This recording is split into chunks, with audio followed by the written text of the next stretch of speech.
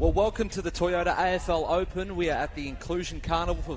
For the first time this year, we have the wheelchair tournament happening here at South Pine Sports Complex in Brendale, along with the Inclusion Carnival, and this is a Division 2 game. We've got New South Wales ACT against Vic Metro, who find themselves in Division 2 after a lightning round. Vic Country also in Division 2 as well. We'll catch up with team managers throughout this big day of AFL action as Vic Metro coming out of defence. They'll have a bounce. I heard the New South Wales huddle talking about bringing the ball out this broadcast side. Comes up towards the wing. 3-on-2 if Vic Metro can win it, but the whistle is blown. And New South Wales get themselves a free kick. It's a hot day in Brisbane. It's already around 28 degrees. Had a little bit of rain this morning, so humidity will be a factor. And these teams have played a number of games across the carnival as we find Damien Rowett getting through traffic on the left. Bit of a breeze out there, and the lefty hook as well goes through for a behind. Brett Thomas is my name. I'll have Chris Yend on the broadcast later today as well. We've got about 4 or 5 games. I think we have an exhibition game today, and it's finals time as well. So heating up here at the Toyota AFL Open as Vic Metro measure their way out of defence. And this is taken. And he takes the ball up over the centre. Now we're pushing forward. Vic Metro under pressure. Michael Schultz. And there's a free kick that's been paid out to New South Wales ACT. Good pressure.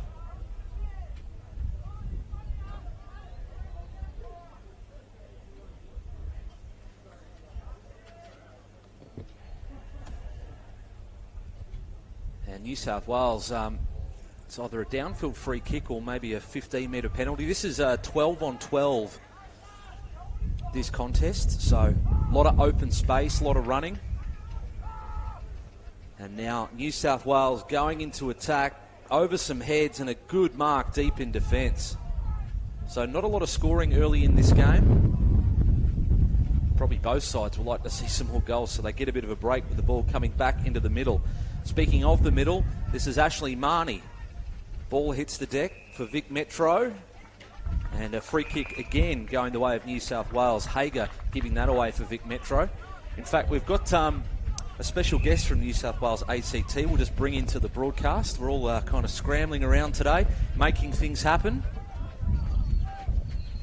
And we'll just get you to introduce yourself there, my good man. G'day, my name is Casey Paradis. I'm the assistant coach of the New South Wales ACT Rams. Well, we thank you for coming up here. In fact, you might actually, as an assistant coach, get a good view rather than being groundside. You can see what's happening as New South Wales take a mark in attack, and tell us who we're looking at here, the young fella lining up for goal. You've done a lot of the attacking and a few free kicks going your way, which happens when you're first to the footy there. It's been a pretty good start so far. Everyone getting forward. This is Henry Flagg, who hails from Nelson Bay, up in northern New South Wales. Originally part of our kickability program in Sydney, as part of the East Sydney Bulldogs, and him and the family moved up to Nelson Bay last year and is loving life up there. But yeah, he's been a great addition.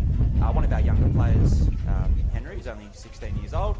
And his second year as part of the AFL Open. Oh, very good as the ball comes up through the middle.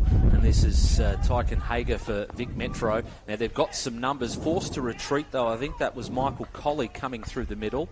Umpires just hovering around, thought there might be a whistle about to be blown as Vic Metro go into attack. New South Wales in position. And good run out of defence as well. And how are the boys holding up? It's been pretty hot over the past few days. How many games would they have played now? This here would be their 11th game now. 11th game, wow. Yeah. So a few sore bodies out there? A few sore bodies. I think we've held up okay compared to previous years as we head on forward there with Taylor Hanson there and getting there close to goal. And Damon Rowett, one of our All-Australians from 2 years ago, for number 3, hails from Cardiff. Getting there in good position. Left footer, nice left footer. Looks like he's got the free kick here. So Damon, one of our longer kicks in the team. And unselfish, passes that off, and New South Wales, another mark inside the forward 50s is Kai Armstrong. This is Kai Armstrong here, who's is our youngest player in the team, Kai. He's nice 15 years old, hails from the Manly Bombers. in the AFL Sydney Juniors competition. So New South Wales ACT, do you guys have sort of tryouts or carnivals to pick the team? Because you've got big areas to pick from. We've got a lot of area, so we've held a lot of expression of interest and trials and training sessions all across the year. As the ball just bounces in the goal square. Dangerous one here for the Vic Metro defence. Can they get a shot on goal? New South Wales, free kick, holding the ball. So Vic Metro coming out of defence where it spent the majority of this first quarter, and a bit of a slip there just invites New South Wales back into the contest. Henry Flegg. They've got some numbers, Vic Metro, and they should get the ball forward. Having a look around is Michael Colley. Carries the ball over the centre. Goes up towards the right half forward flank, but good positioning there from Mason Beecroft, I believe, taking the intercept mark.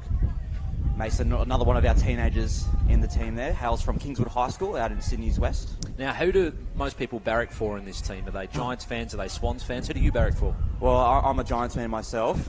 We've got a fair few Sydney boys. Mason, who took the mark down back there, he's been rocking his Giants jersey with lots of pride throughout the week. Well, big news today in the AFL world is that John Longmire has stepped down. We found that out in the car on the way here, and quite a shock to all of us there. So it was made for interesting discussion on the van trip up here. Is the coach nervous? Are you thinking maybe John Longmire wants a gig next year? Hey, you have to be an assistant first. We've got Will Judd as our head coach, who's been doing an outstanding job with us this year. Got to go through the ranks. He's got to go through the ranks. Yeah, we're happy to give him some water first. A lot of bodies on the footy. The umpire is hovering. Will he pay a free kick? The ball is wrestled out. New South Wales can go into attack once again. Good shepherd there, laid on by Michael Cook. And it's a short pass and just inside the 50. And a big hoof toward the goal square. Vic Metro 2-on-1 though. Oh no, they've slipped over. And the man in the goal square, 18, is Jack Stevens. Is he the former Saint? No, just another Jack Stevens. I'm just being silly. So doing a lot of the attacking, but just not quite showing on the scoreboard in terms of through the big sticks there. Well, Jacko, he's Jack Stevens there with that behind. He's one of our leading goal kickers in the team. We've got about a three-way tie for our leading goal kicker. He hails from the North Albury Hoppers, so a big g'day to everyone down on the border city. As Hingley Thacken comes through, old Chevy, and finds Jamie Misford in the centre here at Sports Pine Complex. It's a beautiful oval, and this guy loves to run. Michael Colley has a bounce, no one around him.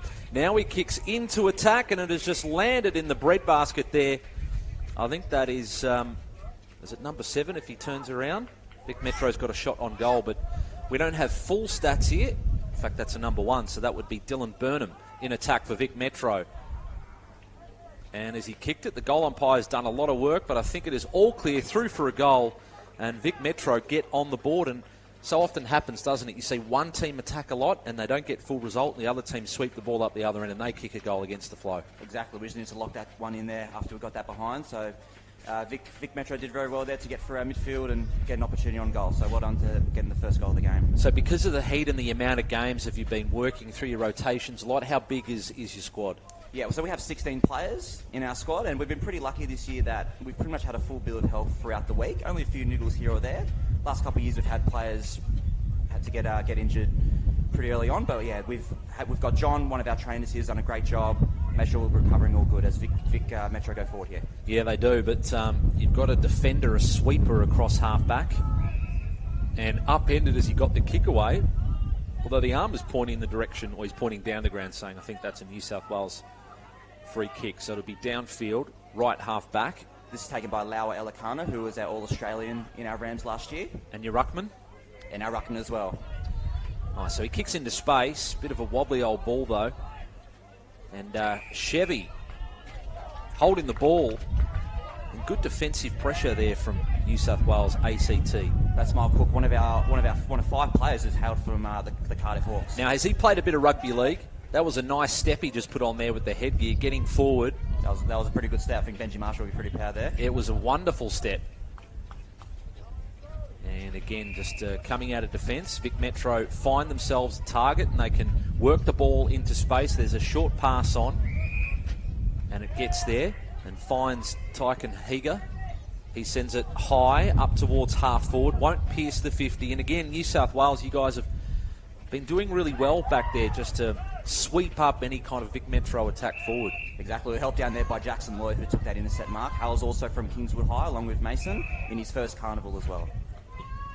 So it's taken Ericos, who gets the ball up towards the forward line, but there is the siren for quarter time, just as Vic Metro were in possession. I'm not sure if young Chevy's going to have a ping, I think. I want to go the Torp. Got a Torp here, I reckon. So now, one of your defenders... We might need someone down the goal line. I know, you guys are up here, so you would be on the bench screaming out. We're pretty lucky we've got two runners, both Bronte Manor and Kobe Devine. Okay, so they're screaming out, get back, get back. Look, the kick won't get close. Luckily, didn't have to go out there. So, unfortunately, the goal umpires have done a little bit more running than they have so far this game, but we'll get the message out to them in the next quarter. All right, well, it is quarter time here. It's Vic Metro, one straight goal. New South Wales doing a lot of the attacking. They have kicked two behinds.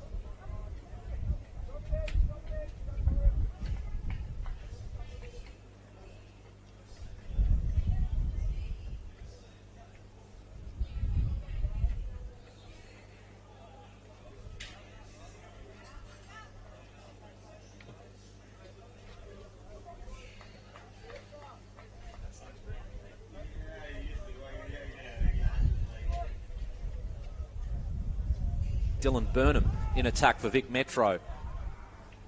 And as he kicked it, the goal umpire's done a lot of work, but I think it is all clear through for a goal, and Vic Metro get on the board, and so often happens. Good defensive pressure there from New South Wales ACT. That's Mark Cook, one of five players who's hailed from the Cardiff Hawks. Now, has he played a bit of rugby league? That was a nice step he just... Told him, just a little bog, he said.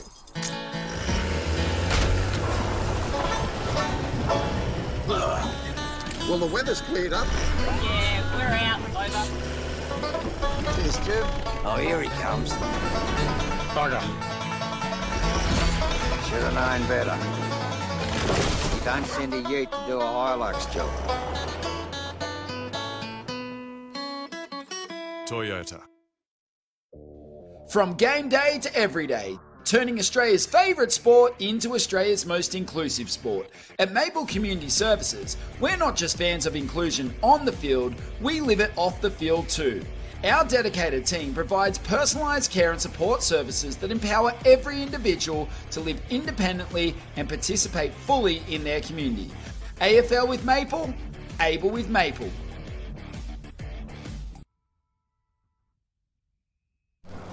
Working hard since 58. If it thunders, pours or breaks, if we go where tracks cannot, this cruiser doubles as a cot. There's something I'll tell you for sure. Not a lie, it's almost law. This Land Cruiser drives us home. The all-new Land Cruiser Prado. Toyota. At Sporting Wheelies, we believe ability is stronger than limits. Here, it's not about what you can't do, it's about discovering what you can. From rehabilitation to recreation, we're proving every day that inclusion isn't just a buzzword.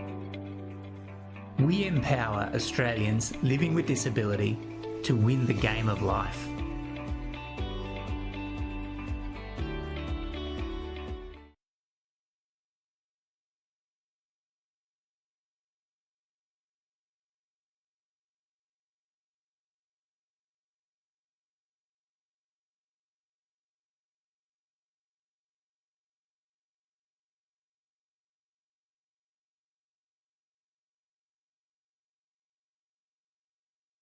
We have the inclusion footy, which we're watching right now, New South Wales against Vic Metro. And we have the wheelies as well, happening indoors right behind us. Great facility here in Brendale in the north of Brisbane. My name is Brett Thomas, and I've got an assistant coach from New South Wales ACT. Casey Paradis has joined us in the commentary box. And Casey, a lot of attacking from New South Wales in that first quarter, but didn't show on the scoreboard. Yeah, we got the ball down there in their forward half a few times there, had a few sights on goal, a few missed opportunities. And Vic Metro, as good as they are, if you don't take your chances, they'll go up the other end and punish you. So we need to convert our chances in this half, Brett. Now, Daniel Beck is going to get on the footy here and send New South Wales into attack with a kick. It's an inviting kick into a dangerous spot. Vic Metro sweeping up. They're in Division 2 after the Lightning Carnival. I don't think many people would have predicted Country and Metro would be in Division 2. Tyken Hager loves to run and bounce, sends a wobbly ball that may bounce out, I think, and it's last touch out of bounds. So in terms of the territory game, if you kick it out, you're just giving it straight back to the opposition, aren't you? Yeah, so a lot of footy through the corridor to avoid that. But it's been pretty windy these last few days up in sunny Queensland. But it's caught a few people out as Damon Rowett from Cardiff running down the wing trying to hit up Michael Cook. And he was very busy in that first quarter. Good positioning to come up and take that mark. Now, we've seen this fella, Michael Cook, he likes to put a big step on and play on, but on this occasion he's going to send it high, and that breeze is just dropping the ball short as New South Wales try and keep it in play, and they do, which is a good result because, as we mentioned, last touch out of bounds, he then just handed it back. But was that holding the ball? Holding the ball there against Will, unfortunately. So, yeah, he did really well to get that ball there, Will.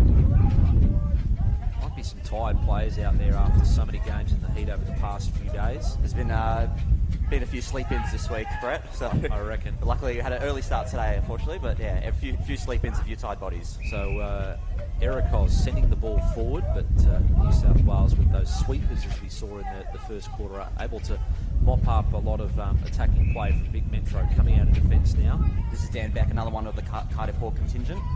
Going towards the ruckman, but the ball dropped short. Invites Hingley back in Chevy. The undersized ruckman for Vic Metro. Wanted the free kick, wasn't paid. Tyken Hager jumping in, stacks on the mill, but the umpire's just okay to let that ball go on and just see if they can get the ball out themselves off the deck. And Vic Metro with numbers streaming forward, and it's Dylan Burnham should run in and kick their first goal of the morning, and he has. All clear. So Vic Metro go to 2 straight 12, and New South Wales ACT still searching for their first goal. They've kicked 2 behind. What do you think that the message, Casey, would have been at quarter time from New South Wales? I think Coach Will would have been pretty happy with how things have gone there in that first quarter. We got to the ball a lot of times. Pretty good Vic defensively. Metro with numbers streaming probably forward. A few times that Vic Metro got a few extra numbers around there and able to get the ball off us, but I think our movements have been pretty good. We just got to keep that going. I think the big emphasis, once we get in the forward line, we've got to do a better job of just locking it down there. And how long have you been an assistant coach for New South Wales for the Rams? This is my 3rd year in the gig, so it's been awesome experience these last few years. Obviously in Adelaide 2 years ago and down in Springfield in southwest Queensland last year. It's been a great experience. As Hager sends Vic Metro into attack again, it feels like the attacking end to the right of screen as that ball goes out of bounds and a player's tripped over. That was Michael Schultz. So he tripped, and we're going to have a ball up, I think, maybe. A lot of pointing going on. Clearing space, yep, we're just going to throw that ball up. And unchecked at the back there was Jamie Misford, but his kick was smothered. Good defensive effort there from one of your boys. That was Janelle Bagas there, who's really stepped up as a defender. He's one of our first-year Rams, along with his good mate, Laua Elikana, who's come here to Brisbane. Did a really good defensive effort there. He's really grown in the Carnival as the week's gone on. So a great contest so far. Bodies diving in. I think, did the umpire call a free kick, or did she allow the play to go on? Vic Metro is setting up for a shot on goal. So often you hear the whistle go and then everybody stops thinking that a free kick has been paid. Might have been downfield. Doesn't matter. Dylan Burnham has kicked his second. And Vic Metro go bang, bang. 3 straight 18. New South Wales, the 2 behinds. Vic Metro doing a really good job of getting more numbers in the forward line there, so they've been able to get a few opportunities there. We're holding up okay defensively, but just outnumbering us at the contest at the moment. So get involved. I'm sure there are a lot of family and friends, mates, colleagues watching on YouTube or KO Freebie. So if you're watching on YouTube, leave some comments. Tell us about some of the players that you're watching that you love. If we're butchering pronunciations, please let us know. But yeah, of course, finals day today. Tasmania have been really strong in Division 1. South Australia, I think, as well, as Vic Metro go into attack. And it's Hager loving to run and bounce. Will he have a shot? The goal square was open. Maybe didn't think he had the legs. And now New South Wales will come out and just go send the ball out high and wide. And a runner on the outer side is Daniel Beck.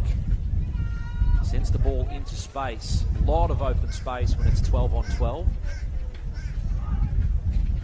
Good play from Vic Metro. They are lining up at half forward. There's a couple of players there who could have taken the mark. In the end, it was Ashley Marnie. Sends the ball into space over the head of Burnham. He's running hot at the moment for his 3rd goal of the quarter. Just missing to the right-hand side. What was the breeze like down there at ground level that you experience? Yeah, it seems to be heading to the right of screen there, Brett. So, as you said before, it's definitely the scoring end. So, I feel as though we've about 4.5 to go in this quarter. I think we just need to just make sure to lock it down, not give them too many opportunities, because we'll get that in the third quarter. Through the hands of Hingley Facken as the ball comes out to Higa. Had a lot of the footy. New South Wales ACT, the Rams defence is under siege. Some dangerous players around the ball. Michael Schulz. Free kick has been paid. Will go the way of Vic Metro. So Michael Schulz lining up the big sticks for Vic Metro's 4th goal at the attacking end. And the Rams will be thinking this is what we should have done in the first quarter. And as we so often see in modern footy, not going the regulation drop punt, going with the snap, the Stevie J curve, missing to the right-hand side and another behind. 3-2-20, New South Wales ACT are 2 behinds. So who's been the strong? We talked about Tasmania, the defending champions in Division 1. I called one of their games yesterday. They look super strong. Who's been the form team in Division 2? Form team, I think we've had Vic Country do quite well in Division 2 as well, and obviously Queensland, who have been staples over the last few years. They're just so reliable, so consistent, always in the pointy end of Div 2. So I think those two, it's going to be a pretty interesting game in the Div 2 final between Vic Country and Queensland. Could go either way. I'm probably backing Queensland to get the Chockies there. They've played each other in the last 2 years in the Division 2 final, and they're split 1 each. So I think it'll be a very tight contest, but I think I'm going to back Queensland there, Brett. Oh, Michael Cook tries to get around the defender, and in the end, that ball goes out of play. He's not short of a trick shot, Michael Cook. As you've seen so far, he's got everything in his kit bag. You could see the wheels in his brain ticking over. Yeah. He was planning something there. Didn't quite come off, but he has got the ball back. Now, this guy we've spoken a lot about, Damien Rowett, seems to cover the ground really well. Is he one of your fittest players? Oh, 100%. He's built like anything, Damon's. He's got the best physique in our team, that's for sure, with those long locks running long. So he's definitely one of our fittest guys. If you've seen him running down the ring, as we've seen this, so far this game, Brett, he's easily one of our strongest and fittest players in the team. He's able to work both ways, up and down the ground, be an outlet for everyone in the team. Well, he's kind of that rangy type, and often it's not the kind of the big bulky guys who play a lot of games. You think of like KB and Dustin Fletcher, the guys who, Michael Tuck, who played over 400 games. They're kind of those rangy types who are deceptively strong and quick. Absolutely straw thin, like they've never had a meal in their life, but they just get the job done. So here is an attacking opportunity for New South Wales ACT.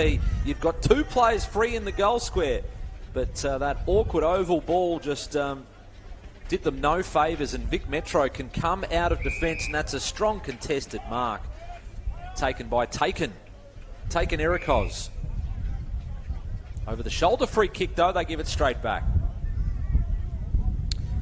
And Michael Cook's having himself a good game, just finds himself in the right spot at the right time, and there is that man again. So Damon Rowett, he's in range here, Brett. He's in range. He's put the hand up. He's told everyone, leave with me. Just everyone relax. Well, he's covered a lot of ground in this quarter, but this is what good forwards do. They say, you know what, I'm going to take the responsibility of kicking the goal for my team. Now, he's a fair way out. Would he have the journey from here, the lefty? He should have the journey. The wind might test him a little bit, but he's got that nice arc that goes from left to right, that nice swing on the left foot.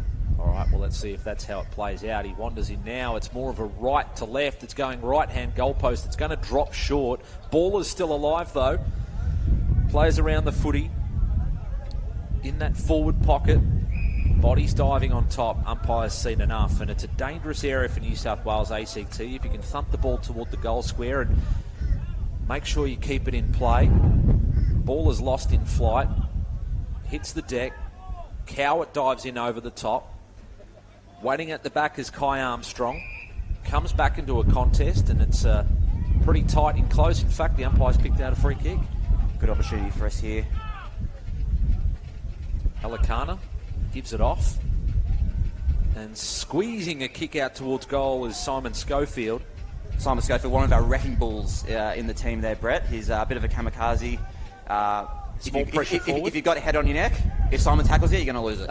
Is he like the Paul Puopolo of your team, the pressure forward? Exactly like it. Now, 100 miles an hour. Somehow Vic Metro had 3 players out the back, but there is the siren for half-time. So good quarter for Vic Metro. They banged on 2 in a low-scoring game, 3-2-20. So even though New South Wales ACT haven't kicked a goal yet, you'd still think you're right in this contest. In a low-scoring game, anything can happen when you go to the scoring end in the third quarter, Casey. 100%. That's what I think Coach Will Judd will be looking at the break here, getting the Chargers all wrapped up. Got plenty of lollies, so they'll be ripping through those at half time. But I think we did some good things there. I think after Vic Metro kicked their second goal of the quarter there, I think we did well to lock it up and get it more on our end. I think now we've just got to do that in turn, send it down to the scoring end, get a couple majors and get back right in this game as we head to the fourth quarter soon. Half-time of this Division 2 game, Dylan Burnham running hot in that quarter for Vic Metro. At half-time, they lead 3-2-20. New South Wales ACT, just the 2 behinds.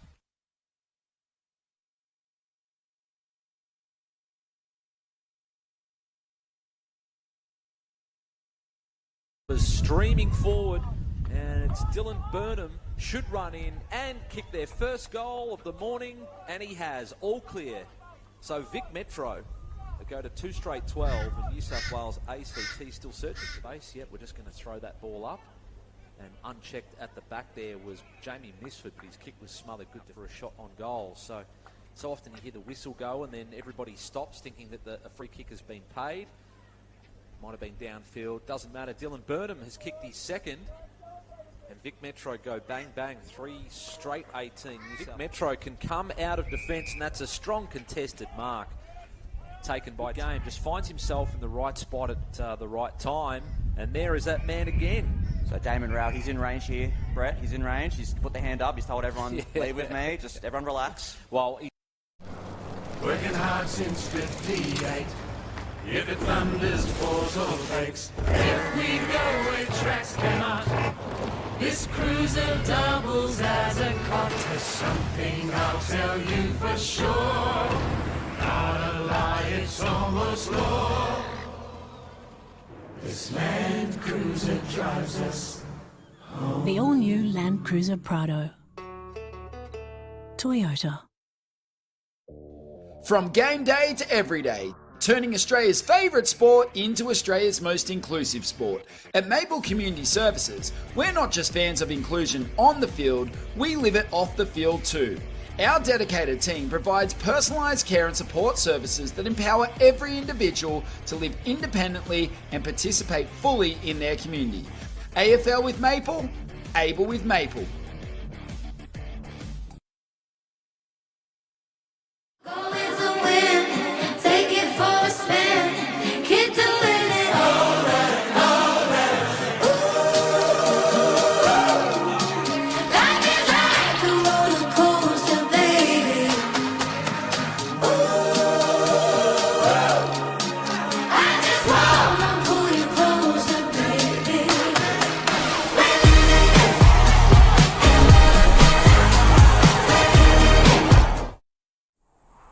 Told him, just a little bog, he said.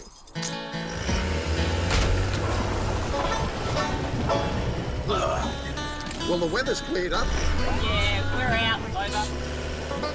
Cheers, Jim. Oh, here he comes. Bugger.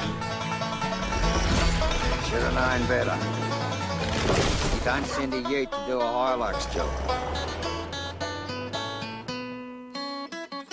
Toyota.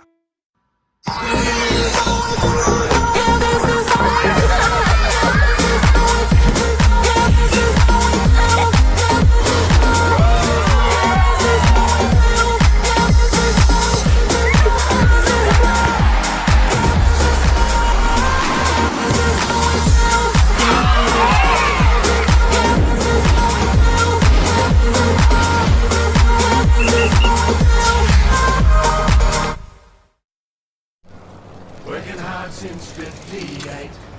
If it thunders, pours or breaks, if we go where tracks cannot, this cruiser doubles as a cot. There's something I'll tell you for sure, not a lie, it's almost law. This Land Cruiser drives us home. Land Cruiser Prado. Toyota.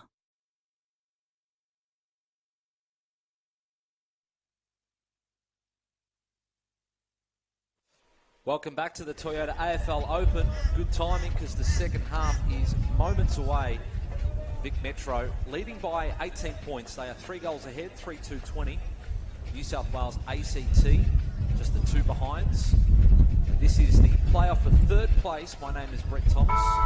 Casey Paradis, the assistant coach from the Rams, joins us. Casey, second half, what's the message to your boys here? Second half, get that ball, get into our forward line. Let our smallers lock it in there, and let's get our tallers like Damon Rao down there kicking some majors. Well, it will be Vic Metro getting the first inside 50 of the third quarter, and a mark inside 50 as well. Michael Schultz, who's going to send it further afield to the player who's already kicked a couple.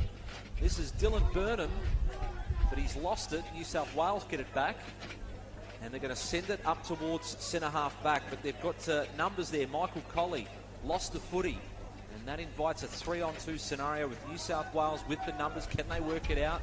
Ball hits the deck again, edging up towards the centre square. Michael Cook over the footy, stacks on the mill. The umpire had his arm hanging out, but didn't pay a free kick in the end.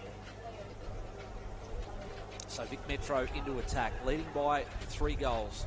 Ball comes out of defence. It's a bit of ping pong at the moment. No one can string together enough possessions in a row as Higa goes into attack. Maybe the wind has picked up down there and players are just struggling to hit targets.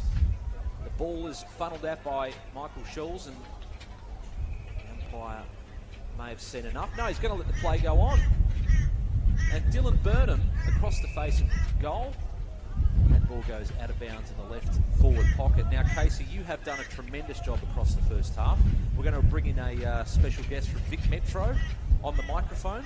So, Casey, thank you so much. We appreciate you coming up from Boundary Side and giving us all that info about the New South Wales ACT Rams. We've just got the cans on. Member from Vic Metro, we'll just get you to introduce yourself to our audience and to me as well. Hi, I'm Jenny Luffman. I'm team manager for Vic Country, but I'm here to give a bit of info on the Metro boys. Nice, thank you very much, Jenny. We appreciate that. This is the playoff for third place, and your boys, New South Wales, did a lot of attacking in the first quarter. Seems to be the right-hand side as the scoring end, because that second quarter you guys really owned. Mm-hmm. Yes, it is. And look, New South Wales, they'll give you a run for their money. They knocked off Vic Country yesterday. So they've got some really quality players out there, and I think in terms of effort, New South Wales are right up there. Well, Jack Stevens just had a shot on goal for New South Wales ACT. Mm-hmm. Jacko's a character. He came up in the plane with us. Oh, right. Yes. Where did you guys come up from? Victoria? Yeah, from Melbourne. Okay. But Jacko, I think it was closer for him to fly out of Melbourne. So. Oh, nice. Yeah. And how's the tournament going for your guys so far? Fantastic. We've got top-class athletes in both Metro and Country. Fantastic people, and we've had a great couple of days, Carnival. So Kai Armstrong has the ball at right half forward, and the guy on the mark's had a lot of the footy. Is it Tyken Higa, number 6? That's Jordan Rowe. Oh, Jordan Rowe. So Geordie's an absolute little star. He's from Lower Plenty, and he's done quite a few carnivals with us now. He's a real little gun, and I think he's one of the favourites amongst both the teams. Nice. Well, this is why we have you up here, Jenny, because number 6 on my list is Tyken Higa. We did have to do some changes because of jumper numbers, I think, so sorry about that. No, That's all good. Well, I think if Tyken's watching, he's pretty happy because he's won a lot of the ball today. Unfortunately, he had to pull out with injury really late, so, There's a couple of players hit the deck. That is contact below the knees, so the free kick will go to New South Wales ACT. And the lightning round, I don't think many would have thought that Vic Metro and Vic Country would find themselves in Division 2, but obviously very competitive across all states. Look, it is, and I think that's a great thing. You don't want one state dominating. The thing with Vic Country is we've got 2 teams. The other states have only got 1, so obviously we're sort of dividing our players more, which I think is great for footy in Victoria, for inclusion footy. Obviously, if we have one team, it'll probably be stronger, but I think this is the way to go with 2 teams. Jackson Loy across the face of goal, that ball goes out of bounds, and you have last touch out of bounds. So with 12 on 12, last touch out of bounds, there's a lot of space, and in this heat, how are the boys holding up? They're actually holding up pretty well.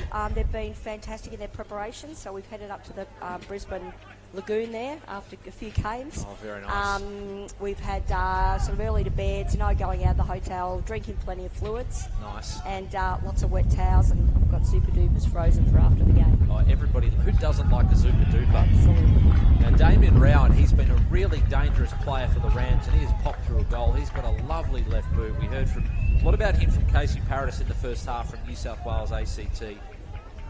He's super impressive. He's, Yeah. I think he's captain, isn't he, of their team? Okay.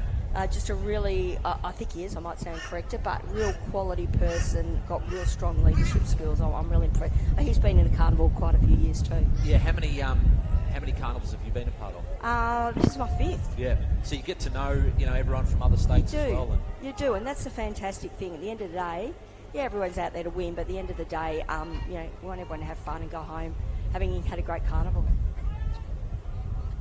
And who's your tip to take out Division 2? Div 2, well, I have to say Vic Country because we're on next against Queensland very in the nice. grand final. So Caleb's been fantastic, number 14 for us. Okay. He's from Ferntree Gully. And his He's the surname? red-haired out there. We've got a different player for number 14. I mean, just,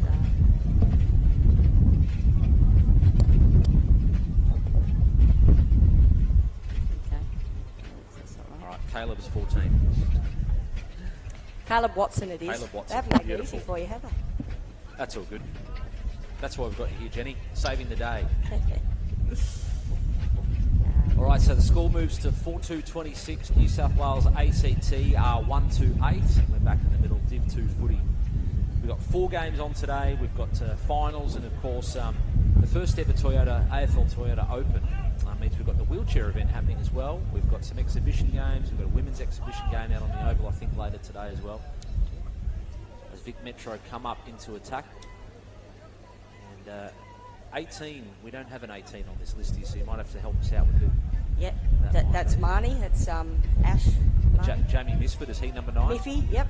And Dylan Burnham. Dylan Burnham, yes. We've called him right. Yes, well, that's good because he's kicked a few goals. He's Dylan's a champion, and Miffy's from Parkside. He's one of our fantastic leaders, and he's played quite a few carnivals. Is he any relation to Jason Misford, who used to work for the AFL? No, I don't think so. No. All right, so the attacking end has been to the right of screen, but Vic Metro find themselves in attack as the Rams work the ball out of defence, but not sure he saw that there was a Vic Metro player coming up to the footy, getting along the deck. Michael Colley. Who picks it up, Colley on the left boot, swinging the ball towards the forward pocket. And the ball just kind of stopped, and so almost did the players. Shot across the face of goal. Burnham has kicked it. Another one. He's kicked another one. So they will move to 5-2-32, and the Rams are 1-2-8.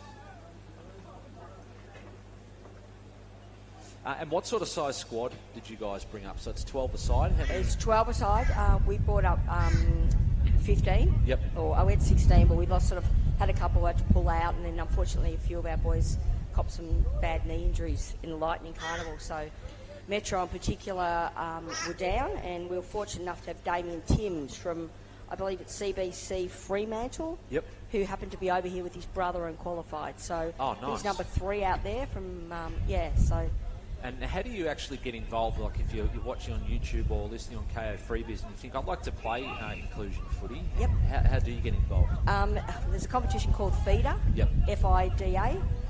If they just Google that, give them a call and get along, play some FIDA, and then you have to sort of qualify with an assessment. So a sort of disability assessment card, and away from there. So this is Michael Colley, yes, number 8. Number 8, yep. With the left boot up towards the forward line. A lot of players around it. You can see Misfits just hanging off the end of the pack, but it won't get there. Number 2, we've got, who is this one? Tayshan. Tayshan. He's from Coburg. So we had Tayshan as number 8, I think. What's his surname? Or number 4? Tayshan, yeah. Oh, that is number 2. Okay. Yeah. Ericos. Right, Jenny, Ericos. I can't pronounce that one. Nice, Ericos, sweet. Tayshan Ericos, we like that. He is number 2. So in the centre out there, we've got number 12, Ash Marnie. We've got Michael Scholes, otherwise known as Cheesy, from Sky. And what number's he?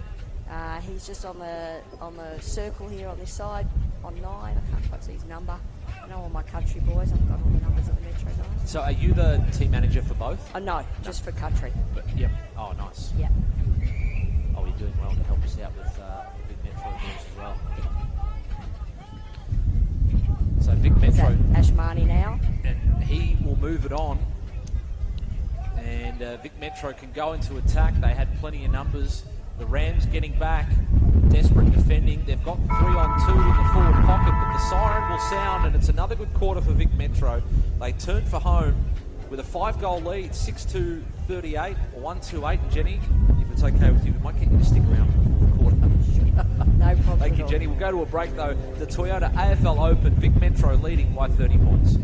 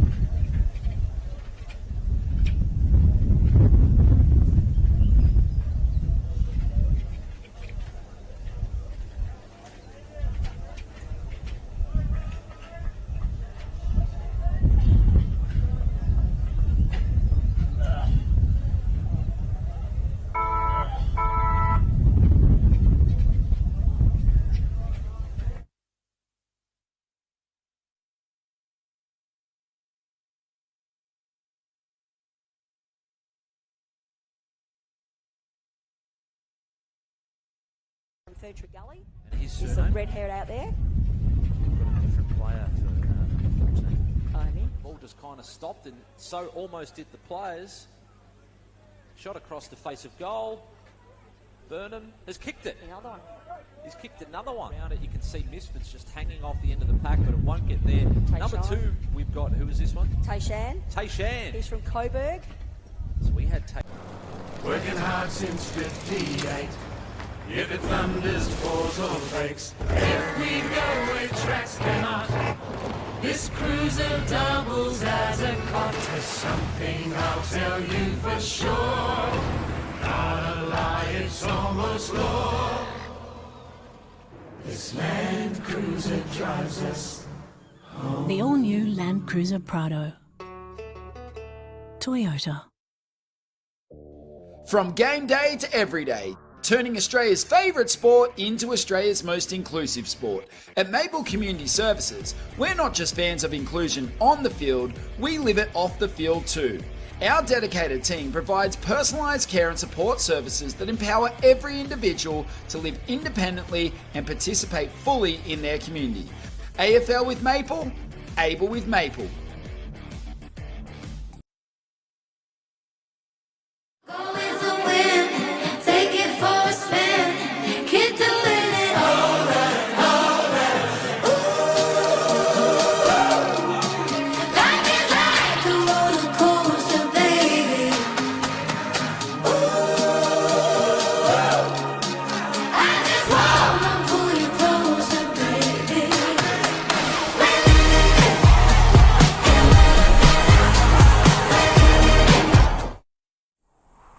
Told him, just a little bog, he said.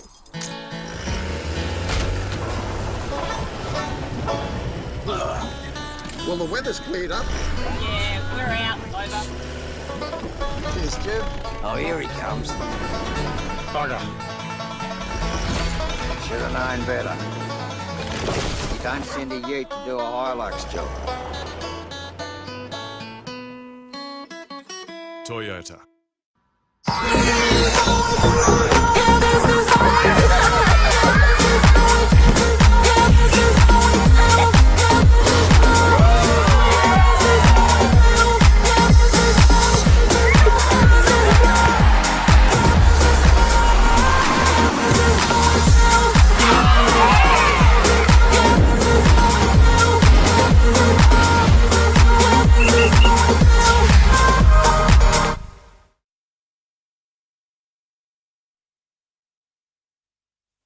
So it's the start of the fourth quarter.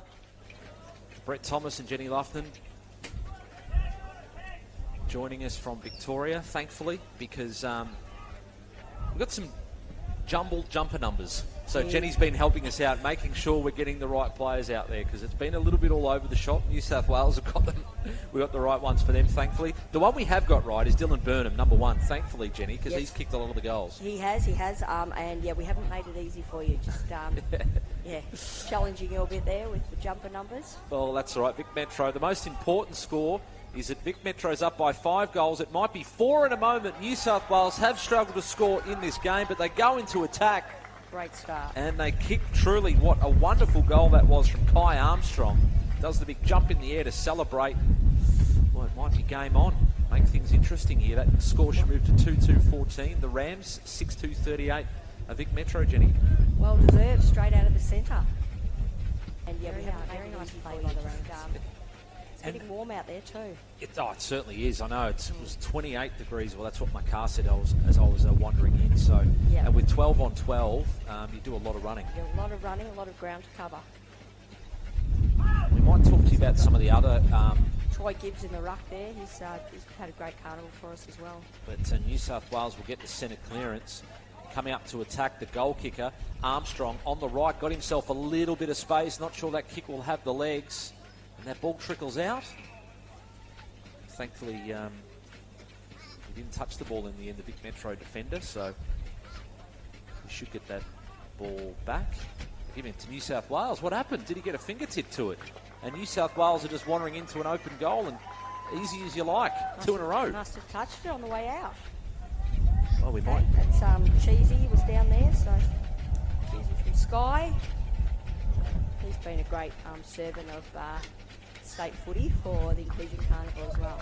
So most of the guys we're seeing out there, are there many first-timers, or have they all kind of been to a few carnivals before? No, we've got a couple of first-timers. I think unless he's played the year I wasn't involved, certainly Michael Colley from Monash, Ash Marnie, Parkside, Callum Sims, Parkside.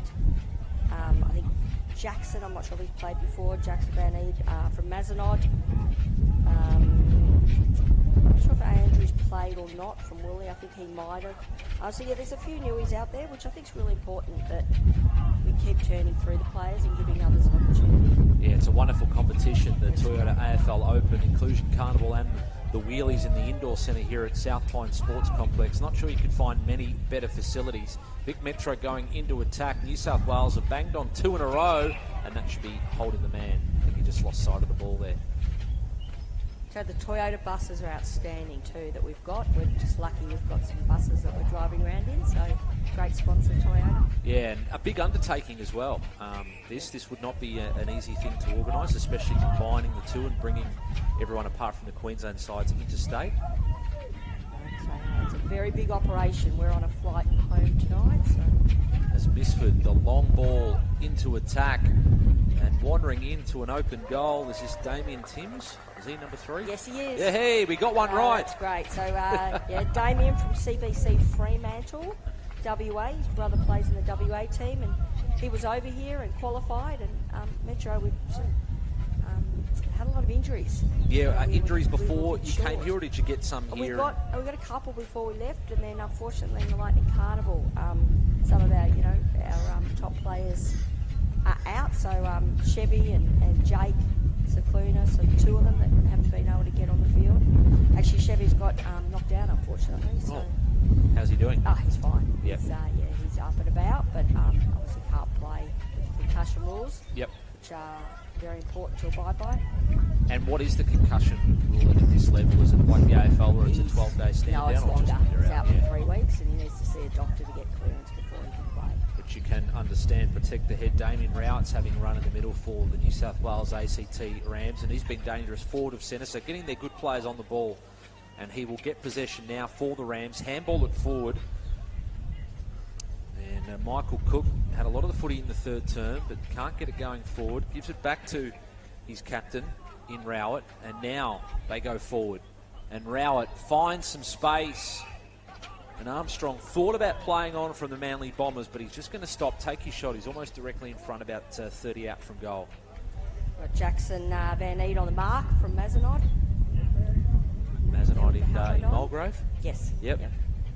Out near the old Waverley Park, for those of you that remember the VFL ground out there. Well, they've had some Matty Boyd, Ashley Hanson, Scott Thornton, Heath Black back in the day, even Jared Waitley.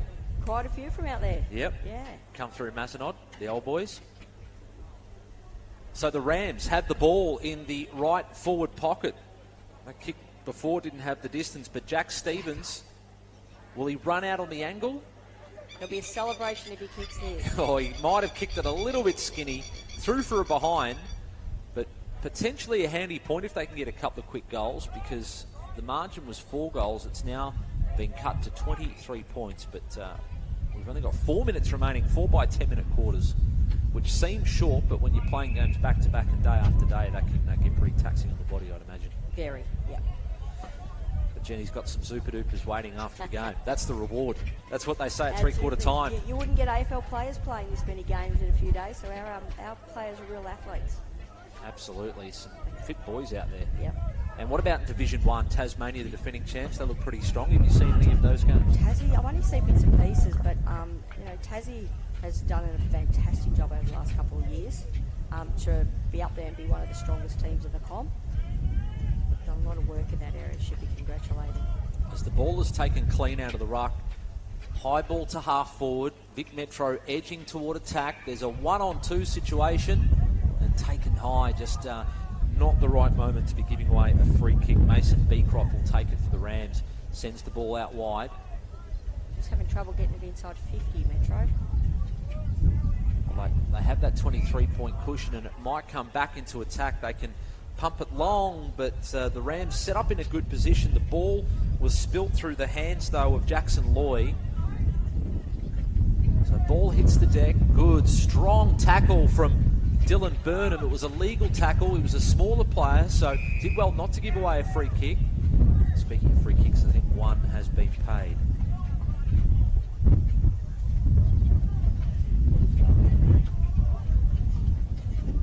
New South Wales. So it must be a downfield free kick, because he was kind of upended after that kick. So they'll take it at centre half back, and time is against them. Less than 2.5 minutes remaining in this contest. The third place playoff, Div 2 footy, Toyota AFL Open, the Inclusion Carnival. Vic Metro, though, just setting up a wall, and they can drive the ball long into attack. Michael Colley sends it, needs a big, strong mark, and the juggling mark has been taken. Ash Marty really strong, hard to move off the footy when he gets underneath it. The goal square's open, he can have a ping. Marnie missing to the right-hand side, through for Aber behind, restores that 4-goal lead. So 7-3-45, 3-3-21, and about 1:40 remaining in this game.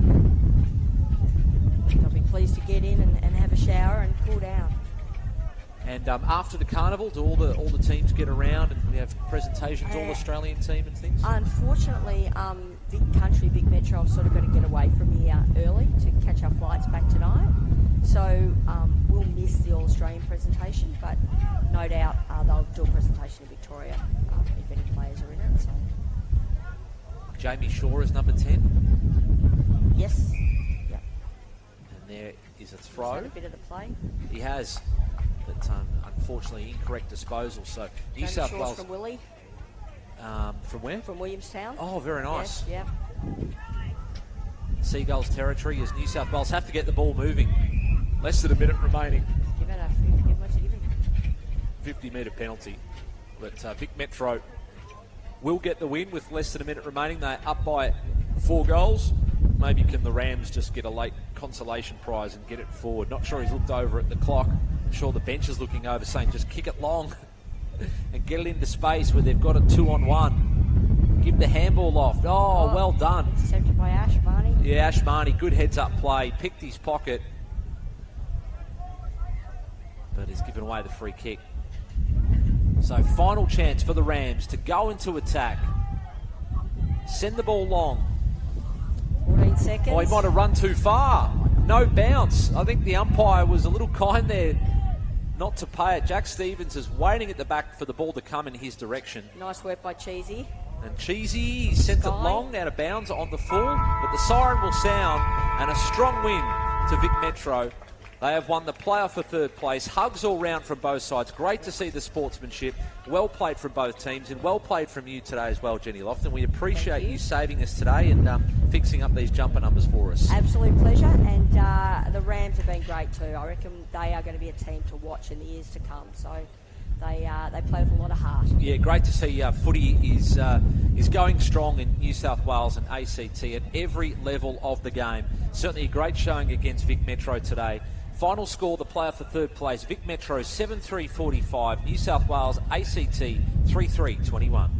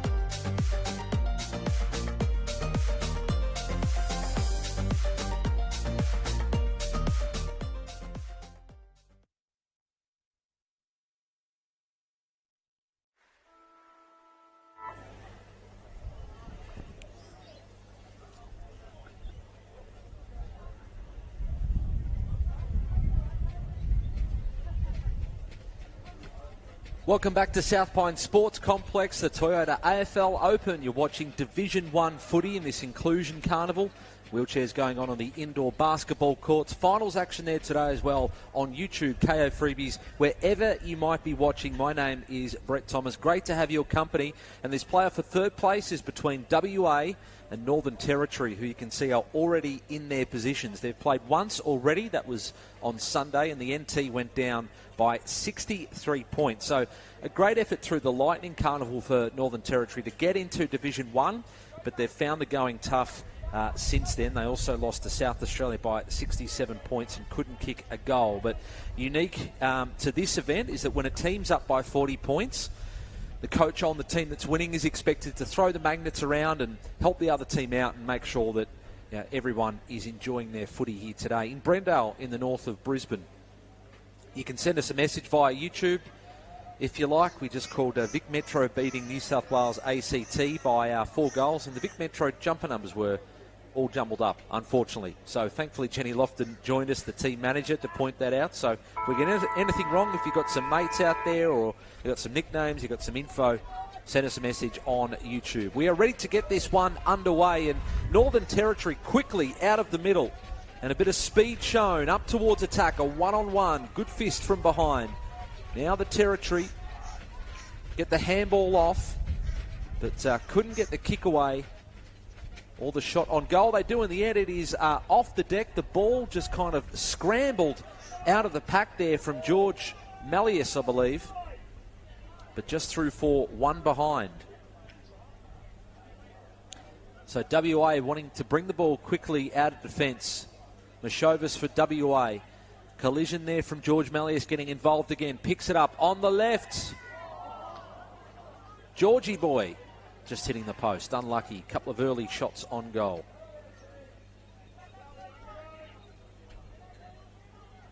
So this was the scoring in the last game that we saw to the right of screen as WA coming out of defence. The ball just dropped short though, which is not ideal for Charlie Cronin.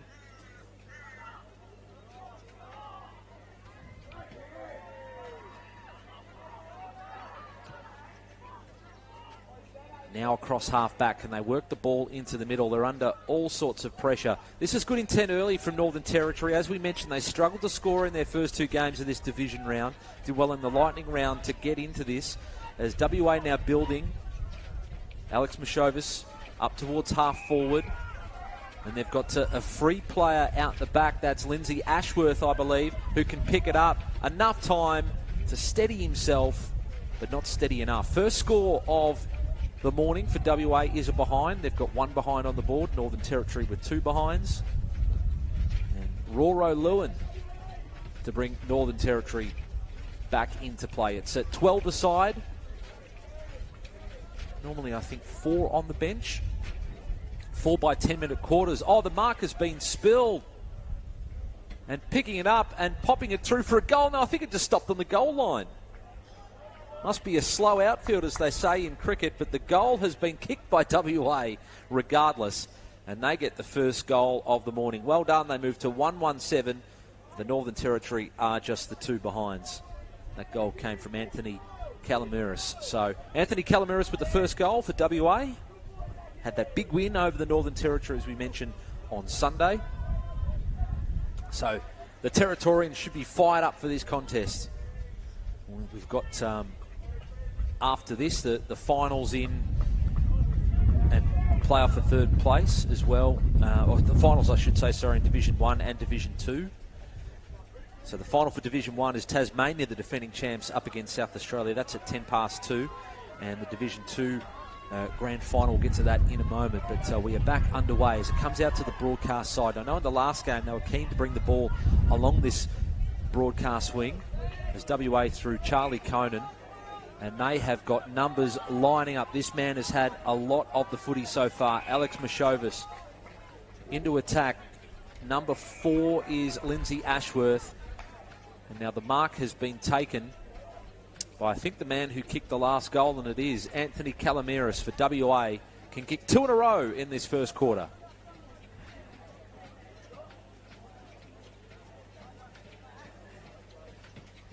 Looks like he's got a nice routine. He's doing the Ben Brown, lining up the goals with the ball. The nice run-up as well. Starts from right, swings it back left. Does it come back too far to the left? It has. And through for a behind. 1-2-8, 2 behinds. 6 minutes to play, first quarter. South Pine Sports Complex. So the Division 2 Grand Final, which I think will be after this one at 12:20, was Vic Country against Queensland, the local team. So Northern Territory just having a few issues coming out at defence. That must be holding the ball, and it is. Oh, they'll take the advantage. And number 8 is Will Bresnell. He can wander into an open goal. And the Rock the Baby celebration, I think it is. There's 2 goals on the board for WA. We got some characters in this Inclusion Carnival. It's always played in a good spirit as well. 2-2-14, 2 behinds. 5 minutes to play, opening term. KO freebies, YouTube, wherever you might be watching. Wheelchair finals on today and an exhibition match. We've got Toby Green, the Giants captain. I think Will and maybe Levi Ashcroft will be here. Katie Brennan, AFLW superstar, having a crack at wheelchair footy. And I called a couple of games yesterday, and I tell you what's incredible, how hard they go in, the wheelchair athletes. Warm day, 28 degrees. Umpire throws it up. A little bit of rain about this morning. Comes up towards centre half forward. WA's attacking end. Territory will come up the middle and go to centre half forward.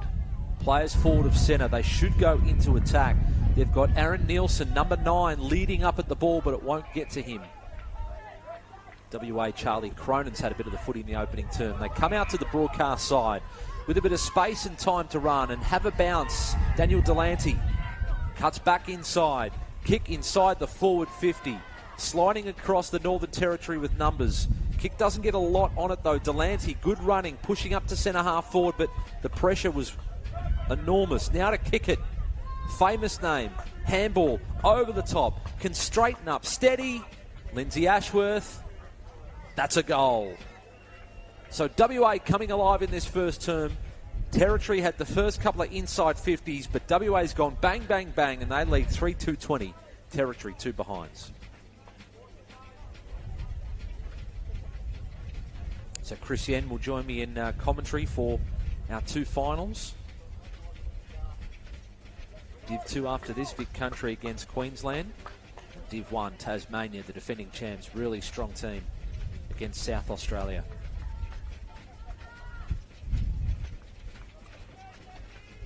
$12 on 12, so deep in the tournament. Be some tired players out there wanting to work their rotations over. Territory might get the centre clearance. They don't break the centre though. To a one-on-one contest. Up towards half forward where they have numbers here, WA. The big ruckman, Zachary Aquino. Yeah, kick couldn't find a target, unfortunately, and Territory coming out of defence. Oh, that's a horrible bounce. Not a user-friendly bounce at all. A lot of players around the footy. Territory will come up with it. They've got 2 on 2 inside their forward 50, and it might come off to number 9, Aaron Nielsen. His flying shot for goal. We got the distance, but just bouncing off to the right, and it is last touch out of bounds. So that makes it a little bit more difficult to trap the ball inside your forward 50 if it goes out, the equivalent of just kicking it out of bounds on the full. Well done to protect the space there, Charlie Cronin. Couldn't take the mark, but sent it back in the direction where he could recover and pick it up. Kyron Timms holding the footy, 2 around him. Good pressure, Northern Territory. Move it quickly. You've got a one-on-one in your right forward pocket. He's not looking in that direction, though. He wants to centre it up. Too much loft underneath the footy. Ball in dispute. Comes 50 out from goal for Territory. Number 2 is Ethan Knight. The WA safely in defence. Should negotiate this through Kyron Timms, but he may have turned it over. Now with numbers, weight of numbers wins out for WA. Daniel Delante is a clever player, loves to bounce. Now you've got a maximum of 2 bounces. The second one he has grasped, picked it up, somehow recovered, got around his opponent, kicked to a free man, was dropped. Territory now Brandon Redpath taps the ball along into his advantage. Angles the ball across. Looking across to George Malleus. 2-on-1 though, WA win out. Number 8 is Will Bresnell. Comes up to attack in the centre square. Territory under pressure, squeezing a kick away.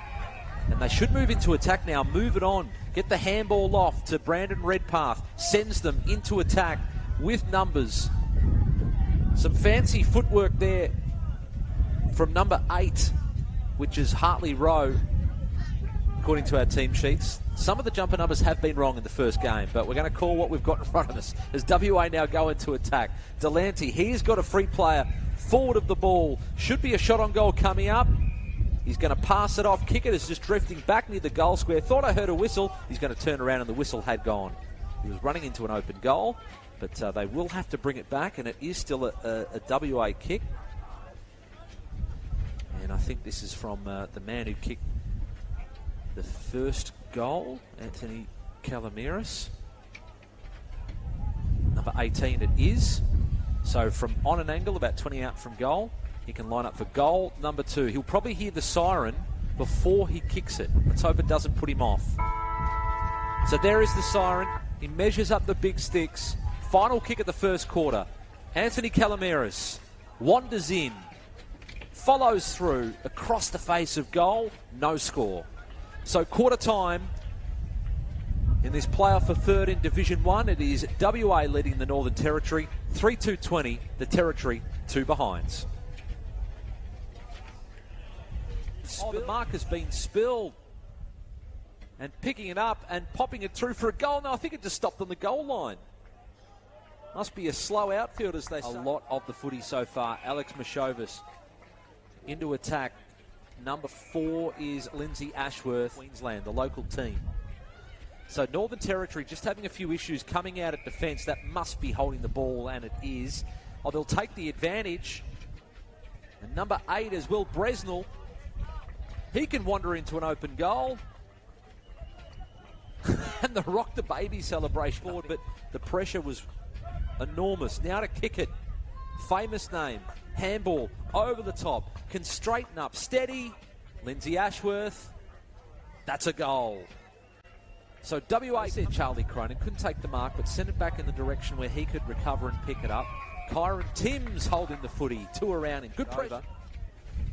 Now with numbers, weight of numbers wins out for WA. Daniel Delante is a clever player, loves to bounce. Now you've got a maximum of 2 bounces. The second one he has grasped, picked it up, somehow recovered, got around his opponent, kicked to a free man, was dropped. Told him, just a little bog, he said.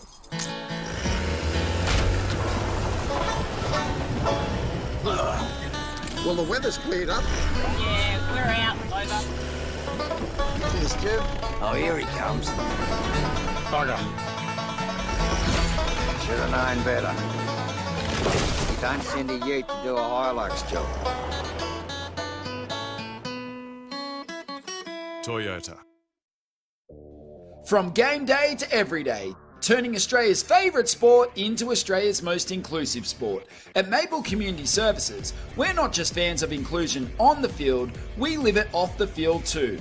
Our dedicated team provides personalised care and support services that empower every individual to live independently and participate fully in their community. AFL with Maple, able with Maple.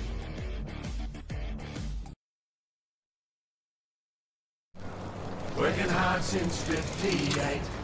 If it thunders, pours or breaks, if we go where tracks cannot, this cruiser doubles as a cot. There's something I'll tell you for sure. Not a lie, it's almost law.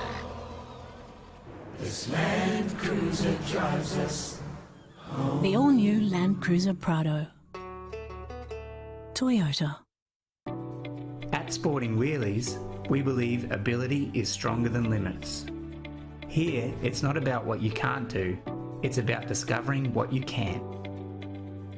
From rehabilitation to recreation, we're proving every day that inclusion isn't just a buzzword.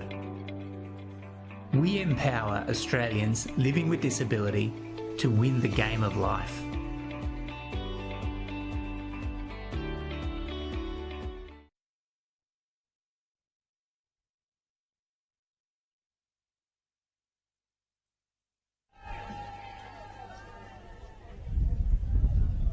Welcome back. Quarter time. Toyota AFL Open. Playoff for third spot in Division 1. We're watching WA and the Northern Territory. WA kicking 3-2 to the Territory 2 behinds. They won the first set of clearances, the first couple of clearances, the NT, but couldn't get it through the big sticks. Brett Thomas is my name. Great to have your company on KF Freebies and YouTube. And Chris Yender's joined me in commentary. How are you, Yendi? Oh, very pumped. Just great to be part of the final day action here of the AFL Open. Thanks to the City of Moreton Bay and Toyota. It's a wonderful day. A bit of drizzle hovering around, but hopefully that bypasses us here. Well, the sun is now shining even more. I think we had a little bit of cloud cover above us, which has just disappeared. So we're very warm out there today with that little bit of moisture, as you mentioned. Now the sun kind of sucking that up. It will be very humid. We probably see the benches will get used fairly frequently, although I don't know. NT do have one on the bench or two on the bench. But they did not have that at yesterday's game that they had in the afternoon. So their fitness would have copped a little bit of a hammering, but they'll be ready to go. All right, here we go. Let's get this second quarter underway. It's WA leading by that 3 goals. In the middle, Territory with some numbers. Go off the deck, and it was kicking in danger. Free kick WA. Now, the right of screen has been the scoring end. Not sure if there's been any change to the wind out there. What was it like walking in, Yendi? Not enough of it, I think, given the hot conditions. Not enough to sort of take the edge off. So WA with some numbers. They can have the first inside 50. Instead, they'll send it high and long to a 1-on-1. Number 4 is Charlie Ashworth. He sends them into attack. It's a delightful looking ball. Number 11 is Alex Miller. He takes the mark in the left forward pocket and can line up the big sticks, Yendi. And Miller kicked the goal yesterday too in the loss that we saw, and his forward presence is fantastic. He's got that lovely kicking action, kicks through the ball really well, but he's one of those few forwards that can find space inside that WA attacking 50 and take some uncontested marks. So Alex Miller, right side for a right footer, sends it high. Goal umpire getting underneath that and says that is 1 behind. 3-3-21 WA, 2 behinds Territory. You're probably on that side of the ground too, given yesterday that the wind does blow out towards the commentary side. Aaron Nielsen, it just sort of blew around in the breeze. That kick out of defence, send it through for a rush behind Territory under siege, and they do so. So a couple of quick points on the board to start this second quarter, minute and a half in. Score should move to 3-4-22. 2 behinds WA. Territory now with numbers. Last touch out of bounds, so they'd want to keep this in here, the Territory. They come up to the wing. And the mark has been taken, has it? No. Territory get it back. Now their numbers should win out. Get the ball and go. Off the deck, Delante. It's a quality player for WA. Scooting away with it and sending it toward the goal square. It's a 2-on-2. Off the deck, going towards goal, just missing to the right-hand side of it, just held up in the grass. Daniel Calamiris, who's kicked at least 1 or 2 in this contest so far, was waiting. He was about to pop that through an open goal. Oh no, WA's about to get it right back. The kick out of defence, unfortunately, missed its intended target. And Kyron Mashovic, will he have a shot or will he do the unselfish thing here, Andy? He had a really good game yesterday, particularly at high half forward, so he's got some form and he's a good team player. And he will do the unselfish thing right on cue and finds the big fella, Daniel Calamiris. He can line up for goal. Yeah, he's a likely type, Dan, man affectionately known as DK. His presence with taking contested marks is invaluable and just being able to find space, and he's got a long kicking action as well, which would be great from this spot. Yeah, I love his run-up as well. Seems like he has a really set routine, keeps the ball low, goes right to left. Just needed to be, if he was 5 metres further back, it might have swung through. Just through for another behind. So they're peppering away. But I think he was running to where he was kicking as well. So he did kick straight. He just needed to come in a little bit more towards the corridor. So Territory having a lot of trouble coming out of defence. And again, another re-entry here for WA. Scooting away is Brandon Redpath. But just WA just seemed to know where to be. The problem for the Territory is they've got WA have got Will Aquino just sort of sitting at centre half back, unopposed. So number 15 is Lindsay Harvey. got a bit of cramp. He's got the ball anyway. They'll be cramping up in the third quarter, if not early in the fourth. He will do the unselfish thing, not have a long shot at goal because he saw he had a free teammate out of the corner of his eye. That is Charlie Ashworth. And he is well within scoring range. Unselfish play. I like what Ashworth was able to bring to this WA forward line yesterday. And what he brings to the forward line is goals. And there is a goal. That's 4-5-29, Yendi. 2 behinds territory. Sorry, BT. That's what WA have done so well in the early stages of this second term, is they've been able to find loose players inside that forward 50, uncontested marks, and they're able to just chip the ball away. The NT, no doubt there'll be a lot of fatigue after yesterday's game that they played against Tasmania. So they're going to be in a bit of recovery mode there because they didn't have a bench and Tasmania had 6 on the bench. So they ran really hard in a highly energetic game. So maybe there is a little bit of fatigue in that back line. Which is understandable given they've played 4 or 5 days in a row, games every day, sometimes multiple games on one day. Well, let's see if they can win the centre clearance, get the ball forward and make WA defend them. Players around the footy. Ramon Lewin was one of them. Below the knees, WA getting the rub of the green. Kyron Mashovis called to play on. Beautiful kick to a lead. Oh, just bounced off the chest though.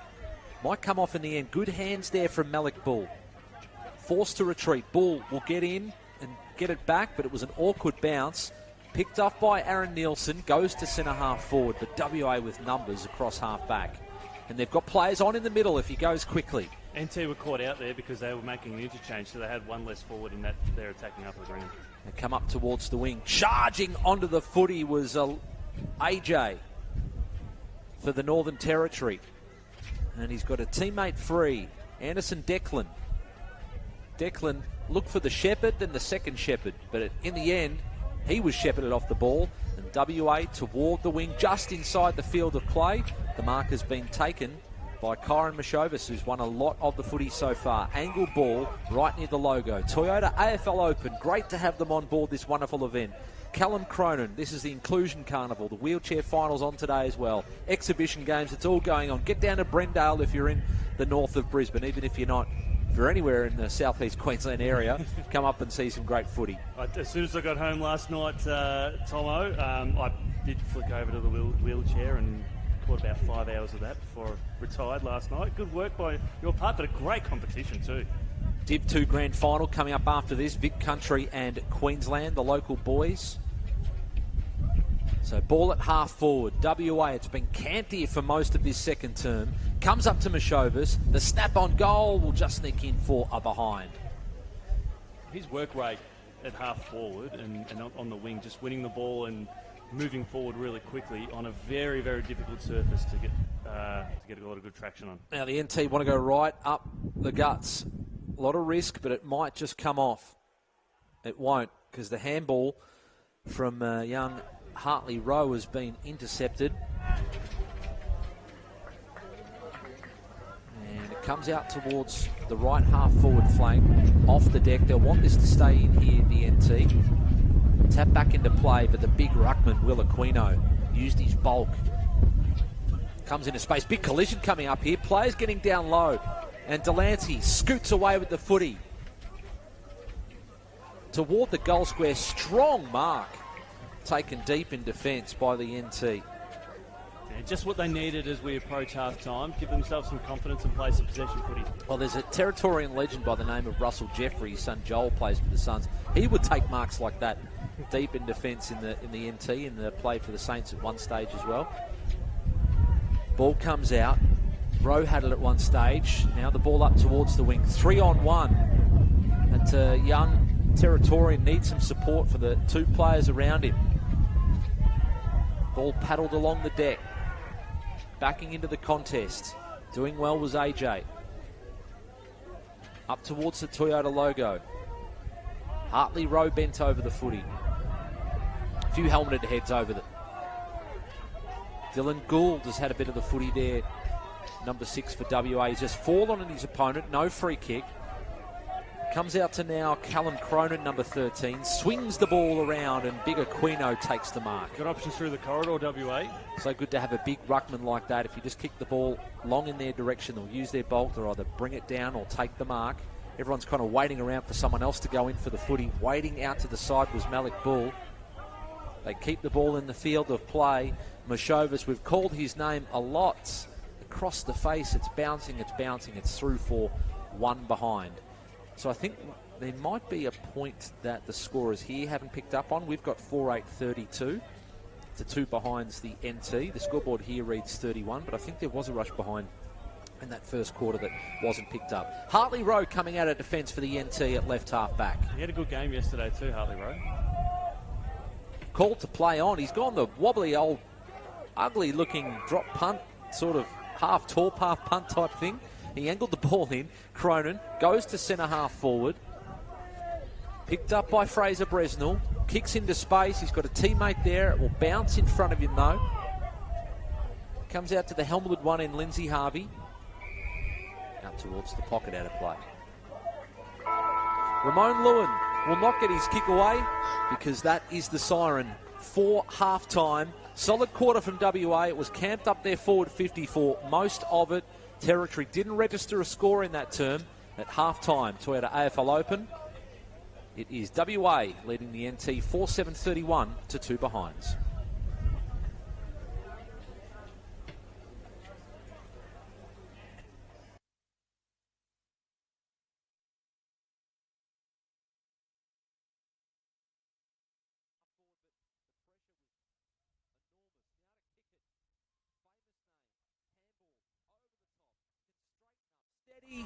Lindsay Ashworth, that's a goal. So WA said Charlie Cronin couldn't take the mark, but sent it back in the direction where he could recover and pick it up. Kyron Timms holding the footy, two around in good pressure.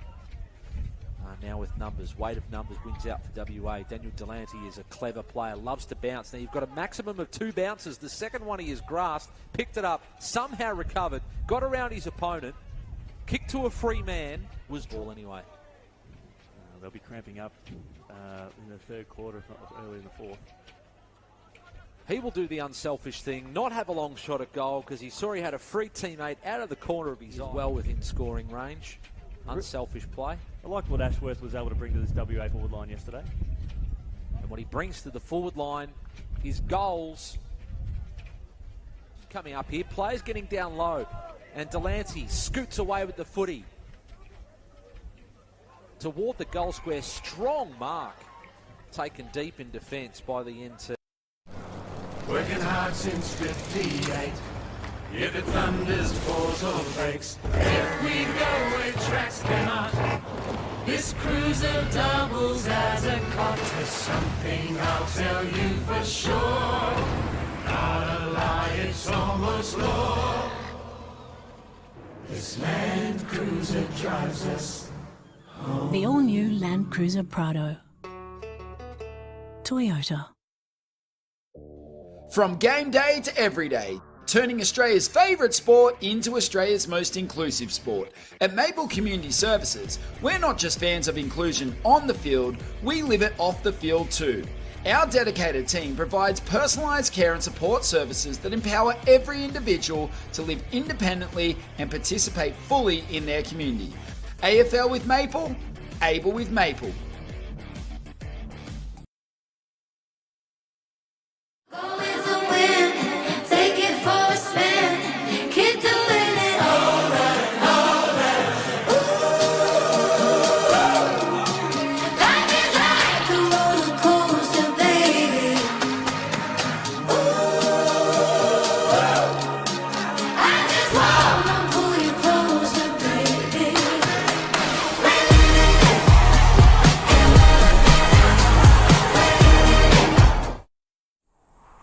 Told him, just a little bog, he said.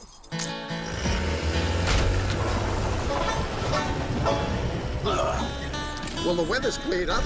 Yeah, we're out. Over. Cheers, Jim. Oh, here he comes.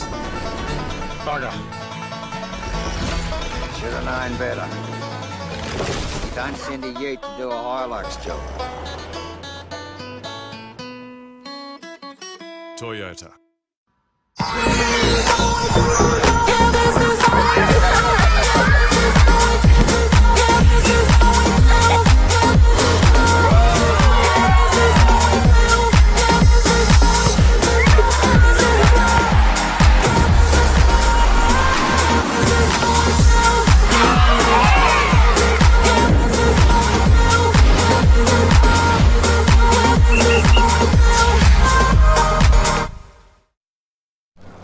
Working hard since 58. If it thunders, pours or breaks, if we go where tracks cannot, this cruiser doubles as a cot. There's something I'll tell you for sure, not a lie, it's almost law. This Land Cruiser drives us home. The all-new Land Cruiser Prado. Toyota.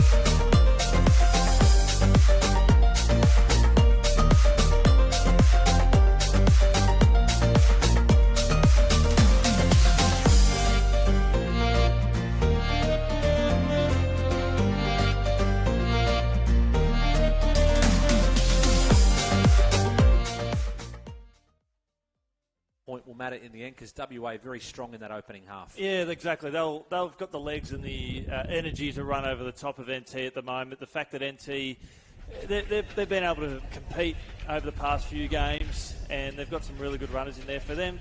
This is the perfect opportunity for them to get a goal from the outset because we've got the ball in the middle. It's all neutral territory for them. They do have some wonderful runners in there that are in the likes of Brandon Redpath, Aaron Nielsen, Hartley Rowe. They've got some runners in there. They just need their hands on the Sharon. Yeah, Hartley Rowe a couple of times has won the ball out of the middle and started streaming forward. Let's see if they can do it again, but instead it will be Mashovas with the first centre break, charging out. Good trap. That was an awkward ball there for Charlie Ashworth, but they've lost at WA and it comes out to the Territorian defence. WA just strong over the footy with numbers and good positioning, like a good full forward does. Daniel Calamaris charges out, takes the mark, can line up for yet another goal. Yeah, another mark inside the 450. They're just getting that space. It's hard for the NT. They've got those smaller, lighter frames, unable to get around the bigger, more stronger bodies that WA have up forward. So Calamaris for another goal, skips in, follows through, great routine, and it's a goal to WA. Love the goal umpire, the big wind up and gives it the big two fingers out. Moves to 5-8-38 to 2 behind. WA well on top, and Yendi, they met earlier in this tournament, and WA had a big win over the NT, so it's going to the form line so far in this one. Absolutely, and with the conditions out there at the moment, it's going to suit WA just a little bit more. Currently feels like 27.5 degrees out there. That sun has got a lot of bite in it. Very little relief from the breeze. The breeze was a lot stronger yesterday, but as we highlighted, there is a bit of precipitation around. We might get some rain about sort of later this afternoon. that might impact the play. Yeah, on Sunday, WA beat the NT by 63 points. NT started really well, but they've just struggled to get the ball forward, losing a lot of the 50-50s. Daniel Delante, they've got a lot of skillful players. WA, though, just holding off the contest there was Malik Bull, thinking the ball would bounce in his direction. Good, strong tackle will be rewarded. Umpire was right on the spot. Play on advantage. Malik Bull will take it. Did take a fingertip on the way through? I don't think so. Great goal, WA. Malik Bull puts them further in front. Yeah, lovely finish there off a standing start. And it's something that he can definitely deliver to this team. He's a fantastic acquisition to this lineup, and given the opportunities, he's been able to get his hands on the ball. I'm still in awe of the wonderful performance of Alex Mushevitz in the number 9 for WA today. If WA are getting inside the forward 50 and getting their hands on the ball, he's that player that is the key driver and the engine that drives that fine midfield. So 6-7-43 to 2 behinds. WA looking strong. 4 by 10 minute quarters. Brett Thomas, Chris Yen, KO Freebies on YouTube. We saw Vic Metro in the playoff for third in Div 2, beat New South Wales by 4 goals. And the one we're really looking forward to, well, we're looking forward to every game, of course, but the Div 1 grand final, Tasmania, South Australia, 10 past 2 on this oval. How good were Tassie yesterday? Oh, they were unbelievable. Saw them twice yesterday. Their midfield just doesn't switch off. They've got a wonderful forward line. In a dream situation, I would love to see the Div 1 and Div 2 champions still go toe-to-toe at the end of the day, maybe in a scratch match, because there's so much talent between the two teams. Yeah, and because of that Lightning Carnival, really, if you maybe drop a game early, you can find yourself a Division 2, so it doesn't necessarily mean that you are a Division 2 team. I think a lot of the teams are fairly evenly matched. South Australia, I haven't seen. I know they beat the NT by 67 points, and yesterday had a strong win over WA, who we're watching now, by 44.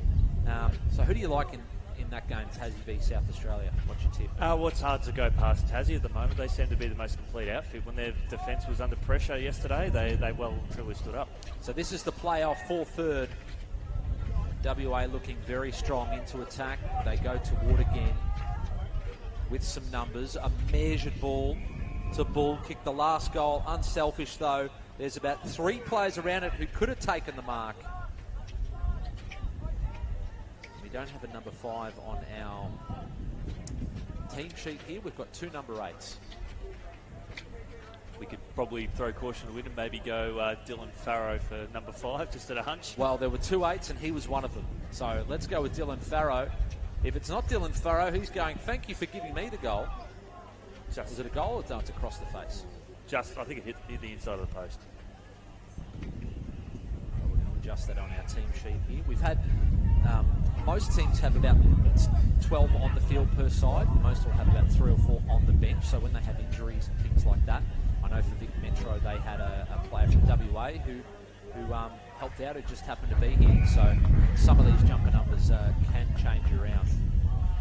It's just about getting a game happening, isn't it, sometimes? Yep, absolutely. That's what the Inclusion Carnival's about, is making sure everyone gets a game, gets some time on the field, and gets involved like we are here on the wing. Big contests. There was a stat that I came across yesterday in the call, Tomo, is that the participation in the inclusion space across Australia has grown by 34% in the last 2 years. It's going up into nearly 150,000 people. So Australia-wide, that is a phenomenal turnaround, what we've seen. As Mashova sends WA into attack, Bull likes to just hold off and wait for the ball to spill free, but Territory will pick it up, goes into space. They've got some numbers, desperate stuff on the deck there from Callum Cronin. Territory, a rare inside 50. Flight, the footy was a little early there from Aaron Nielsen. There's a flying shot on goal. Hartley Rowe. Yes, well done. Number 8 there for the Territory. Pops through their first goal of the afternoon. Well done, Northern Territory. Finally on the board. They'll move to 1-2-8. WA Yendi 6-8-44. Great transition from the back line. That's the best passage of play. And to get Hartley Rowe, who has got that wonderful, accurate left foot kick, that sort of 35, 40 metres out on the run is about his distance. He can kick 50. The more he gets his hands on the ball, it really benefits this team. Aaron Nielsen's another one of those players sort of presenting, but They just have to get a forward of centre, and they've lacked that all day, and it's quite fitting that their best transition from one end of the ground to the other has resulted in a 6-pointer. So let's see if they can get a bit of momentum going from that goal. They should have their heads up after that. And Hartley Rowe looks dangerous in the middle too, but he's going to stay in the forward 50. Let's see if they can get it down his end again. And they should now get the centre clearance. Delante scoots up to the ball to provide some defensive pressure. Gets the ball out. Territory with numbers in the centre. Just need to pick it up and hoist it inside the forward 50 and see if they can put the WA defence under pressure. And they do have a player free. And they will get it into attack.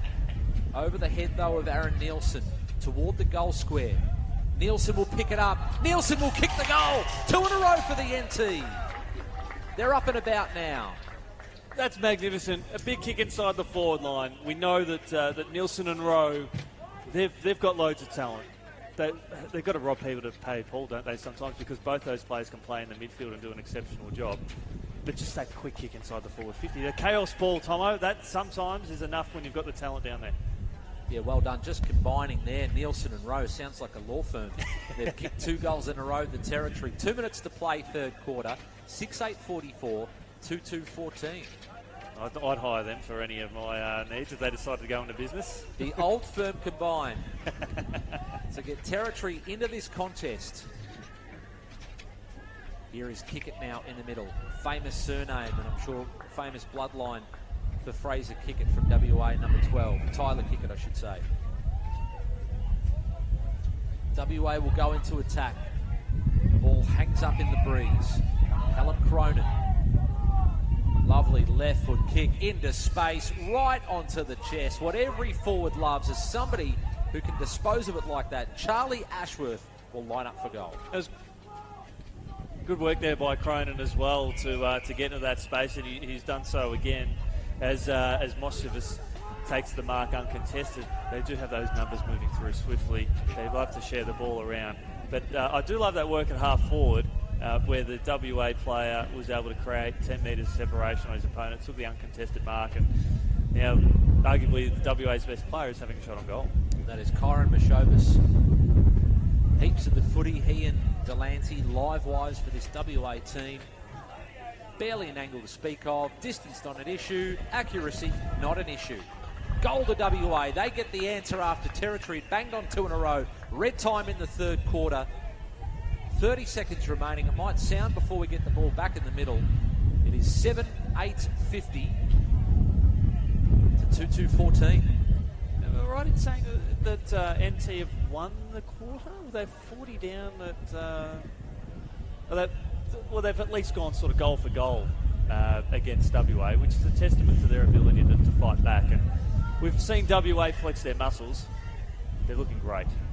10 seconds remaining. Chance for one last score. Moshevich picks it up and finds a teammate in the forward 50. Siren will sound. WA will get the last shot on goal of the third term. And Territory will be so disappointed. As you said, they'd kicked 2 in this term. Felt like they were winning the quarter. Now Callum Cronin can square things up in terms of this quarter and restore that big margin they had at halftime. Well, he's presented so well inside that forward 50, and sometimes it's about playing simple. Stay in front of your man, create some separation. Here he is. So he goes back from outside the 50. On the runway now. A few little stutter steps in. Left foot kick. It will drop short. Territory on the last line. So no score to end the third quarter.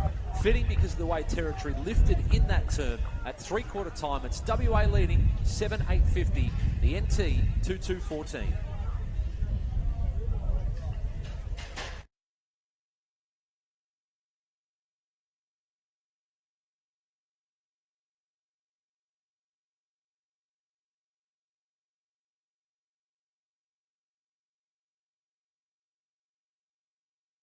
WA have up forward.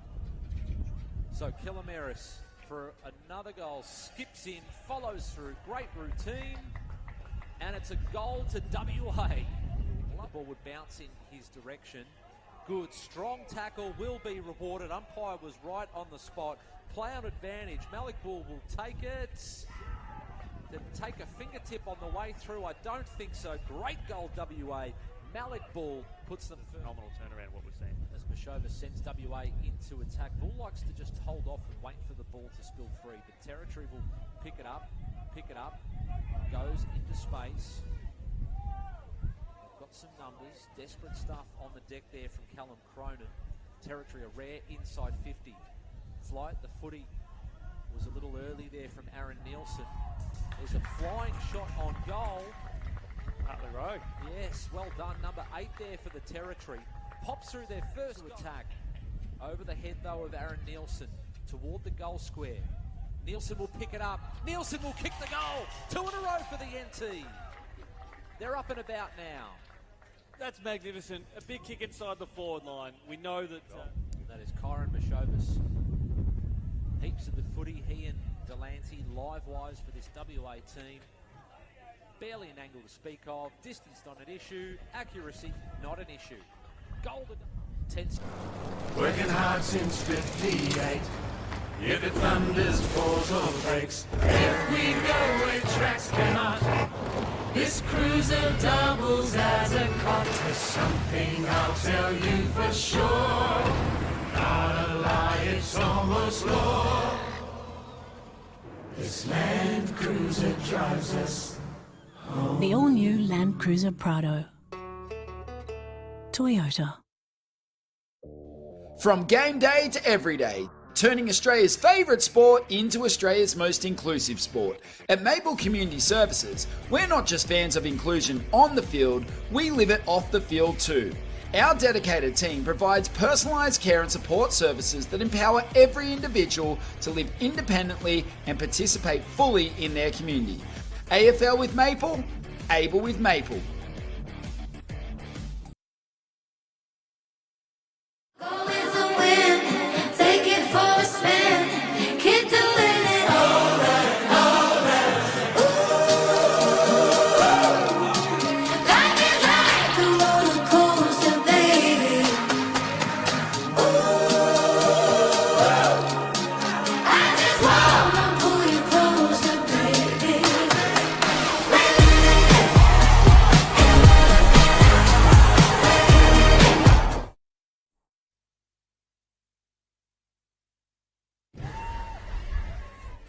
So about to start this fourth quarter. It's WA and the Northern Territory. Playoff for third place. Great to have your company. KO Freebies, YouTube, wherever you're watching. The Toyota AFL Open. Fourth quarter starting. Ball is thrown up in the air. Brett Thomas, Chris Yend on the court here. The Territory get the clearance and we've lost the boot. Boot goes straight up in the air and it might have put off his teammate, I think, at Aaron Nielsen at centre half forward, who hit the deck. As that Territory player just picks up his boot and puts that on. They get the ball out towards half forward, and Jojo Gibbia has the footy one-on-one there with the other bald fella and Dylan Gould. Jojo kicked the goal yesterday and they just about carried him off the ground. It was that exciting. Jojo may not have the bald head. I just saw the headgear. And it was Jojo. I'm sure what's underneath. Yeah, good old Jojo, yeah. He might have, yeah. Jojo might come up here, the gang tackle, but the umpire's blown the whistle first. I do hear if you're a little bit light on top, you have a bit more class than those that don't. Well, thank you, Andy. I'm one of them. So left half forward Territory. Have the Territory. Up there forward 50. Certainly very competitive in that third term. They're down by a fair old margin, though, in a 10-minute quarter. Oh, that was a mark that should have been taken, but it wasn't. Spills free out on the wing. Bit of holding going on. The Territory will take the free kick. Brandon Redpath took a strong mark in the third term. Russell Jeffrey like across half back, a Territory legend. He's got a player breaking in the middle. That is Hartley Rowe, kicked a goal in the third term, along with Nielsen. And that left boot. What an absolute bullet pass that was. Right onto the chest of Aaron Nielsen. He'll have the shot towards goal. No, it's going to drop short. Was it a pass? Was it a goal? WA sweeping up across half back. And the ball was safely in the arms of Kyron Mashovis. He seems to be everywhere at the moment, doesn't he? Cross half back, through the wing, through the corridor, kicking goals. That's just his nature today. Fraser Bresnan wins an important one-on-one. Goes up to another one-on-one. Over the head of the big fella in Calameris. Good recovery. Taps the ball in front of him. Last touch out of bounds territory footy. Ethan Knight. Close to the man on the mark there. Force back. So Ethan Knight, not sure where he wants to send this ball. Sends it a little bit short. Well read out of the air. I think he knew what his teammates' skills were like there, Brandon Red pass, so he ran out to meet it, the drop of the footy. That's a nice weighted kick over the top. Territory have 3 numbers around it, but they've lost it. Awkward ball to bring under control. WA unselfish, through hands, up to the wing, full stretch, can't take the mark. This guy's having a lot of the footy in this turn. Brandon Redpath, outside of the right boot. Cronin couldn't take it, but recovered well. Through the middle, if they can get it, they can go here, WA. The Shepherd is on. Out wide, the kick came from Charlie Ashworth. Number 10 is Anthony Abram. Trapped by Kickett. Kickett, the juggling ball. Good contest there, Ramon Lewin. In the forward pocket, can he keep it in play? Umpire says play on. Let that go for an absolute eternity. Finally, it goes out of bounds. I think all players involved in that contest would be very, very happy, and they couldn't figure out who was the last one to touch it, but this just gives a few seconds for all the players to catch a breath. 6-goal lead to WA. Can they get the first of the fourth quarter? The big fella slaps it to the side. Aquino in a dangerous area. And a goal to WA. Set up by the ruckman. WA kick ahead, Yendi.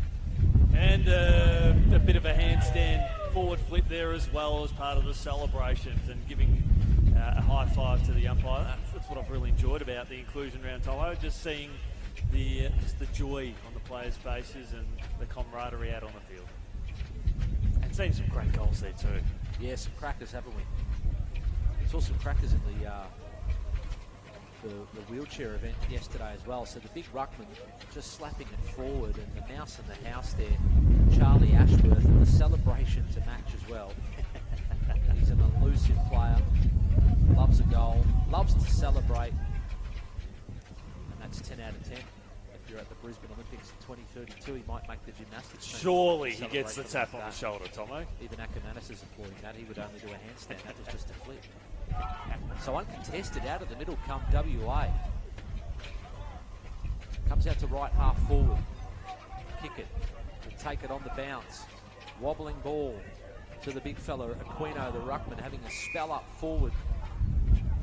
If they get the ball in his area, he's a big body to try and move off if you're a defender. Absolutely, and the play that they've moved into the ruck in place of him, it's they can't take a trick here, the NT. One big body forward for ruckman and vice versa. They've given it straight back here. Fraser Bresnell sends that ball into the pocket. Kick it. Nice kick. Well read. He can centre it, do the unselfish thing. There's 2 of them lining up. They can wander in and they can kick the easiest of goals. Zachary Timms, well done. WA kick ahead again. Yeah, it seems to be very instinctive here from WA too, is that when they are caught in the pockets, they're very much drawn to finding options through the corridor, but it's their midfielders that happen to push deep inside that forward 50 and make the use of that space. That's just knowing where your teammates are going to be. It's great awareness, and it's great coaching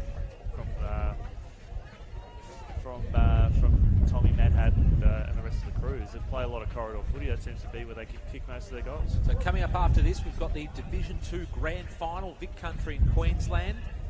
Yendi and I, Brett Thomas, will be calling that one for you, along with the Div 1 Grand Final as well, which we spoke about, to Tasmania against South Australia. Vic Country, Queensland, we saw both of them yesterday. In fact, they play each other, I should say. Yeah, that was the first game. It was a very one-sided affair, but you don't read much into that sort of form. Today's a new day. The Queensland finished that game strong from memory, so see if they can turn the tables in that Div 2 Grand Final. WA looking so strong.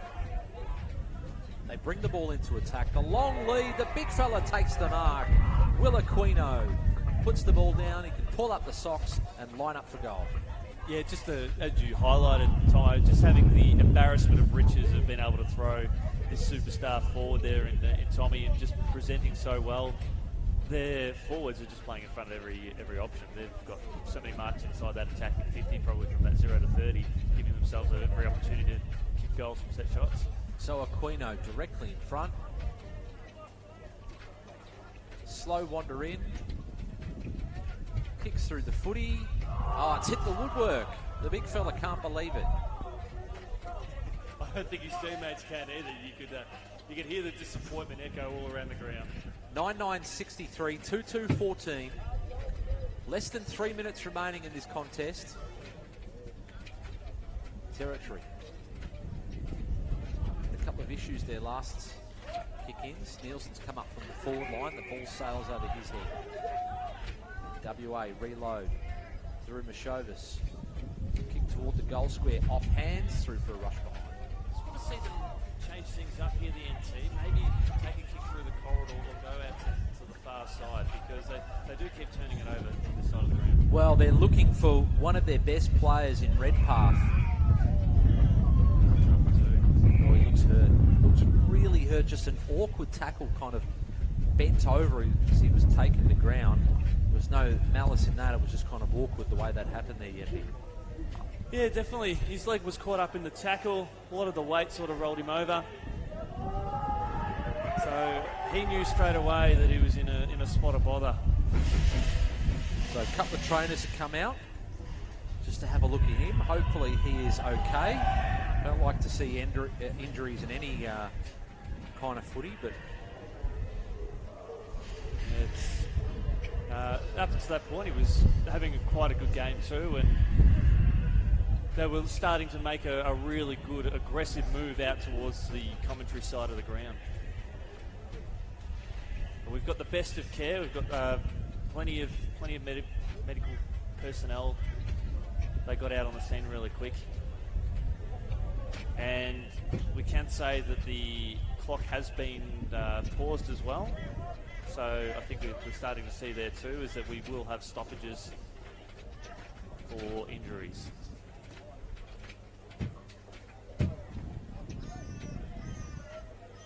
so let's hope he's okay. As he said, he's got the best care around him right now. Just the score at the moment is 9-10-64, 2-2-14.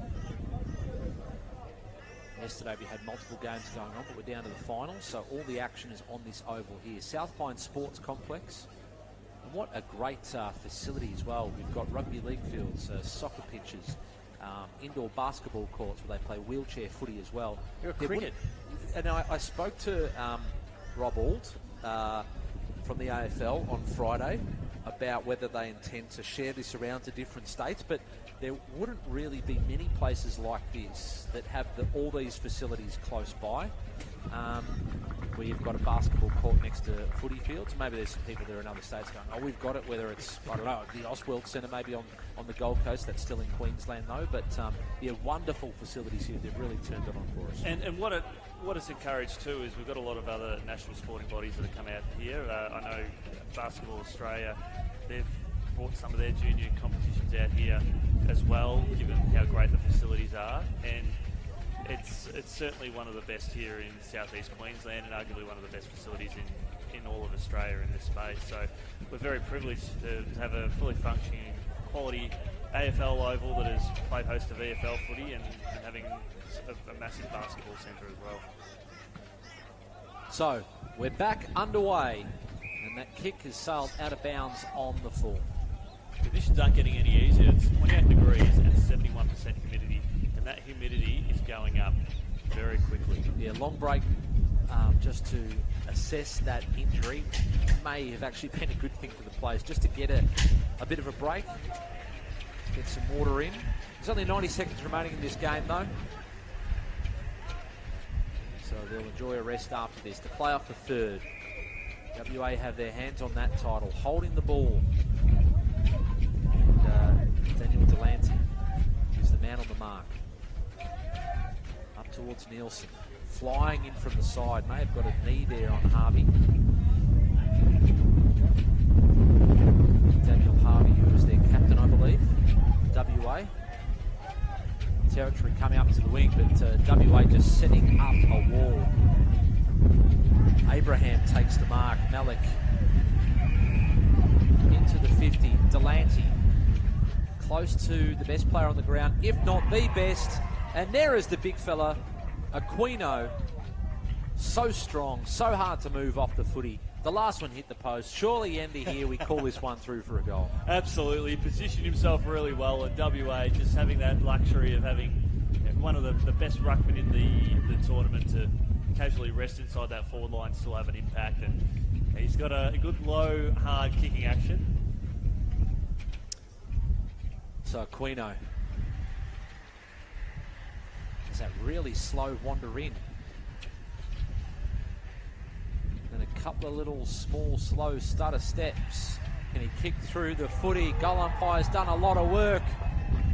Can put up the two fingers and say that's a goal. And look at him get around the big fella. Just about everyone on the field, apart from number 6, Gould at full back, has given him a hug. There is the final siren. Great win for WA. They win the playoff for third. The final score, Yendi, and we'll get your final thoughts on that. 10-10-70 to 2-2-14, Yendi. Oh, look, a wonderful display here from WA. The way they bounced back after yesterday's effort to respond and put together a really good performance on the board. They also had a good second half in their last game yesterday as well. They sort of created some separation. Well, actually, no, I stand corrected. They fell away in the second half after starting really well in that first half. So to come back and put together a full 4-quarter performances, whereas yesterday they put 4 quarters in across 2 different games. They've responded really well. Well done to the NT as well, having limited players, access to limited players and tough conditions for them, and to fight bravely in that third quarter really showed that they're a good team to contend. And let's hope Brandon Redpath, number 10 for the NT, is okay. Saw him hobbling around a little bit. He had a really quality game. I think he was probably the NT's best across half-back, pushing up the ground. So well done to WA, the playoff for third. Coming up next, we have got the grand final in Div 2. It is Vic Country and Queensland. The full-time score here, though, WA beating the NT 10-10-70 to 2-2-14.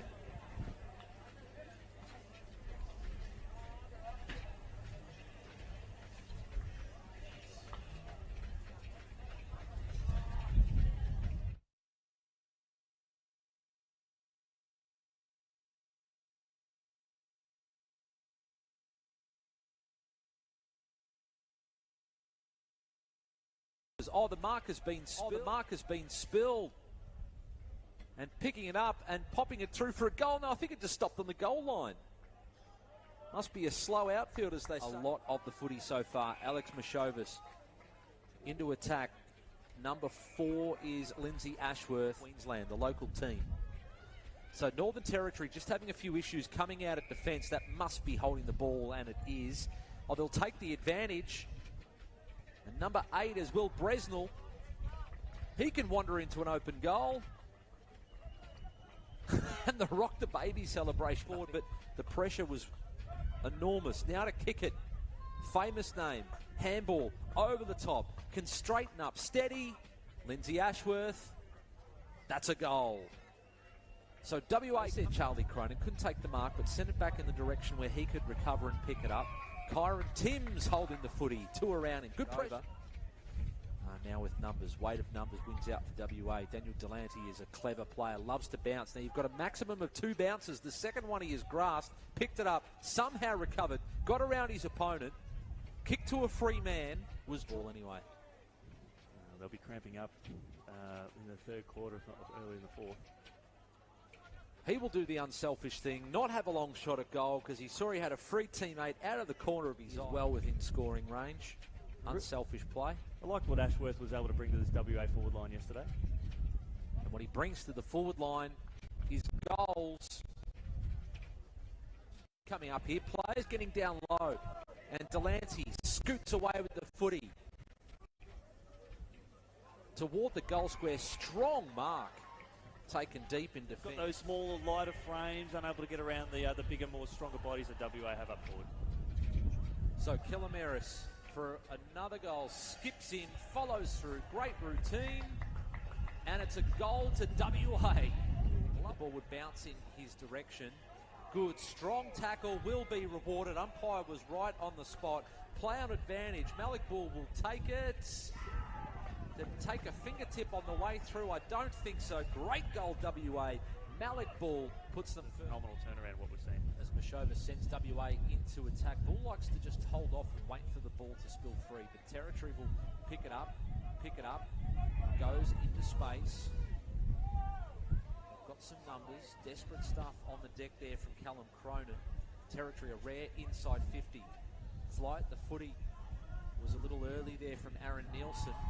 There's a flying shot on goal. Hartley Rowe. Yes, well done. Number 8 there for the Territory. Pops through their first attack. Over the head, though, of Aaron Nielsen toward the goal square. Nielsen will pick it up. Nielsen will kick the goal. 2 in a row for the NT. They're up and about now. That's magnificent. A big kick inside the forward line. We know that... That is Kyron Mashovis. Heaps of the footy, he and Delancey, live-wise for this WA team. Barely an angle to speak of. Distance not an issue. Accuracy not an issue. Golden. 10 seconds remaining. Chance for one last score. Mashovis picks it up and finds a teammate in the forward 50. Siren will sound. WA will get the last shot on goal. Goal lead to WA. And they get the first of the fourth quarter. The big fella slaps it to the side. Aquino in a dangerous area. And a goal to WA. Set up by the ruckman. WA kick ahead, Yendi. And a bit Pocket kick it. Nice kick. Well read. He can centre it, do the unselfish thing. There's 2 of them lining up. They can wander in and they can kick the easiest of goals. Zachary Timms, well done. WA kick ahead again.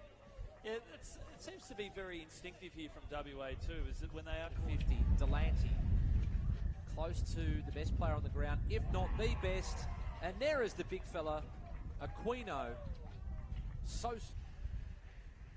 And a couple of little small, slow stutter steps. Can he kick through the footy? Goal umpire's done a lot of work. A lot of work. Can put up the 2 fingers and say that's a goal, and look at them get around the big fella. Just about everyone on the field, apart from number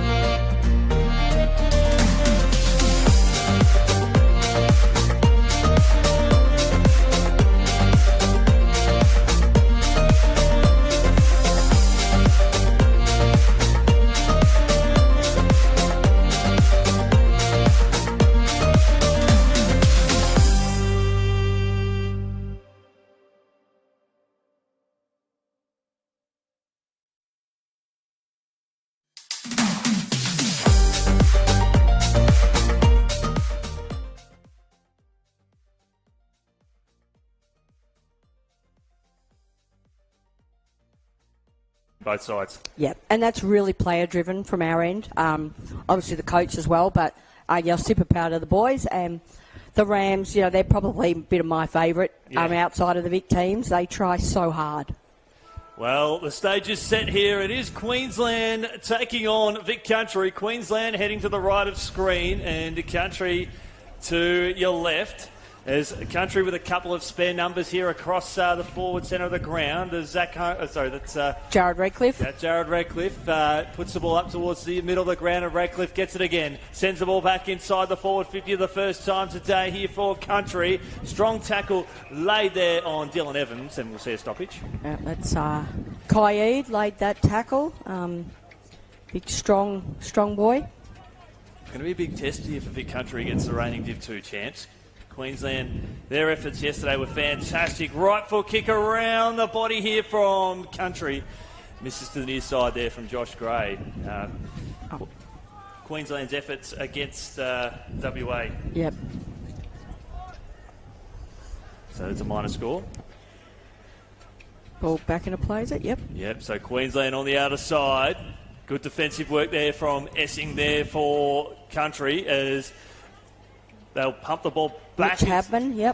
Inside the forward 50, looking for his teammate on the bounce there in Ireland. Ireland skews it around the body and finds his teammate unopposed there in Sam Hudson.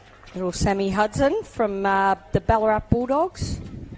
He's a real little bulldog, Sammy. I know there's a lot of good players that have come out of the Ballarat Bulldogs too. We've got quite a few, yeah. Real little athlete too. Kick goes across the face of goal. It's a minor score. So they now extend the lead out to 2 points. We appreciate your company wherever you may be watching. This is going to be a cracking final. A lot on the line with this. A lot of pride from the two states. How did Country go last year? Yep, Country won last year, so we're hoping to take the trophy back again. Damien Clark there from Parkside.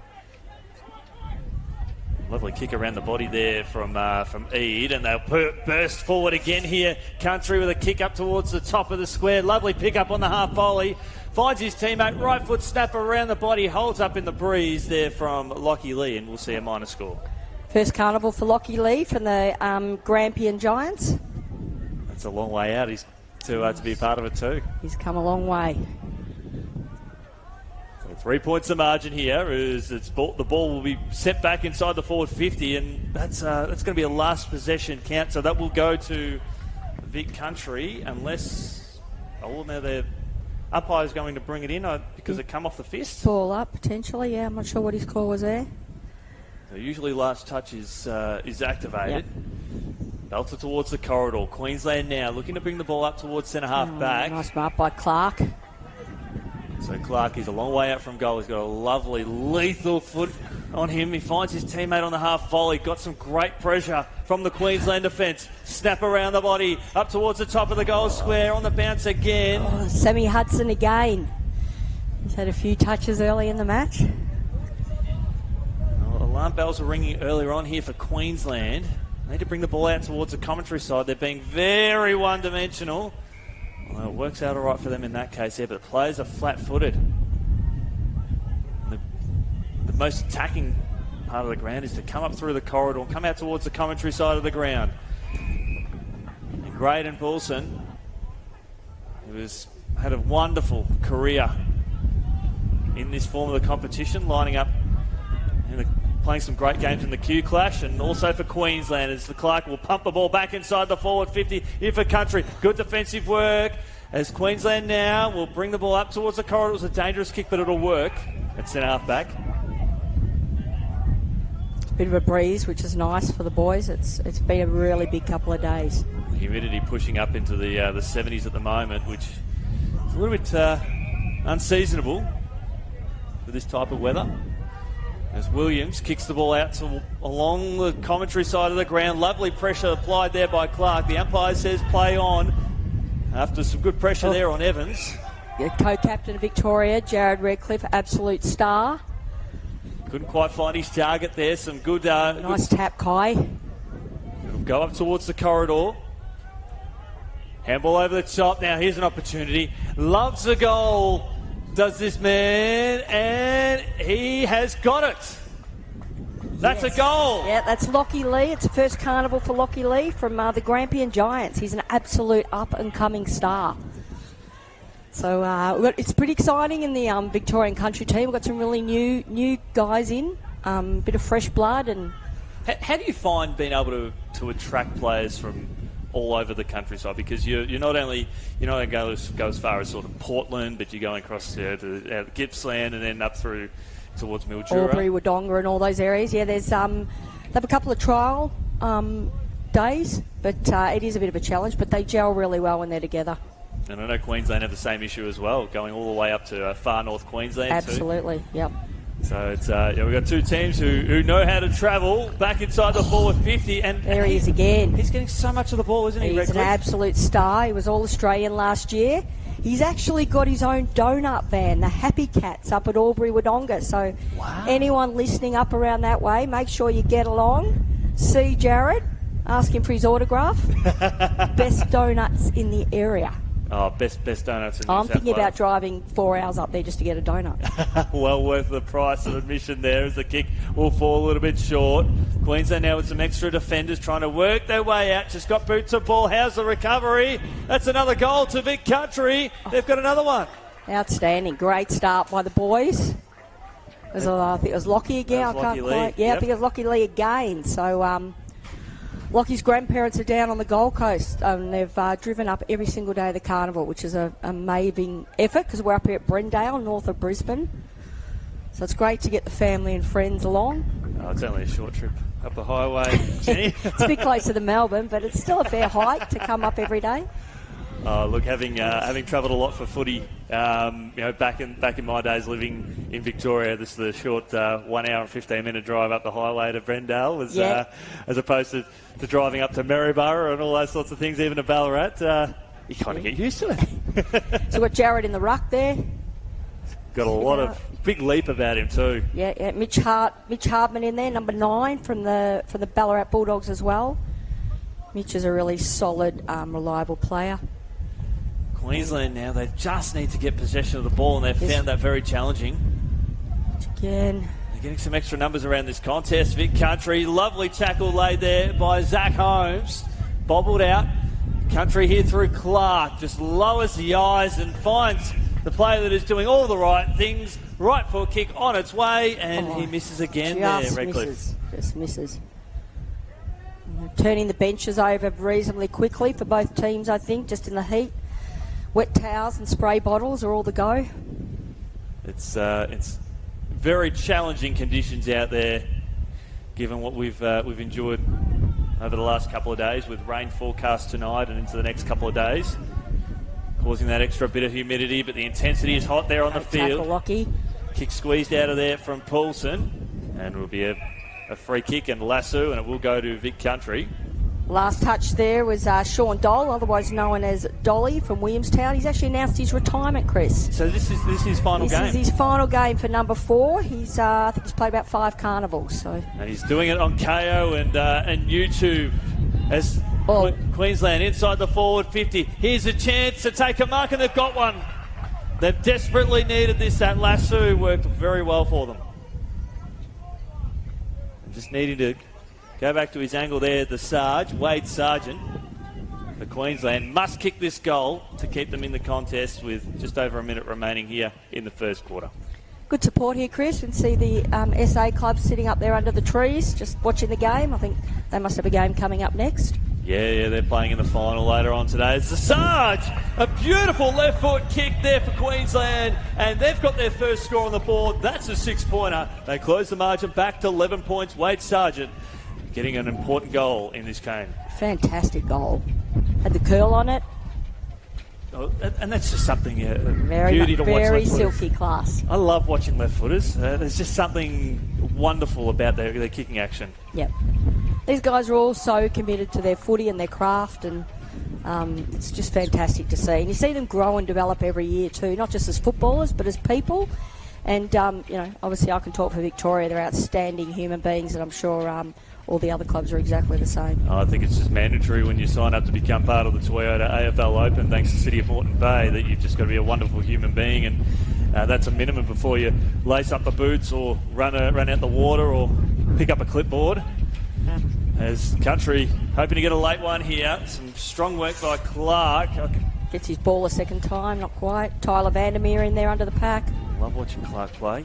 Kick comes out here from Trent Dillon, who had a bit of an injury cloud yesterday, but great to see he's got himself up for this game. Kick inside the forward 50, and the mark will be taken. Clark again. He's troubling the stats people, I reckon, Clark. He's they'll be finding it hard to keep up with him. Oh, just like the great man Redcliffe as well. Yeah, absolutely. And that's Mitch there, Mitch Hardman from Ballarat. He's going to have a kick. He is. So this will be very important here as Queensland. They kick the goal to give themselves that little bit of confidence, but Country have responded, and this will be a dart through the heart.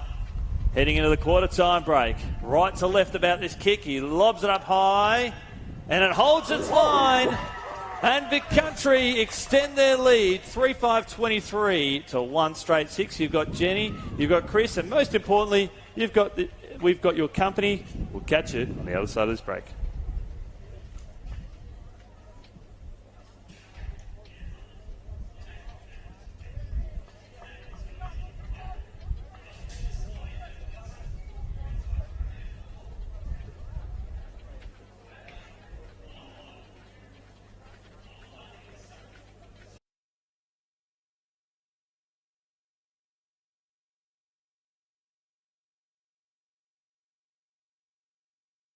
The bounce there in Ireland. Ireland skews it around the body and finds his teammate unopposed there in Sam Hudson.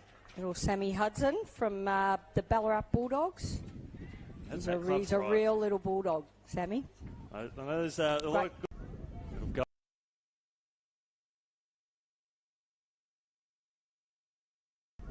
It'll go up towards the corridor. Handball over the top. Now here's an opportunity. Loves a goal.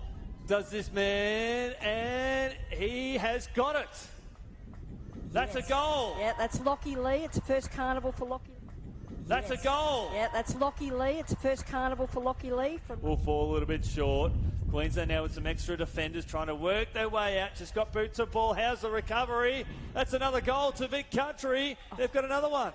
Outstanding. Inside the forward 50. Here's a chance to take a mark, and they've got one.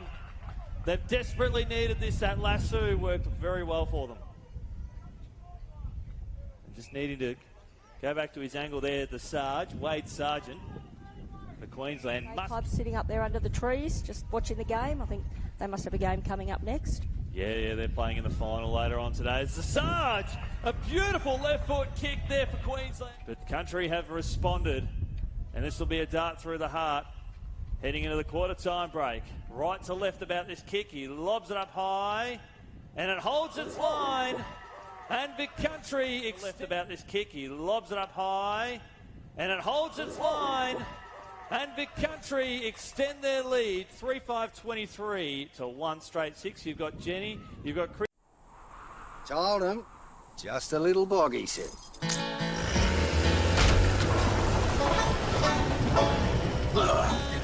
Well, the weather's cleared up.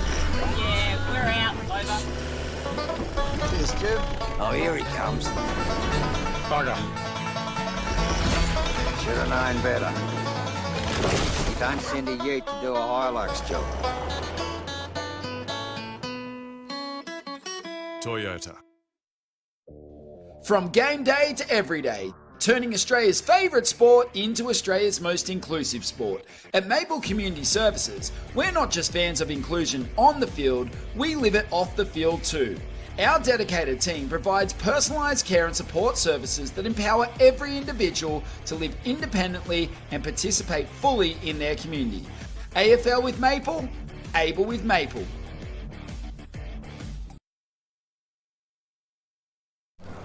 Working hard since 58.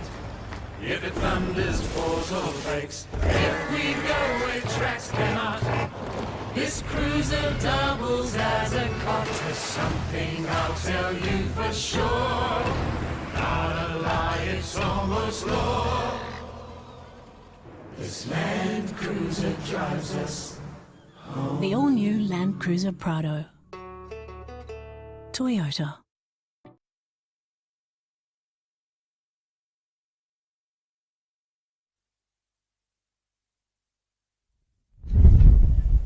Good afternoon. Welcome back here to South Pine as Vic Country in the early stages of this second quarter. Pump the ball back inside the forward 50 for the ninth time today. Kick out of the contest there from Queensland. Kicked it to himself, Kevin Bartlett style. Probably needed to bring the ball out towards the commentary wing, I'd feel. Brad Lawrence sends the ball up and under, and Country takes the mark. That's Lockie Essing, our co-captain. The stats guru. Yes, the stats guru at the AFL. As they break lines again here, there's Redcliffe. Right foot kick, up and under. That is a beautiful finish. Mr. Donut Man himself, Jared Redcliffe. Donut to worry about that going through the middle, because he's threaded it through, and Country, well, they played a brilliant brand of footy yesterday, Jenny, against Queensland. Do you think that they took a little bit of confidence out of that could prepare them for today's game? I think they did. And it was a bit of tough not playing Friday and then having so many games Saturday. They're sort of pretty weary, as everybody else was. But, yeah, they sort of started to come good yesterday, and they've gelled really nicely. So. What happened with Friday? It was really wet. It was, I understand. We didn't end up getting up here on our way, and we got the call to say it had been called off. And I think it was the most sensible thing. It gets a bit dangerous if it's too wet. So. Yeah, we've had action called off in the Pacific Cup over at the Sunshine Coast as well, due to weather, due to horrendous conditions. So it's been that sort of period. It's beautiful weather in Melbourne. Yeah, the weather's always great up there when it's bad up here. So the family and friends have been telling me is Country go back inside the forward 50. Zaki Island. Up and under kick. And finds his teammate to perfection there. Great mark by Rowan. Now, Rowan is a first year.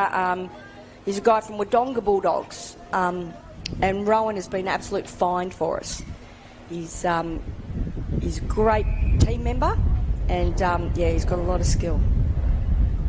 He's got a lot of confidence. Now what's happening here? It's going to be a 50-metre penalty. Oop.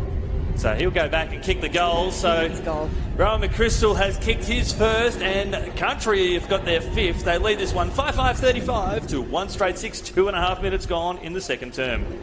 So Rowan kicked his first goal yesterday, I think, for the Carnival. Late in the quarter. Yeah, he kicked a few points. He was a bit flat, and he gets his goal, so he was right up and about. So. And how great is the sponsorship by Toyota? Oh, that's amazing. We've got to thank them so much, because without their support, this probably doesn't happen. And I did look at those Land Cruiser Prados, and they've got. Oh, how would you love one of those? If Christmas could come early. Yes. If Santa could bring something like that, I would be very happy. So we have a very, very special thank you to Toyota. Outstanding. In fact, we're driving Toyota buses, so and I've found them really nice. They're 12-seaters. I don't think it works for me and my 2 dogs, but they are a lovely vehicle to drive. I've got a Toyota RAV4, and it's nearly 20 years old, and it's as good as that was the day that it was first born, so to speak, as Queensland go inside the forward 50 for a rare time for them. But they've got the chance here. They've got the numbers through the corridor now. This player knows how to find the goals. Wilson up towards the goal square now, and Country will settle. Sean Dolan, his last game. Hopefully they cheer him off. Ooh. And that kick goes out of bounds, so it'll be the lasso. Promising here for Queensland after some great work there by Graydon Poulsen. See, Daniel Curno's just come in off the bench. He's a Willie player, cousin of the Carlton Curnos. I think they learned everything they know from Daniel. He played some good footy too yesterday, Daniel. Daniel's yep. He's a classy player. Inside the forward 50 here for Queensland. Sharp work here by Dole. Dolly to Clark. Got an option, a high half forward. He's holding on to it, Clark. Very reliable, Clarkie. He's likely to switch, and they'll burst through the corridor now. The lead is offered there by McChrystal. It'll go further afield. Mark not taken there, with a strong defence there from Queensland, with a booming kick coming there from Dylan Evans. So a 2-on-2 contest. So Queensland now, handball over the top. Good pressure there from Vic Country. Redcliffe working hard. Socket off the ground there for Queensland, up towards high half forward. This will be a strong 1-on-1 contest when the two collide. Beautiful work, and the umpire says play on. The ball was knocked out in the tackle. Here comes Dole again. Squeezes it up towards Clark here on the corridor side of the ground floor for Vic Country. Back to Dole. Turns his opponent inside out in the form there of Joseph Ryan. Now at half forward. Sammy Hudson and Curnow there for Vic Country. Lovely kick on the outside of the boot there from Evans. They've got the overlap here, Queensland. They can get a goal here from this passage of play. It will set them up. Joey Ryan. Just feel like they've just sort of got the move happening now, Queensland, don't you? They're just starting to get the real feel for it.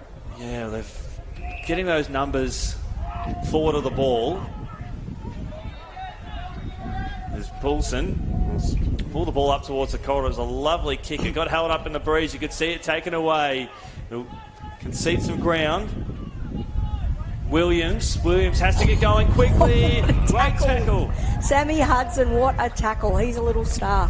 The boy from Ballarat. The boy from, he's actually a lot further away than that. I think he's up round Horsham way, but he does play for Ballarat. I think they're the Saints over there, or the Swans. Yeah. Credit to all the parents that, drive them so far. Oh, Kai.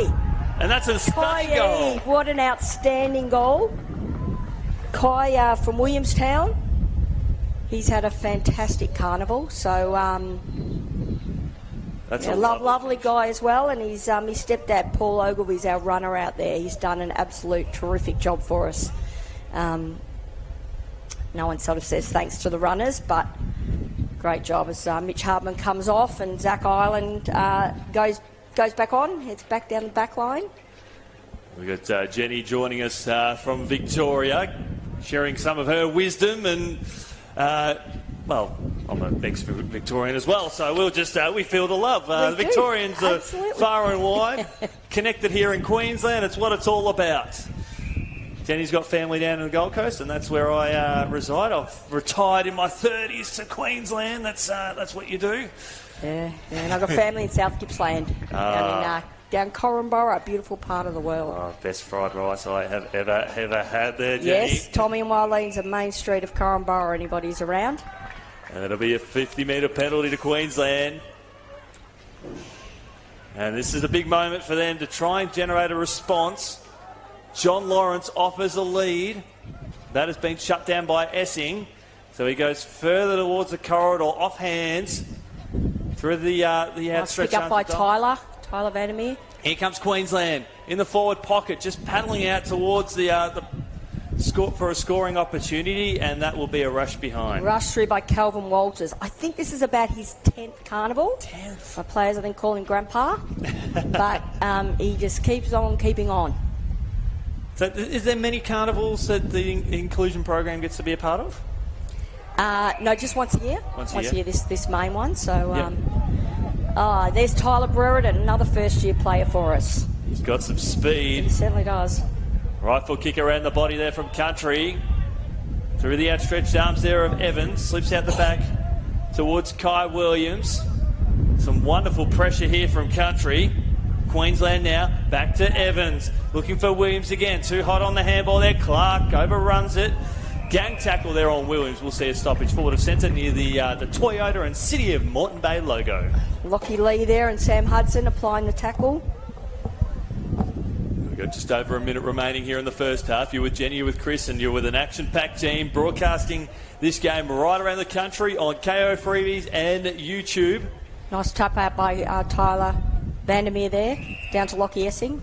No relation to the Vandermeer family in the AFL by chance? Don't think so. Yeah, we'll claim it if there is. Vandermeer plays the Western Bulldogs. Oh, this Tyler would be better than him. Yeah, exactly right. There's Sammy again. Clarkey across to Lockie Essing. Lockie's a true on-field leader, on and off. He kicked that great goal yesterday, and just something special with what he was able to deliver. Yeah. He's just a great leader. He's got the best social media page in all of AFL, at least in my opinion, as the ball's crunched towards the boundary there from Brereton, and we'll see a boundary throw-in. I always love seeing Lockie's social media posts on all the major platforms, coming up with the best stats. Yes, yep. Anything you need to know about AFLW in particular, he's super passionate about. Of course, the mighty Roos are in the grand final this week, and being a North supporter myself, I'm up and about a bit. You'd be very excited. Although I know the Brisbane Lions supporters will think otherwise. The ball goes inside the forward 50, and will that be a mark? No, it won't be. So it is half-time here at South Pine Sporting Complex. It's Vic Country 6-5-41 to Queensland 1-1-7 in the Division 2 final. My name's Chris, we've got Jenny. We'll see you very shortly.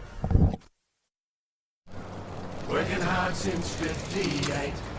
If it thunders, pours or breaks, if we go where tracks cannot, this cruiser doubles as a cot. There's something I'll tell you for sure, not a lie, it's almost law.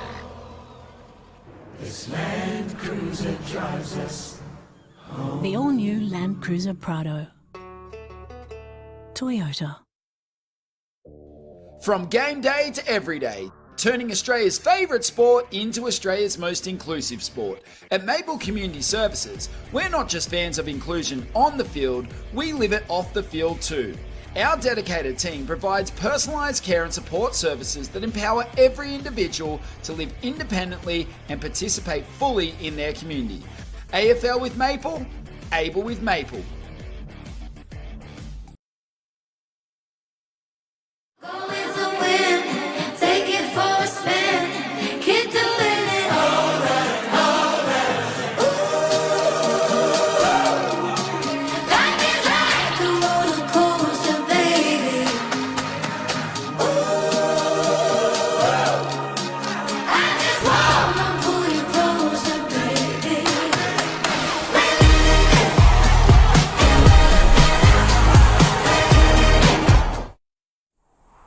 Told him, just a little bog, he said.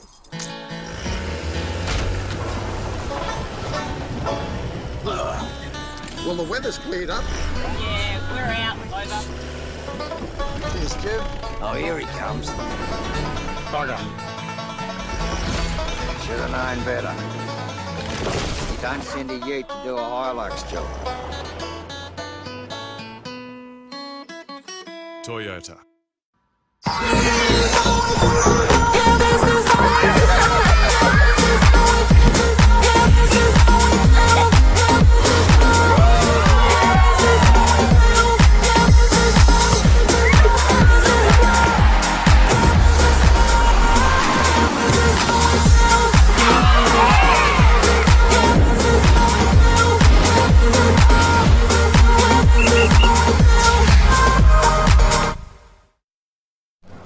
Working hard since 58.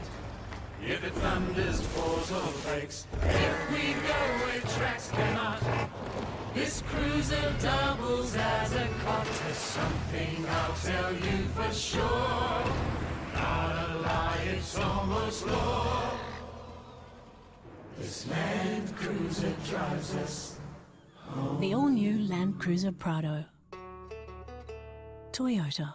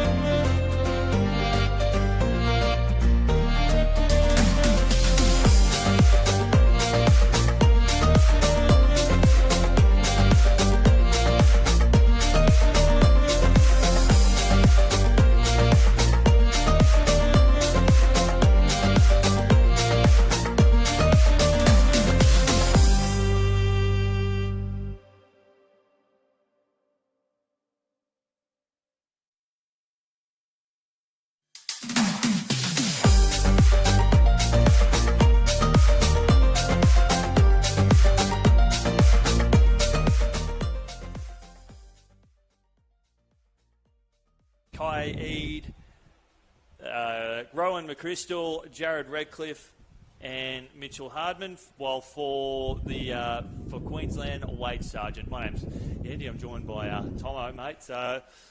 This is following part of the course of what we saw yesterday too. Yeah, Lachlan Lee. We saw him yesterday against Queensland, and we really like what he was able to do. He kind of reminds me of a Kyle Langford, yes, from the Essendon Footy Club, where he's really elusive.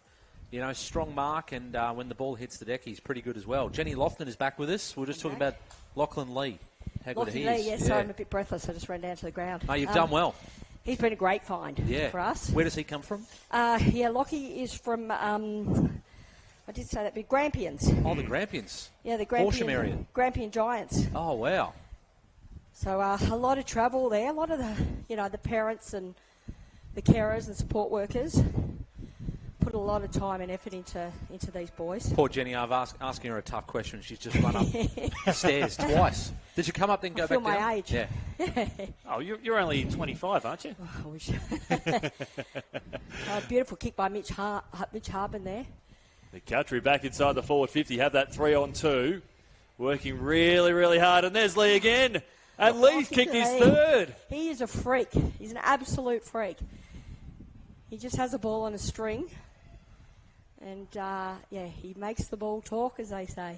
Now, he's got some strapping on the left knee. Has he come into the Carnival with a bit of an injury? Is it something he picked up during? It's something he's picked up here. So there's a few sort of sore boys, as there will be with Queensland as well, and the other teams. It's been a really, really big couple of days, so I'm a bit sore. How does the selection process work? Because Vic Country, you've got, big areas to source for players.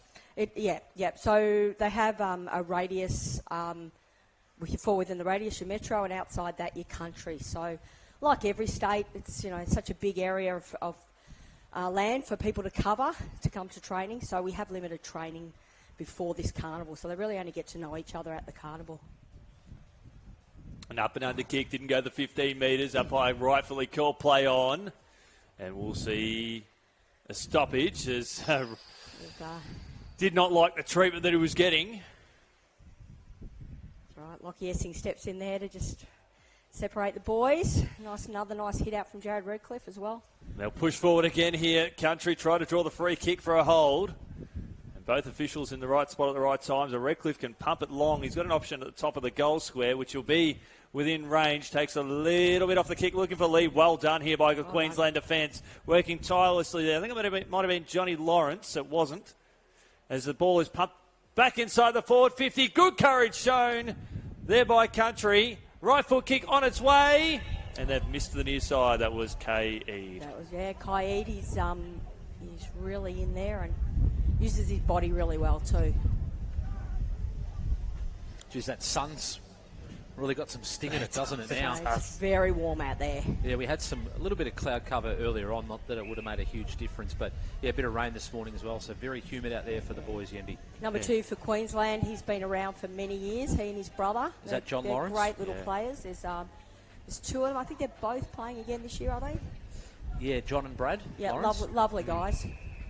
That's a great thing about the carnival. Once we're off the ground, everyone's just in talking and enjoying each other's company.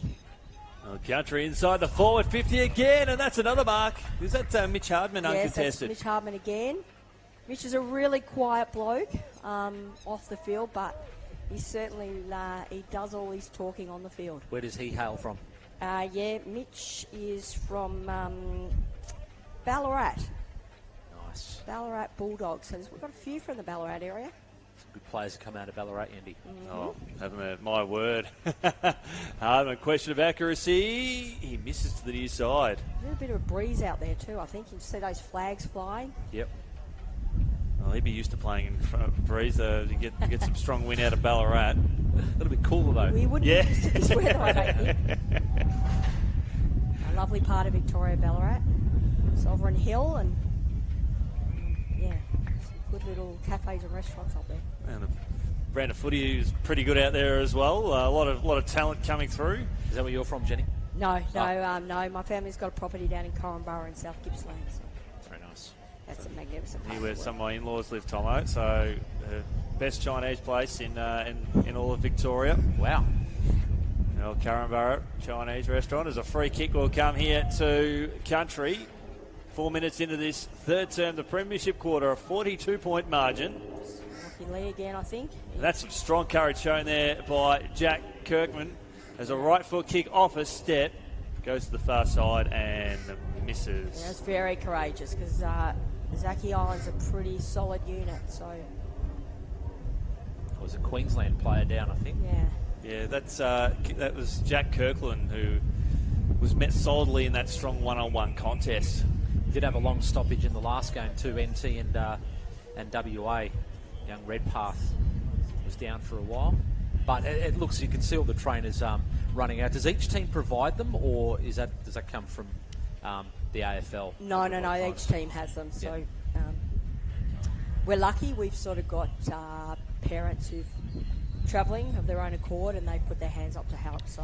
And what have you made of the facilities here in Brendale? Because I think last year was in Springfield, but what are the change rooms and just getting here and all that kind of stuff? Yeah. Look, it's a good setup. We're in town in Brisbane at the Ibis, so it's a fairly long hike in the traffic. It's probably at least 3/4 of an hour. Yep.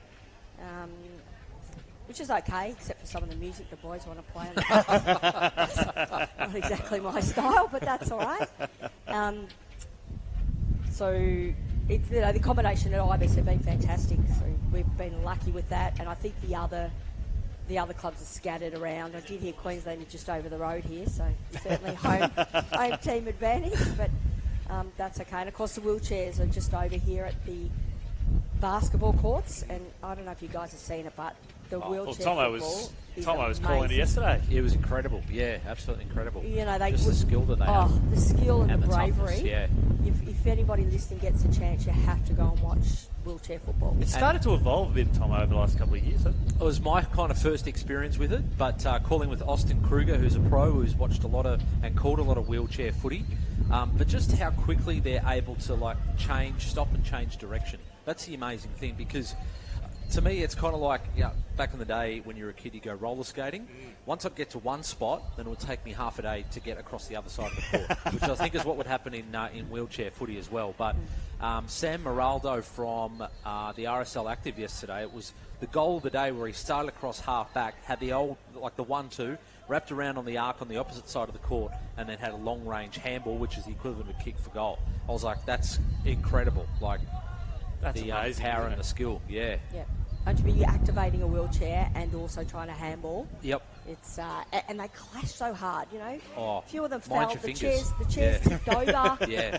No worries, up and about. But it's just like the Inclusion Carnival, where they're going really hard, but then they help each other up, and they're all all mates. So it's a fantastic concept, and it's growing every year. And to have them as part of the carnival this year is it's a great addition. And we can see in the crowd, we've seen the wheelies come down and watch some of this, and I'm sure the Inclusion boys have been getting up to the indoor courts to watch. We have a women's exhibition game coming up next as well. The Inclusion teams, can they be mixed? Like if you've got some female footy players who want to play, say with Vic Country right now, could they do that, or are they splitting them? At the moment, they split them. So I think sort of the female footy is obviously newer. Yep. It's growing at an enormous rate, but so the standards are probably still a little bit different. Yeah. But the Vic girls have come up yesterday, nice. And they'll play an exhibition game today. So they're really up and about. They're pumped. In fact, I think that might be them down below. We can just see near the fence line. You probably can't see that on your screens. But we will be showing that Yendi on, I think it'll be on both KO Freebies and also YouTube as well, which would be great. Yeah, definitely check that out after this game. For those who've just joined us, we do have an injury delay here with Jack Kirkland coming back with the flight of the ball in the defensive half of the ground for Queensland. And my guess, just seeing it from a couple hundred metres away, is that he's gone up in the contest and hadn't braced for contact with the ground. Showed a lot of courage because the Victorian come across him in a fair manner. Two players contesting the ball very fairly. And what we do have in these games as well, with the finals, is that with an injury stoppage, we do have the clock stop, whereas during the standard round robin games, the clock just ticks over because they've got to squeeze as many games in as possible. And look, they are very cautious, as we want them to be. So, for any family watching at home, you can be rest assured that they've got qualified medical people here, and they just are extra cautious. So, hence why sometimes the delays are a little bit longer. And it looks like he's up and walking off, so that's fantastic to see. So hopefully we might see him back on the field a bit later, but they'll check him out. Yeah, great sportsmanship shown by everyone. And naturally, we'll see the both teams get together in their respective huddles halfway through the quarter. Tomo, what do you think Queensland will be sort of saying amongst each other now after that sort of little bit of a break? Well, it's probably the break for the rest of the players, and obviously we hope the young fella Jack Kirkland is okay. But with 12 on 12 and it's pretty hot, a little break might actually do them good. Chance to reset, and it seems obvious, but just winning the footy first and then gaining territory and holding territory is probably the big thing for Queensland. And we did see in the game yesterday, Jenny, that Vic Country were in control, and then Queensland played out the game really strongly as well. Yeah, and I think that's a great thing about the Carnival, that it's a never give up attitude. It doesn't matter what the difference is on the scoreboard, the players will just keep playing and pushing through. So, and there's that young fellow with the blue headgear on the far side. I think that is that in Queensland? Yeah, Dylan Evans. He loves the big step. I reckon he's played a bit of touch footy or rugby league in his time, because he likes to take them on the mark too. So, and I think yesterday he was a cross half back, then they moved him in the middle, and that made a bit of a difference. So, yeah, let's see what they can do here, Queensland. But Vic Country's been able to set up from this kick in as well. So Queensland will bring the ball out towards the commentary side of the ground. You got Jenny, you got Tomo, you got Yendi, and most importantly, your company here on the AFL Open, thanks to City of Moreton Bay and Toyota, as the ball comes out towards the boundary line. Queensland now, an up and under kick there from Brad Lawrence, impeding and getting in the way of his opponent there was Luke O'Neill. So it will be a free kick. It will go to the last gamer, Shawnee Dole. Last game for a very long career he's had. How old is Dolly? Is he? I'm not sure how old Dolly is, but would he be in his 30s? Oh yeah, easily. Yep. So Dolly's from plays at Cranbourne. Oh, magnificent part of the world. Yes, yeah. He and Kelvin. He's got a couple of wise old heads there in the Cranbourne side. He's got knee braces on both knees. probably holding his knees together. Yeah. Is that why you gave up footy, Tomo? And did you get a few injuries back in the day? No, well, I'm not sure if I'm not being good enough as an injury, but it's good enough for me, mate. Yeah. Tackle there. I retired from playing footy at the age of 16, and I still managed to get a farewell game a couple of years later. Best game I've ever played. I got one touch and it was spectacular. Kicking in danger. It'll be free kick to Queensland. Even coming up to Queensland and seeing a lot of the footy up here, the talent is quite remarkable. Now, I'd like to see, because one of the quirky rules is you can only bounce it twice, which I'm not sure if we've seen yet. Someone get into open space and then forget. And really, yeah. Do they pay a free kick or what happens? Yeah, they pay a free. Yeah. So, there you go. We've got Tyler there. Tyler Burden's got the 3/4 length top on, or did he have a T-shirt on underneath? No, he got a T-shirt on. He got actually pretty badly burnt on the first day, even though we made sure they put plenty of sunscreen on. I was thinking that this morning. He's if wearing you forgot. the T-shirt. Yeah. Yep, which is sensible. Because they played multiple games, so sunburn could be an issue. Yes. It's easy for us to forget about putting the old sunscreen on up here in the comm box. With the aircon, the fans, the full shebang, as Lee works his way beautifully up towards high half forward. Good defensive work. It was from Lawrence. It wasn't. Oh, yeah, it was Brad Lawrence in that contest there. Hacked forward there by Daniel Curnow. Rowan again. Rowan's actually boundary umpire for the northeast border umpires. He does boundary umpiring up there, so some of you may have seen him. Oh, if he can boundary umpire as well as he plays footy, he'd be a heck of an umpire. He's getting a few big touches, going to ground and drawing the free kick too high there was Jared Redcliffe, and he'll have a shot on goal with 2.5 minutes remaining here in this third term. We've got a few players doing interesting things. We've got Daniel Curnow works at a cafe in Geelong called the Dell Cafe. He's there Wednesday and Thursdays, but it's a cafe for people with disability. They sort of run the cafe, so anyone down the Geelong area, look up the Dell Cafe and get along, and Wednesday and Thursday pop in and say good day to Daniel Curnow. Tell him you've seen him play on KO and dominating as well in the number 3 Guernsey. Gee, that's some bravery again, getting back in the hole and taking a strong mark there. I think that was Brad Lawrence. So not put off by his teammate being hurt earlier, but his kick isn't great here. Yendi, oh, they've clean bowled everybody. Yeah, but here on the commentary wing, and that was a bit of a foot race. Powered forward there by Country. Strong tackle laid there by Queensland. Left foot kick around the body there from Kai Williams. Up towards high half forward. It was actually more in the middle of the ground. And now Archie the back Dolly. Old fella. In his young last game, sends the ball inside the forward 50. Mark dropped there by Trent Dillon across half back for Queensland. Paddle forward out towards Curnow. Curnow picks it up looking for his right foot. Deep inside the forward 50. Mark not taken. Good pressure from both players in that instance. Queensland will hack it forward. Will go straight back in for Mitch Hardman, who might end up having a shot at goal for his second. Now, as the wind died down a little bit here, would he have the distance, do you think, Jenny? I know he's just going to pass it off, Yendi. Yeah, he passed it off. I think that has died down a little bit looking at those flags. That's the Queensland defence has been, they've just given their all, haven't they? They've done well on this. A lot of work to do, but they've been kept going. He only conceded 1 goal here in this third term, Queensland. Last minute of the term here, Yendi. So, big Country inside the forward 50. Oh, big fella. Right foot kick on its way. He's kicked the cover off it. Kai. There will be celebrations down there. You can see they're a bit tired. But yeah. That Kai Eid again. That's Kai Eid again. That's his second. The big fella down there. He moves really nicely. Well, the ball just spilt out for him beautifully. Yeah. He was away. And he was away. He thought Christmas had come early. It was a nice gift.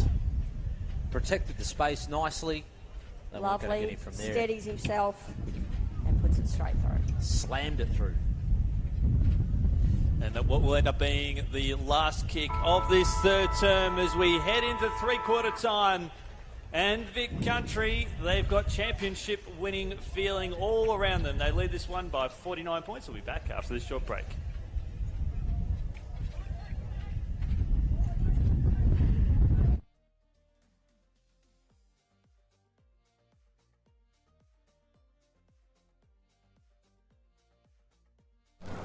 Working hard since 58. If it thunders, pours or breaks, if we go where tracks cannot, this cruiser doubles as a cot. There's something I'll tell you for sure, not a lie, it's almost law. This Land Cruiser drives us home. The all-new Land Cruiser Prado. Toyota. From game day to every day, turning Australia's favourite sport into Australia's most inclusive sport. At Maple Community Services, we're not just fans of inclusion on the field, we live it off the field too. Our dedicated team provides personalised care and support services that empower every individual to live independently and participate fully in their community. AFL with Maple, able with Maple.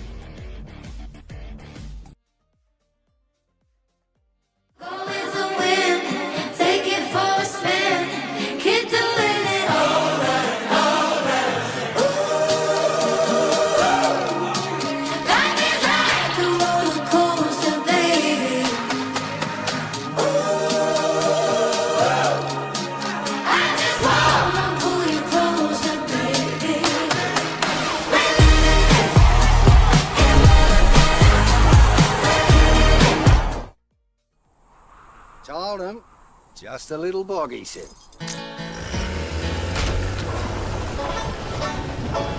Well, the weather's cleared up. Yeah, we're out. Over. Cheers, Jim. Oh, here he comes. Bugger.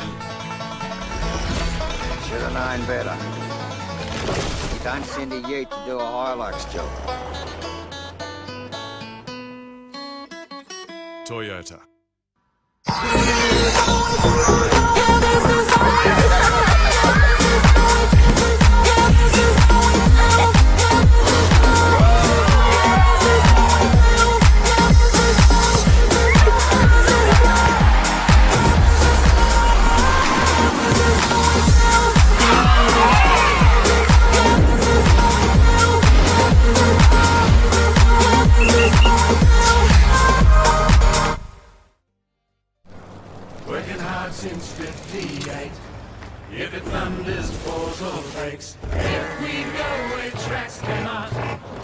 This cruiser doubles as a cot. There's something I'll tell you for sure. Not a lie, it's almost law.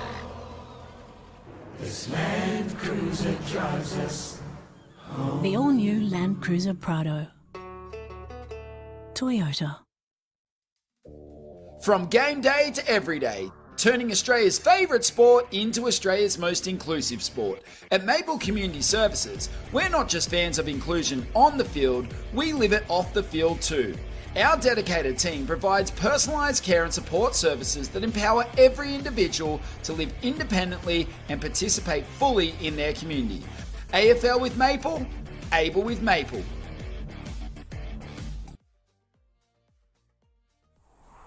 Told him, just a little bog, he said.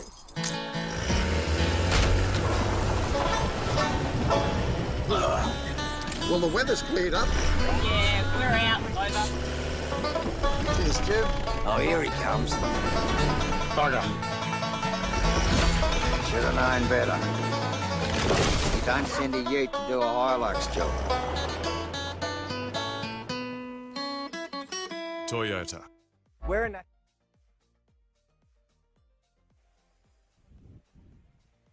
Good afternoon. Welcome back here to Brendale. We're getting set for the final quarter of the AFL Open Inclusion Division 2 Grand Final. Thanks to Toyota and City of Moreton Bay. Again, you've got Tomo, you've got Jenny, and we've got a big last quarter coming up as Vic Country will look to salute against Queensland. But Queensland will have plenty of fight heading into this final quarter as they push forward for the opening time of the quarter for the first time in the game. As a big thumping kick will come out towards towards the commentary wing, and Sam Hudson. Sam Hudson, a Horsham boy. His parents drive him between 2 and 4 hours every second week just to get him to his games. Wow, that's incredible. There'll be so many stories, I'd imagine, among the Vic Country team, having to drive big distances so they can play footy each week. Absolutely, and it'll be the same in the States. I mean, Queensland's such a big state, you'll have a lot of the parents listening who say, yep, that's us too. So full credit to all the parents and carers, etc., that do all those long hours for them.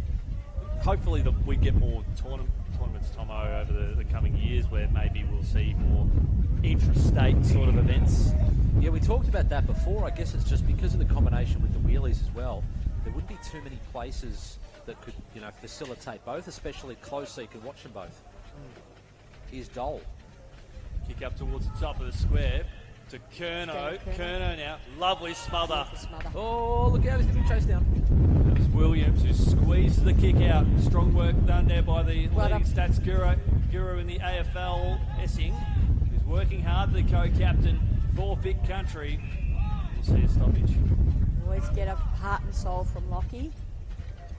Puts everything into it. He's coming to this game with a bit of a knee injury. Strapped up. He's had the ice on it. But he wasn't going to miss the grand final. I thought he'd be sort of struggling in terms of not being able to keep up with all the stats from the AFLW. Yeah. Oh, Queensland's out here. Oh, the meat and the sandwich right there. Sammy again. On the outer wing, there's Essing. Handballing it forward. Looking for Curnow. Curnow locks the ball in. They're able to send the ball along towards the corridor. And they'll press forward now, Queensland through Brad Lawrence on the bounce. Up towards high centre half forward. 2 and 2 on 1. Becomes a 2 on 2. Redcliffe gathers in straight lines and pumps the ball up towards centre half forward. Skittles Wade Sargent. Kick the only goal for Queensland. That kick goes up and under. And Country will settle again. Yeah, Big Country setting up nicely, getting numbers in the right spot. Redcliffe inside the forward 50. Umpire says play on there from the spoil from Kai Williams, and we'll see a stoppage. Call out to the coaches too. So we've got Peter Yapaconna, who's coaching Vic Country. He's with Clayton. And I'm not sure who's the Queensland coach. We've got Rob Purves. Yep. So those guys do a tremendous job. All the coaches here, all the officials and staff. So the margin's at 49 points. So when it gets over 40 points, coaches are kind of expected to move some magnets around just to make sure that the margin doesn't really blow out the winning team. There's a bit of that. So they'll be doing that because it's the aim of the comp is not to absolutely annihilate an opposition. So, but it's also ensuring that the players feel like they can continue to play. Queensland on the outer side with the 8 of extra numbers. The ball will settle. Handball over the top. Lovely handball. He's a great little player, isn't he? He and his brother. Joey Ryan. Well, he's had the 2. I think he's had the 2 bounces, and he knew. Kick inside the forward 50. Had to come from behind there was Matty Bedford for Queensland. Kick squeezed out directly. Has it been the best player on the ground today, Redcliffe? He was pretty close. I reckon Sammy Hudson's been pretty good as well. Clarkey was great early. With Kirkland, the big fella, the Queensland forward, injured off the ground, they might have been missing his influence the last couple of times they've gone into attack. And here they come again, Queensland Yendi. Yeah, Brad Lawrence. 2 bounces. There's the other brother. Right foot kick Up to the centre half forward. Strong mark. Great mark in front of Ash Dunscan. Plays at Willie as well. Ash is a landscaper in Geelong. That was a fair few miles as Joey Nice Ryan mark. spears the ball inside the forward 50, and Queensland will have a shot at goal number 2. Probably the best that they've moved the ball forward, Queensland, I reckon, Yendi. Yeah, definitely. It's their key players getting their hands on the ball. It's Brad Lawrence is one of those that seems to be getting better as this game goes on, and Matty Bedford providing a good presence there. Man on the mark about 35 metres out from goal. Just they've got to move the ball really quickly, and that they've done as Bedford get close to the player on the mark. Right foot kick on its way. That's home. Did it drift through? That's No. a goal. That's a goal. That is. They're going to score of you, are they? I think where they are. There's a Great score goal. of you where they are. That was outstanding. I think he knew because the breeze is pushing against him and it's picked up again, he had to get close to the man on the mark to get everything behind it, and then just kind of swung in late there, Andy. Oh, it was beautiful. The wind was doing everything there. It could have gone to the right, could have gone to the left, and eventually just held its line. The perfect kick and just cleared the defender. Very clever football. Now, Jenny, do you have a tip for us for the Div 1 Grand Final as well, Tasmania and South Australia? Oh, I reckon Tassie will get up. Tassie, many years ago, they sort of were just starting out and struggled, and they've worked so hard to improve, and they're really impressive. So my tip's Tassie. Yeah, Yendi and I were saying we'd love to actually see, even though it would be an extra game, but maybe the winner of Div 1 and Div 2. Yep, yeah. Like Vic Country against Tassie. You think Vic Country would give Tassie a good run for their money? I think they could, yeah. Yeah.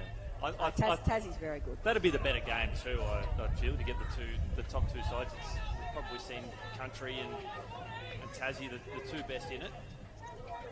Country will move forward again. Kerno. It's Tyler Vandermeer again. Bumped off the ball fairly there by... Nice bump. Is he any relation to Lathan Vandermeer, who plays for the Bulldogs? I don't think so. But I stand corrected. I don't think so. And to avoid the delays as well, looks like we're going to have the presentations on the inside. Yeah, not on the field. So that's going to be handy. So they will. So then we won't have a delay because we've got the women's exhibition match coming up, and then we've got the Div 1 Grand Final. So the Div 1 Grand Final was due to start at 2:20. So I guess they're keen just to not have too many delays because teams, as you mentioned, Jenny, have flights to catch later this afternoon. Yes, we're flying back to Melbourne this evening on Virgin, who are fantastic on our flight up. Very helpful. Here comes Queensland now. It's a good strong run here by Zach Holmes. Ball bounced away from him on the very uneven surface here at Strathpine. Free kick for a Shepherd off the ball, and it will go to Queensland. So the boys are all starting to tire a little bit from both teams. A few hands on the heads. Played a lot of footy. When did the Lightning round start? Was that last Friday? It was due to start Friday. It got cancelled because of rain, so extra games were played Saturday. So we had a lot of games Saturday, Sunday, Monday, and now into the finals Tuesday. So some of these boys will be sleeping for a week after this tournament, I reckon. Lucky there's no Players Association. I think they'd be kicking enough. That's what these guys have got more stamina in than these guys. I reckon. To be young again, like all the players out on the field. Yeah. Have that sort of energy. Has it always been 12-a-side as well? Yes. Yeah. What is the reasoning for that? Is it just more access to availability of players? I think it's a bit of that. It probably keeps it open a little bit too. Maybe too many stoppages. It gives some players some opportunities to get out on their own a bit maybe. Obviously there's all levels of players in this, and that's the great thing about it. Call out to the umpires too. They've done a great job during the week. Yeah, they would have done multiple games. Yeah.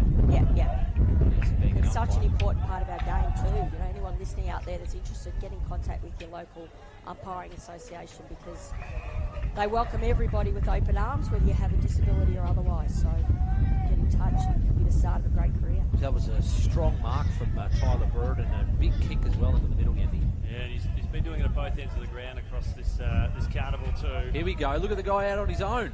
Oh, I found him. Zach Island. What a kick. The big Zach. Oh, I'll keep going. And Island will settle. And he snuck it home. Oh, bounced beautifully for him. Yeah. There's a bit of luck in that. And he jumps in and enjoys the party.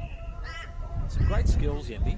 Some great There are. skills. There's some really good skills, and Zach's been really strong for us in defence, so he'll be up and about having kicked that Yeah, goal. look at him sprinting off. Yeah. Bit of swagger about him. Yes, yes, I'm sure everybody. I've done my job, guys. Everybody hear that? Zach's a Willie player, so very talented. Well, he becomes, I think, one of 6 players who have kicked goals for Big Country. The leading goal kicker on the ground is Lockie Lee with 3. Lockie's just come back on. Zach's come off for a rest, and Lockie's heading back down the forward line. The final minute of the Div 2 Grand Final, Andy. They've got the trophy ready to present to Big Country. Clarkie looks like he could play another game. He's got so much energy in him. And well done to Queensland too for their endeavour across this carnival. It's been very challenging for them. They've worked incredibly hard, and we need the siren to sound now. This would be fitting. Yeah. Talk us through this, Jenny. So Dolly, Sean Dole from Cranbourne, this is his last game of football, and he's had a shot on goal, and he's hooked it out on the full. At least his last kick was a shot on goal. Yes. Generally playing in the back line, Tomo. He rushed a little bit, I reckon. He'll be kicking himself for that. Would have been lovely to have seen him. I'm sure in the years to come that'll turn into a goal. Yes, retells the story. And the winning goal. Yep. He was 80 metres out. But it is full time here in the Division 2 Grand Final. And congratulations to Big Country, 9-8-62 to Queensland, 2-1-13. And congratulations to all the teams that have taken part of this too, Tomo. It's been a wonderful effort on their part. And Jenny Lofton, thank you so much for joining us today. We couldn't have done this call without you, especially the Vic Metro game when we had a jumbled number of jumper numbers, Yendi, but Jenny helped us through. We survived, and a great grand final. Well done to Vic Country and Queensland on a wonderful tournament played very fairly by both. Yeah, and this is my favourite part of the game. At the end, they all get together, and yeah, congratulations. So thanks, guys. Thanks, Jenny.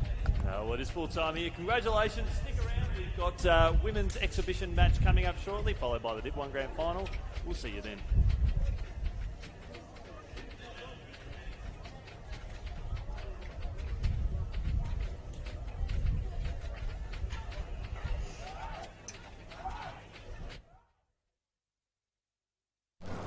Working hard since 58.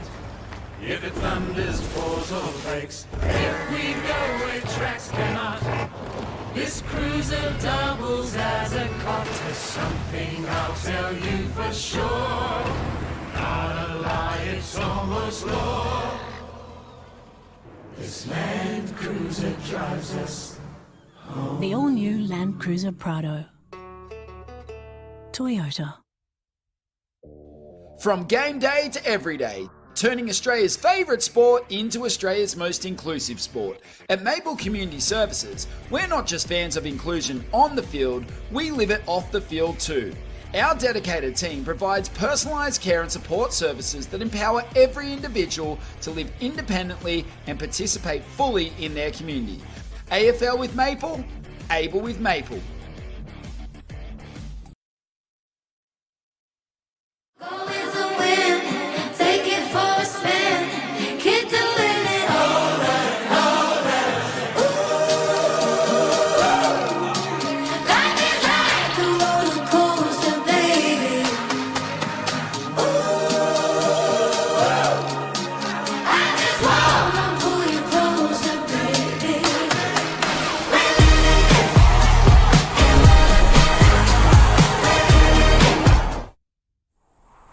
Told him, just a little bog, he said.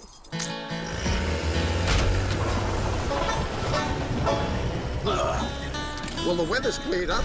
Yeah, we're out. Over. Cheers, Jim. Oh, here he comes. Bugger. Should have known better. You don't send a ute to do a Hilux job.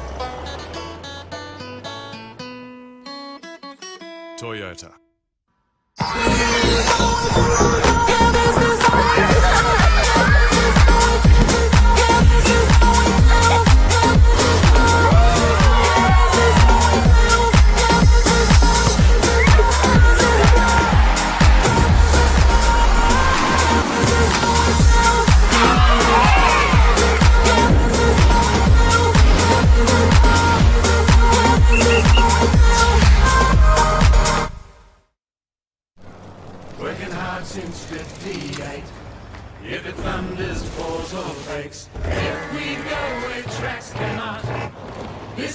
Cruiser doubles as a contest. Something I'll tell you for sure. Not a lie, it's almost law. This Land Cruiser drives us home. The all-new Land Cruiser Prado. Toyota. From game day to every day, turning Australia's favourite sport into Australia's most inclusive sport. At Maple Community Services, we're not just fans of inclusion on the field, we live it off the field too. Our dedicated team provides personalised care and support services that empower every individual to live independently and participate fully in their community. AFL with Maple, able with Maple.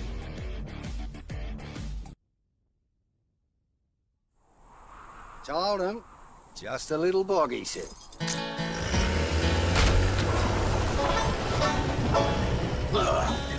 Well, the weather's cleared up.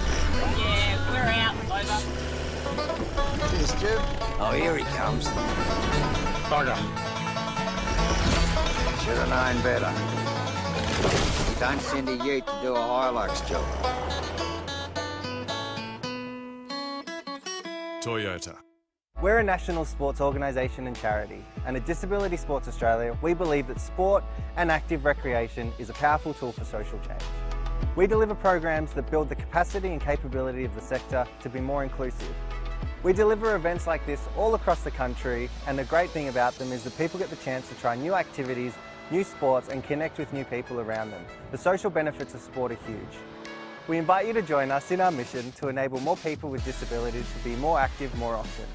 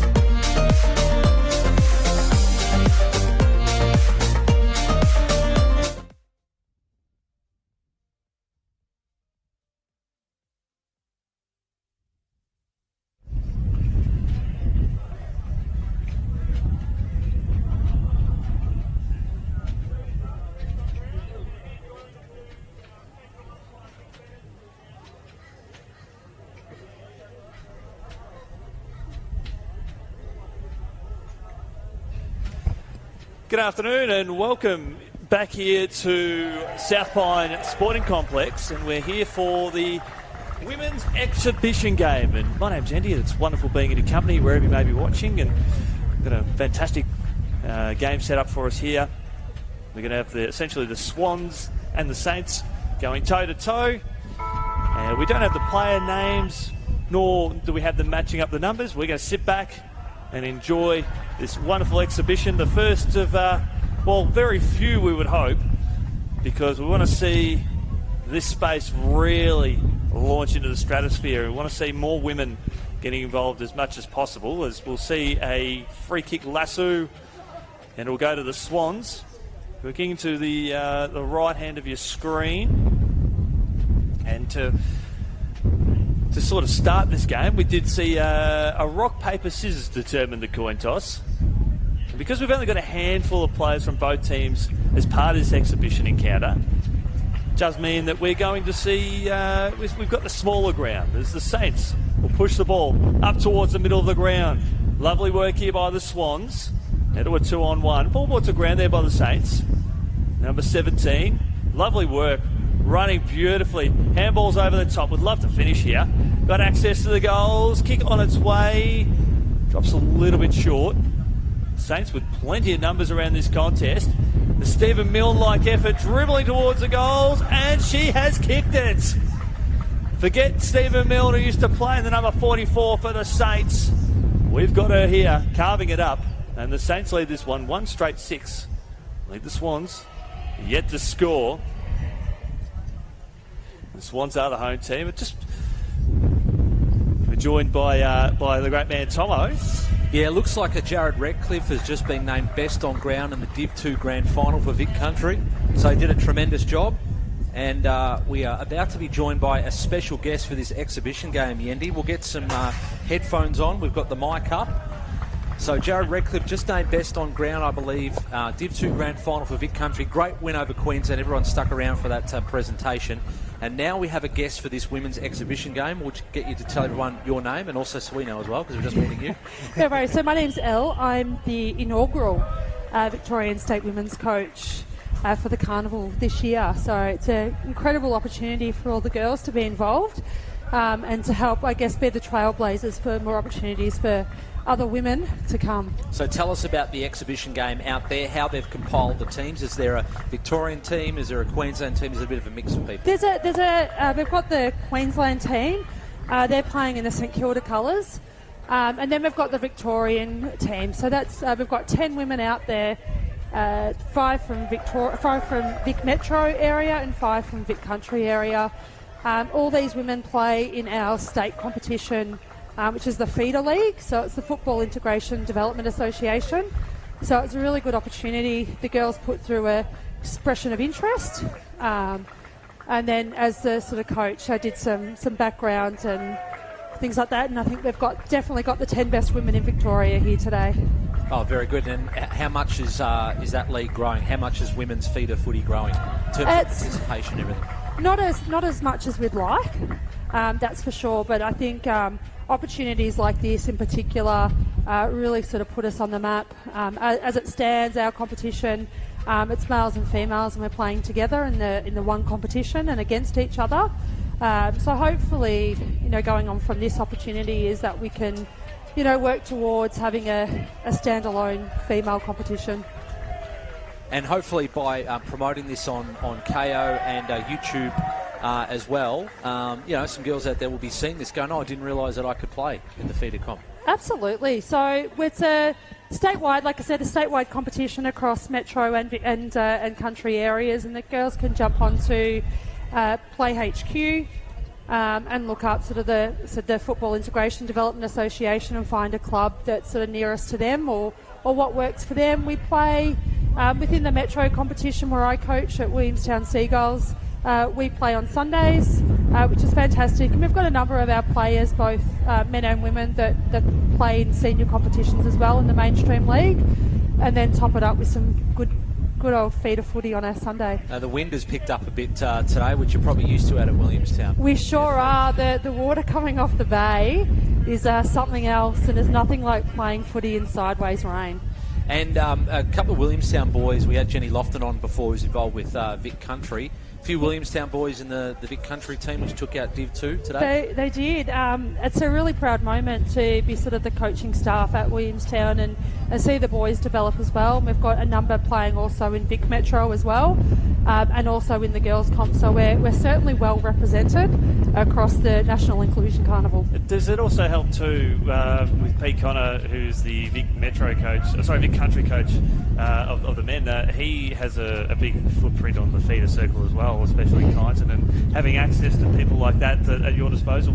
He does. Well, actually, fun fact, Pete O'Connor I've known since he was 8. I used to be his babysitter. No way. I did. So it's a really full circle moment to actually... You're not local to the Macedon Rangers, I mate. Oh, I sure am. So I'm a Gisborne girl. Oh, I'm a Woodend boy. Oh, you're Woodend. Oh, so we're not far. Well, maybe you can drop Pete off then after the airport tonight. But no, it's really good to have that full circle moment and seeing Pete, and obviously knowing him from a kid, and to have him part of the competition as well. And it's really good, and he's really helped sort of promote sort of footy up there and got some really good numbers, which is great. So up until we've had some women's teams, has there been sort of mixed? Have you thrown in It's some all girls and mixed. boys? Yeah. It's all mixed. So we have a number. We've got seniors and reserves within the Metro comp, and then in the country area, it's just sort of standalone teams mostly. So the girls are in amongst it. And the boys, like across the entire competition, are absolutely incredible and really respectful, and an absolute credit to themselves in the competition. Now the ball Yendi seems to be going all one way at the start of this game. Yeah, it has been. Well, you're a Saints fan, aren't you, Tomo? I am a Saints fan. Yeah, so you'll be enjoying this little exhibition here. I am. But like a true Saints fan, you never feel like you've got the game won until the final siren. Could be worse. You could be a Bomber supporter like myself. Look, we've suffered 20 years and counting, haven't we? Yeah, that's exactly right. My 19-year-old son says, you know, and the whole time I've been alive, Essendon haven't won a final. So it's nice to be reminded. I've still got the game day ticket to the elimination final of 2004, so I'm hoping it's worth a little bit. That's one thing that I've kept with me that I need to get that framed. It'll be 50 years old by the time. Here we go. We're sort of getting it up our end. So, girl that's just kicked the ball there, Rach. Hey. She's one of our Ballarat girls. It's like Peter Dacos-like. She beautiful. is absolutely just a quiet achiever. She just gets in there and just gets it done. Nice goal. It's a great programs out of Ballarat too, and we're starting to really see that space really evolve with its attention to the feeder space and the inclusion space. Oh, absolutely. Ballarat previously sat within our country competition, and they've sort of come into the Metro competition, which has been really good. It's really elevated a lot of the players up there and their footy as well, because in the Metro we have divisional sort of structure. So it's been really, really good, and their numbers just get better and better every year. See, Tasmania have just come out onto the field, so we've shortened the field for this women's exhibition game, and Tasmania right to the right side of the field. You can't see that on the screen, but they're warming up for Div 1 against South Australia, and South Australian wheelies team has come out in preparation for that as well. So we've shortened this exhibition game, just because the last game went over time with an injury stoppage. Yeah, unfortunately, but the girls are pretty excited for the opportunity, regardless whether it's 8 minutes or 10 minutes or 5 minutes. And we're really, from Victoria, we're really appreciative of the Queensland team and being able to help us out with some Guernseys. Unfortunately, time wasn't on our hand in getting our kit. So it's been really great, and it's great watching all the girls get in there together and support each other. Doesn't matter who you play for. Well, it is quarter time here, and we'll be back after this short break.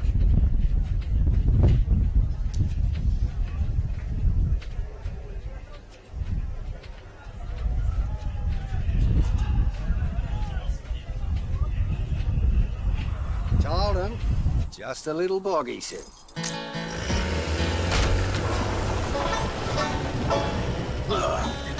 Well, the weather's cleared up. Yeah, we're out. Over. Cheers, Stu. Oh, here he comes. Bugger. Should have known better. You don't send a ute to do a Hilux job. Toyota. From game day to every day, turning Australia's favourite sport into Australia's most inclusive sport. At Maple Community Services, we're not just fans of inclusion on the field, we live it off the field too. Our dedicated team provides personalised care and support services that empower every individual to live independently and participate fully in their community. AFL with Maple, able with Maple.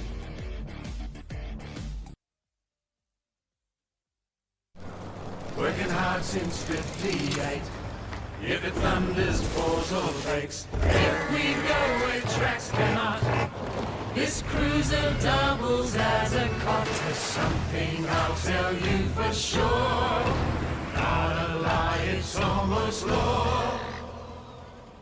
This Land Cruiser drives us home. The all-new Land Cruiser Prado. Toyota. At Sporting Wheelies, we believe ability is stronger than limits. Here, it's not about what you can't do, it's about discovering what you can. From rehabilitation to recreation, we're proving every day that inclusion isn't just a buzzword. We empower Australians living with disability to win the game of life.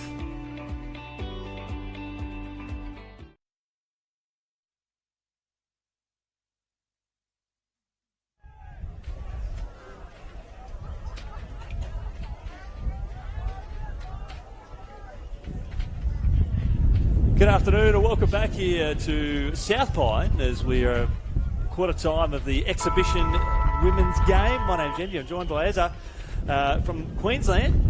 How's it all been going, mate, and the preparation to lead up to this exhibition game? No, it's been very good. We have a couple of games through the year in the boys' competition, and the girls have joined in with that.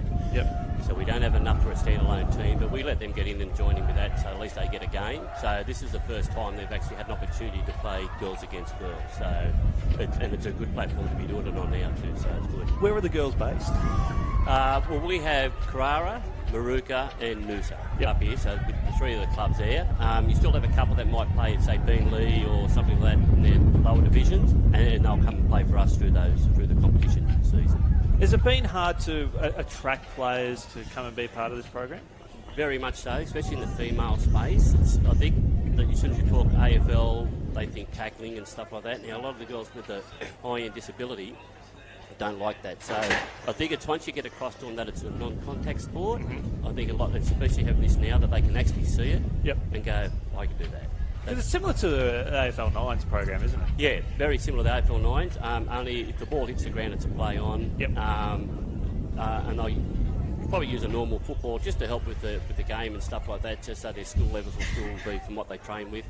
But yeah, we sort of modified a little bit to prevent that injury and to make sure that they can all get involved. So that's magnificent. Has there sort of been that? I know it's baby steps at the moment, but sort of pushing into far north Queensland and trying to attract some of those players to come and be a part of it. Yes, for sure. There's I just met a lady the other day that's trying to get it done further up in the top end of Brisbane, try and get a competition up there as well, and hopefully with this showcase now and stuff like that, that'll prove that anyone's more or less capable of coming down and having a run and stuff like that, and get more people involved, and then it'll make it a bigger competition, and then it's girls against girls. So you know, if we could do that, it'd be great. Yeah, because I know with what Victoria's trying to do, and again, it's taken a little bit of time for them to be able to do what they need to attract more interest, but as you've sort of highlighted, to align that with the boys, and I know the Q Clash has always been very phenomenal amongst the boys. They love the Q Clash, and it doesn't matter whether they follow the Suns or Brisbane. If they follow Brisbane Lions and they put on the Suns team, they're like, "Go Suns, go Suns!"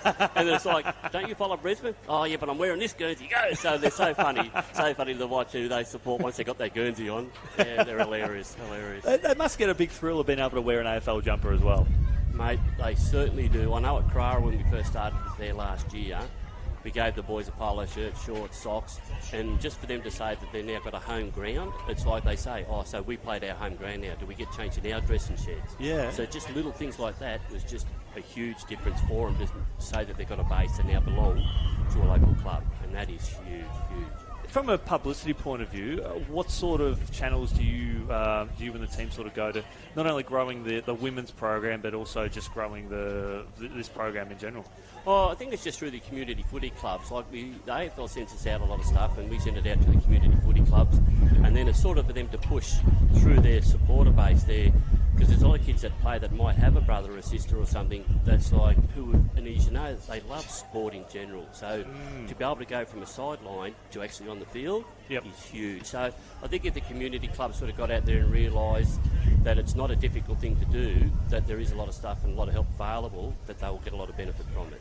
I know in my time sort of growing up through the women's space in Victoria, it just took a handful of big powerhouse clubs. We just had Ali, who was joining us before, and she spoke about how it was probably more of a surprise that Gisborne in Victoria, which they have not taken on this program, but they're a big buy into women's football. So it's almost like here in Queensland, you maybe need some of those powerhouse clubs.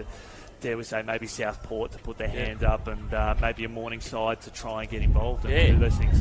Yeah, well, so the Morningside have got the wheelchair team there, so to them, like, they've sort of already got something in place. You know, so it's now just to do how do we extend on that to get more able-bodied out on the field. You know, and because they've already got things in place, it's so much easier for them. But I think sometimes clubs sort of look at it and say, do we have the time and resources for that? Because you sort of mentioned disability, and people sort of think the worst. You know, whereas when you come down and have a look at a game like this, and you can see that whether there's cerebral palsy, Down syndrome, whether it's a mental disability or physical disability, that they can all play, and it's a different level. So there's a lot of people out there, I think, would love to be involved, but just don't know how.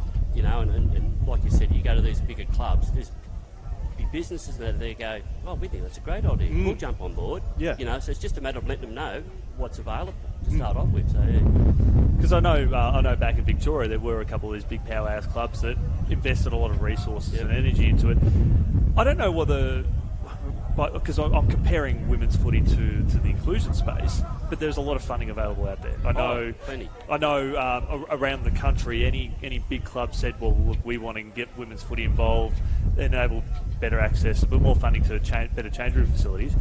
Could we see that in the inclusion space where clubs can get some kickbacks for the community element of the club? There is plenty out there at the moment. And AFL, I think, whether it's Victoria, Queensland, have all the resources in the world. It's just a matter of sending them a phone call and say, look, we're thinking about doing this. Well, how do we go?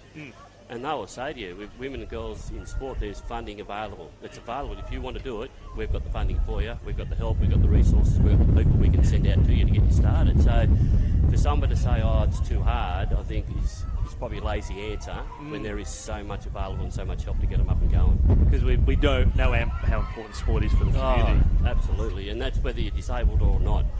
You know, just getting any people out in the footy field or a soccer field is brilliant. I know. I think soccer and AFL are probably the two biggest inclusion sports in the country, with the coming from the federal or the top body to filter down. And I know soccer who do that so well.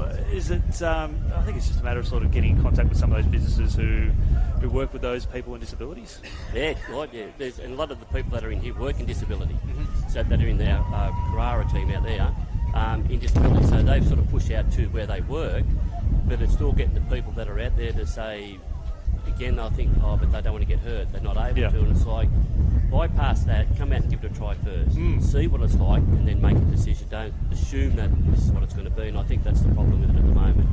Too many people assume that someone's going to get hurt or they're not capable of doing it. Whereas inclusion's all about, if you want to throw on a pair of shorts, a footy boots and a jumper, come on out and have a go. Yeah, it's super exciting. The community that comes with it is quite phenomenal. It is unbelievable. And what it brings to your community club, you know, it brings like their family, their carers, their supporters that want to come and watch them. And a lot of them have got older brothers and sisters who will say, oh, well, if they're at the club, I might as well come to the club and I'll play there. So then you bring in team managers, volunteers. Like, it just broadens all the stuff that's available for your club just by having an inclusions team. We've got this game now broadcasting all over the country across YouTube and KO, which a lot of people have access to. And it's now that the cricket is over, it just means we've got some live sports to be able to watch. And two spare days. Yeah, exactly.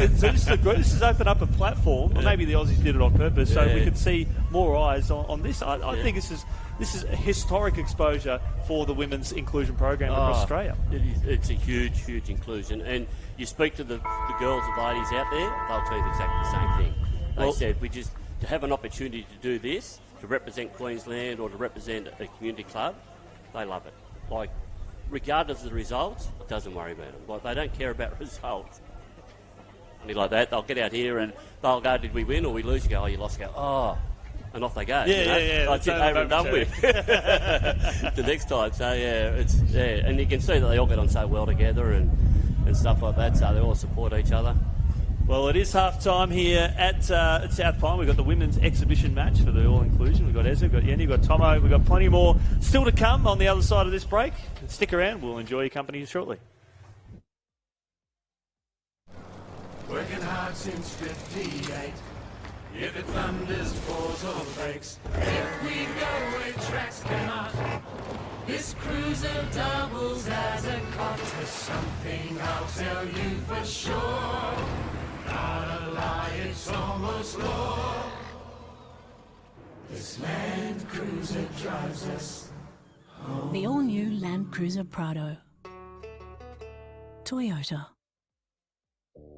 From game day to everyday, turning Australia's favourite sport into Australia's most inclusive sport. At Maple Community Services, we're not just fans of inclusion on the field, we live it off the field too.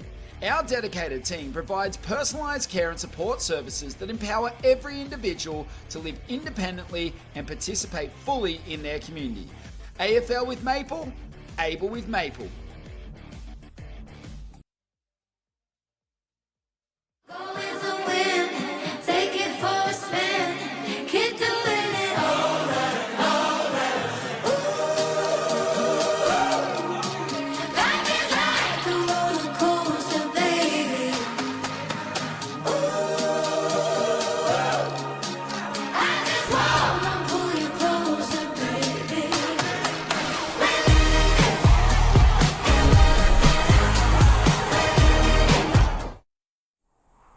Told him, just a little bog, he said.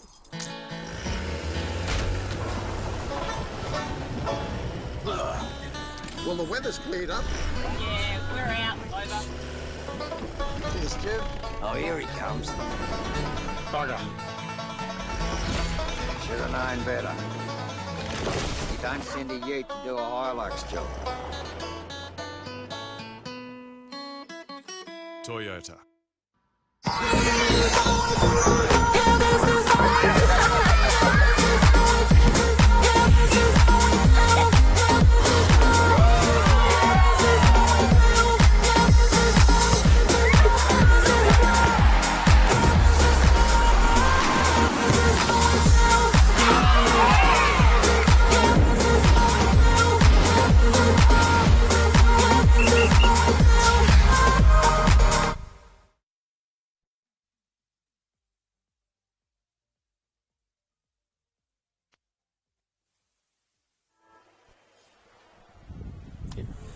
Welcome back to Toyota AFL Open. You're watching a women's exhibition match. After this, we've got the Div 1 Grand Final between Tasmania and South Australia. My name is Brett Thomas, here with Chris Yend, who's just gone off for a well-deserved break. And we've got Ezra, Paul Errington with us as well. And just remind us again, if people are just tuning in, we don't have state jumpers on here, as a goal has been kicked. Wonderful goal. So we've got, it looks like kind of the Saints and sort of Swans colours, but they're sort of state-based teams, these two, aren't they? Yeah, they're the two of the teams in the men's division that play in the local competition, so that's Maruka and Carrara. So we thought we might as well use those Guernseys there to highlight the two teams and two clubs that have inclusions. Nice. So the Saints are predominantly... Is Carrara. Carrara? Nice. Carrara Saints, yep, and the red and white is Maruka. Maruka Roosters. But the players have come from, well, Victoria. Victoria, yep, and all over Queensland. Yeah, nice. So we were talking in the first quarter as well about, you know, some of the men's teams have girls, women mixed in as well. Yep. Would you like to see that continue or just kind of properly split to make sure we're building numbers in the women's teams? Or could you play both? Yeah, look, I think some of them are capable of playing both. And I think if you had a separate women's division, then you would draw more players to it when they're girls playing against girls, women against women. Some might be a little intimidated against the men. But there are some of them there that are more capable. If you had a mixed division or shorter numbers, I'd be more than happy to play. So the team in the Maruka colours have kicked back-to-back goals. So that cuts the margin, 7-4-46 to 10-3-63. We've got short and 8-minute quarters because we had a long injury stoppage in the last couple of games. So the Div 1 Grand Final due to start at 2:20. And tell us about your journey in footy. Oh, mate, where you started off. Yeah, mate, I'm born and bred in New South Wales. I'm an old Wagga Wagga boy, so down in Port Kelly, Wayne Carey and all that country and stuff like that. So I grew up playing the footy, so I played in the one club down there for about 20 years. What is the strongest team in Wagga, or what was it? I would say it would have been between Wagga Tigers and Turvey Park would be two strong teams in Wagga. Nice. Were you a Swans fan? No, I'm an actually Brisbane Lions supporter, Fitzroy. Original Fitzroy supporter. Nice. So I now follow the Brisbane Lions. You're in the right spot for that. I certainly am. So yeah, we moved up here about 5 years ago, so I started coaching and doing a bit of work at the Suns Academy as well, and Ormo Bulldogs, which has the wheelchair team that they have at that club, so it's good. Yeah, it's wonderful. In fact, I think that Oswald facility, Brendale is magnificent where we are, the South Pine Sports Complex, but in terms of the Oswald Centre, you've got the basketball courts and you've got the outdoor field, and then obviously the main field, Metricon Stadium, which maybe potentially down the track could host something like this, the AFL Open. Oh, it'd be terrific to hold it there because they've got the third oval as well inside the main oval. Yep. That the Academy uses there. So they've got 3 fields that could be used, and all 3 fields are capable of holding it easy. And it's a great facility, like you said. It's got the indoor there as well for the wheelchair. And this facility is magnificent because we're seeing some of the wheelies have actually come down the South Australian team to watch the Div 1 Inclusion Grand Final coming up against Tasmania. Have you seen much of the Div 1 and Div 2 action? Do you have a tip for us in that game? I think it's going to be Tassie. Tassie might be a little bit too strong for them there, but it'll be a very close game. Both teams are very, very good, top of their game. A lot of skill. Speaking of skill, it's another goal, 3 in a row. There you go. Oh, Maruga's coming back. So the comeback is on the cards, and it's under 17 points now. I think the scoreboard has ticked over. So 8-minute quarters we mentioned. Quite hot out there today. Oh, it's very warm for the girls. Luckily we've got plenty of drinks and plenty of ice for them. And a shorter field as well. 9-4-58. 12-3-75. And then your involvement in the feeder competition or inclusion footy? I'm in both community footy as well, so with all my Bulldogs there in community where I coach under 15s girls and in the women's team, and then coach women's at the academy, and then at Carrara I help with the inclusions there with the boys and getting the girls up and going there as well. As it goes up the other end along the ground, but just a point. And how much have you seen, let's talk about women's footy because we've got a women's exhibition match happening out there now. From when you first started in footy, I can imagine that no teams, if any, would have had women's footy, and now every local club, if they don't have one, it's unusual. It is very unusual, but yeah, it was. I think the girls back then where I grew up in the country, they played with the boys right up until under 14, so it was always boys and girls if they wanted to play, and there were some great footballers there, but once they got to that age group, it was like they had to stop. There's nowhere to go. Because there was no female football, so it was only recent that they started a competition down in Wagga with Canberra and all that sort of stuff and realised how strong it was, and it's just gone from state to state to state. So, and to see them all playing it now at all levels is fantastic. Well, some unselfish play in the goal square, the Maruka end, and there is a goal. And this is great to see. And part of the inclusion rules is that if one team gets up by 40 points, I'm not sure if we've got near that margin, but then the other team's coach will maybe move some players around and just make sure that you're still playing as hard as you can, but it just allows the other team, hopefully the margin doesn't blow out too much. Yeah, because they all like to score a goal and stuff like that, and I think one team gets too big of a jump, it sort of unsettles the other team, and then it sort of takes away from the spirit of the game. So you want to even them all up so everyone gets an equal opportunity. And we've got a thing out there now with someone to wearing the red armband, so you'll have the forwards to wear that. So if they kick a goal, it's worth 12 points. Yeah, it's a double goal. Double goal. So we've sort of done that as a bit of excitement for them as well, and try and make sure that you give it to the person with the red armband. Well, speaking of goals, we've got another one now. Is that a double goal? Not sure if we got the red wristband on. It's a goal anyway. It all counts. It all counts, yeah. Oh, scores a level. There you go. Unbelievable scenes. They've come from nowhere. They've come from the clouds. Yeah, they're quite funny too when they're out there on the field and you're listening to them, that they're giving each other advice on what they've got to do, and whether they've got the ball or not, if you're opposition player, they're there to help you. Well, if you don't know women's footy exists, that's the biggest thing, and that's why we're broadcasting the inclusion exhibition game to show that women's footy does exist at all levels and all abilities. Yep. The name of the game is just having fun and participating. Friends and skills. It's an open goal square. It's trickling. It's been helped through for another goal. They've hit the front, Maruka. The team in the Maruka colours have gone ahead.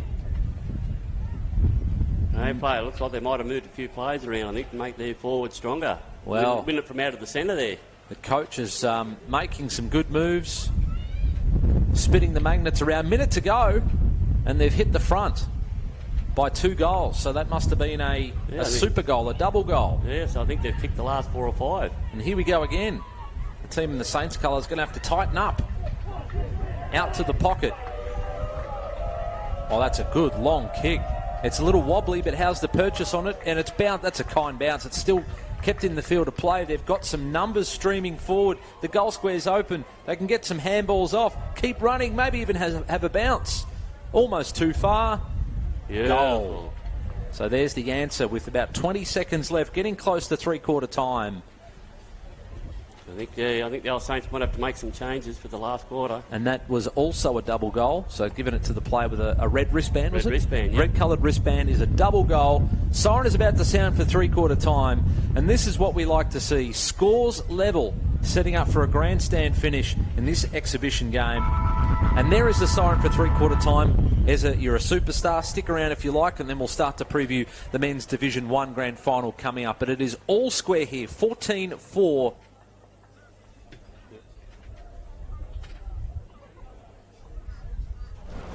Working hard since 58.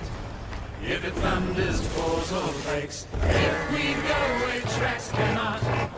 This cruiser doubles as a cot. There's something I'll tell you for sure. Not a lie, it's almost law. This Land Cruiser drives us home. The all-new Land Cruiser Prado. Toyota. From game day to every day, turning Australia's favourite sport into Australia's most inclusive sport. At Maple Community Services, we're not just fans of inclusion on the field, we live it off the field too. Our dedicated team provides personalised care and support services that empower every individual to live independently and participate fully in their community. AFL with Maple, able with Maple.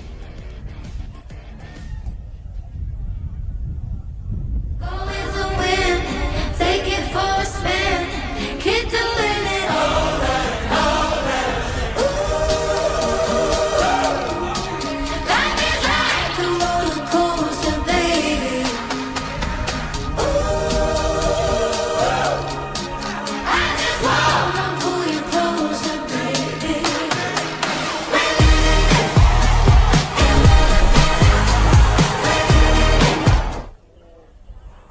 Told him. Just a little bog, he said.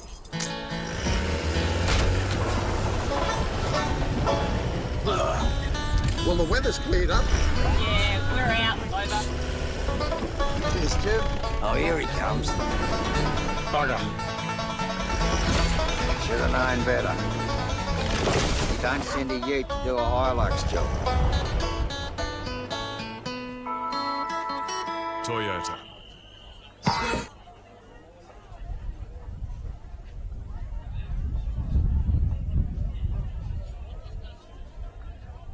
Women's exhibition footy at the Toyota AFL Open. We are back underway and scores are tied at 14-4 apiece. Brett Thomas, Chris Yend and Ezra. Paul Errington joins us, and here comes a goal. There you go, straight off the bat.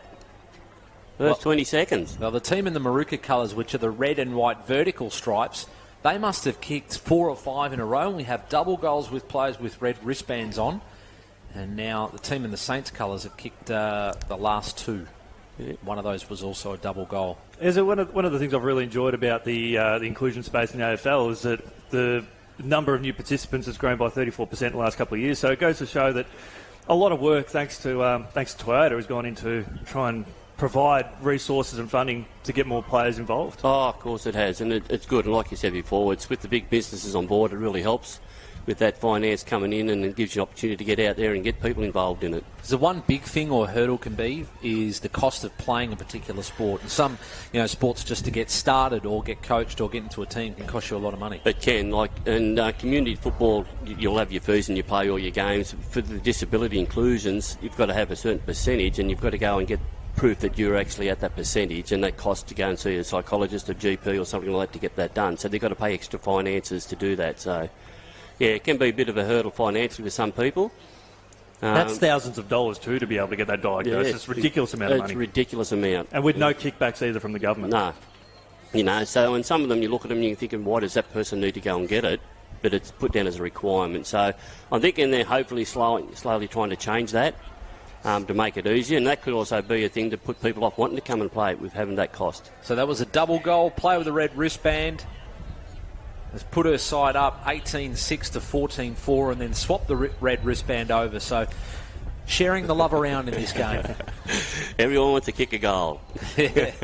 What sort of money goes towards having at least one player be fully registered and ready to go for a team? Like, obviously you've got a few girls out there from Queensland. What's sort of a cost? Is that from a community club? Yeah, from a community club. So we'll the AFL has set a fee that they've got to pay for the player, whether that's $50 or $70, and then it's up to the club to charge what they want to charge. So Maruka might charge $100, Carrara will charge $50. Yep. For their first year when they came in, we didn't charge them anything. We had sponsors on board that said we'll pay their fees. Yep. We'll get them a set of jumpers and stuff like that. So it could be anything from say $100 to $250. Do you have to have coaches, trainers, etc. that are qualified to work in the disability space specifically? No, not really. As long as they've got their first aid and stuff like that. But I think having people or working with people with disability, they know different people's temperaments. They know if something's happened, how to deal with them and stuff like that, so than you would on a normal coach. Because every player is different when they're out there. Some, one little thing goes wrong and all of a sudden it's the end of the world. So you've got to sort of know how to treat that player and get them back up and going onto the field and stuff like that. So, yeah, a lot of work goes into it, and it's good to have that knowledge around them as well. So having a lot of people that work in the disability space really helps. Well, we can hear Tasmania underneath us getting fired up in their rooms, and South Australia's just been out on the field for their warm-up, as the field here for this exhibition has been shortened. So South Australia's gone to the right, forward line to the right of screen, and they've come off now and have their final messages. And the goals continue to flow here, and a highly entertaining contest too. Come on, Gillian. Some big momentum shifts in this game. Look at the numbers around for the team in the Saints colours. Open, goal square. Oh, no, she's missed her in front. Was it a point or a goal? I thought I saw two flags. Was it just one? It was just one. Just Good call. One. Good call, Ezra. Eagle eye, mate. Eagle eye. Ezra the eagle eye. Now, this is a historic game in itself. I think it might be the first women's inclusion game to be broadcast on a national on a national level, yeah, for sure. So those watching in on KO and watching it on YouTube, you're being a part of history here today. And Tomo, we've been very privileged to have a couple of representatives from Victoria and Queensland to give us a bit of a breakdown of what's happening in this space. Yeah, absolutely, which has been needed, Yendi. But they see this up close. They know the players. They know all the work that's gone in to getting them here. And I can imagine there's just so much, organisation from everyone involved, from parents, coaches, officials, the AFL as well. So yeah, just to get them here, to get them at training days and stuff like that. Yeah, there's a lot involved in it, and the carers that some of these kids have play a huge part as well as getting to these activities and stuff. And we spoke about this yesterday, Yendi, but just with the Paralympics here in 2032 and the Olympics, of course, they'll probably look at something like this and how they were able to organise it. Now, obviously, Paralympics is an even bigger organisation as the team in the Maruka colours, the red and white vertical stripes, go up the other end. And was it a double goal? We'll wait for the scoreboard to tick over. If you're wearing a red wristband and you put it through the big sticks in this exhibition game, it's it looks 2 like goals, she was not a double. one. Yeah, it looks like she was a double, that one. Nice. Yeah, and it's good with the inclusions too, because it's sort of 16 years and older. Yep. So they and people at different disabilities and different age groups can still play the game, which is good. So there's no limit on them. So do we have junior inclusion footy? Yeah, there's an all abilities program, which is usually from say year 6 of age to 11 years of age. So we're still going to try and get something now for that middle age group. What's the importance of Auskick, perhaps? Auskick, yeah. So they do the all abilities, which is very similar to the Auskick program, where they do it over a 4-week program, where the kids will go do a couple of drills, bit of technical stuff, and then they'll play a little modified game. And that's really good for them to get them interested in it. Then there's that next gap that we've got to try and fill now through that school level. And what sort of impact do you see on an individual level? People that come in, how much they change from being involved in footy, you know, their personalities and what kind of joy it brings to them? Oh, it's huge difference to the person. To know that they can actually not just, like I said before, not just sit on the sideline now, but can actually be part of a club and get out there and just, whether they get one kick or a handball or a mark or a tackle, it doesn't matter, one possession. The fact that they've got their hands on the ball, they're out there with other mates of theirs, people that they've made along the way and stuff like that, it's great. Yeah, up in the fresh air, socially as well. Oh, good mark above the head. Strong mark. The Tomo, I've been, you know, you and I have both been involved in footy a long time. I'll let you finish this one. Here's a goal, running into open space, never going to catch her. No way. Bang. I've never really come across players who have been as competitive as those in the inclusion space. So I've run water in the Q Clash before, and oh my goodness, the intensity, the death stares of some of the competitiveness of the players is just remarkable. I thought that too. Then I watched wheelchair footy yesterday. I was like, these guys and girls, they go in really hard. Mind your fingers, because when those chairs bang into it, holy moly. And you're right too. Even playing at inclusions level, to them, it's no different than playing in the AFL top league. You know, they still have that same desire to come out and have a kick of the footy. And that's what we want to see. There's very few sports around the world, around the country, that are doing exactly what AFL is, all thanks to Toyota. Yeah, at all levels of play. And as the siren is about to sound full-time on this game, and the stronger team, there's hugs, there's all sorts of stuff going around from both sides. It's been played in such a great spirit. This women's exhibition game, full-time, and I think everyone you're going to see on the field, there's cartwheels going on. They're absolutely loving it, and they will be Aussie Rules players and fans for life, because they've thoroughly enjoyed it, as have we. Paul Errington, thank you so much for your time, Ezra. No worries at all. It's been a pleasure being up here. And we have got the Division 1 Men's Grand Final coming up next. Tasmania's out on the field warming up. They will play South Australia full-time in the exhibition game. 16-4-100 to 24-8-152.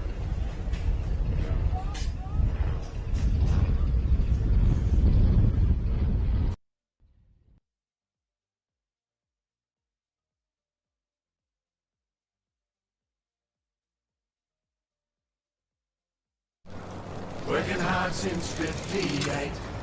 If it thunders, pours or breaks, if we go where tracks cannot, this cruiser doubles as a cot. There's something I'll tell you for sure, not a lie, it's almost law.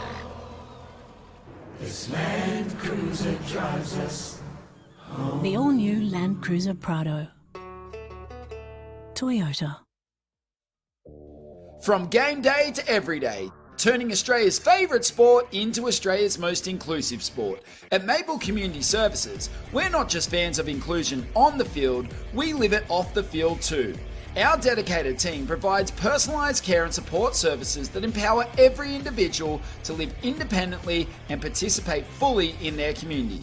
AFL with Maple, able with Maple.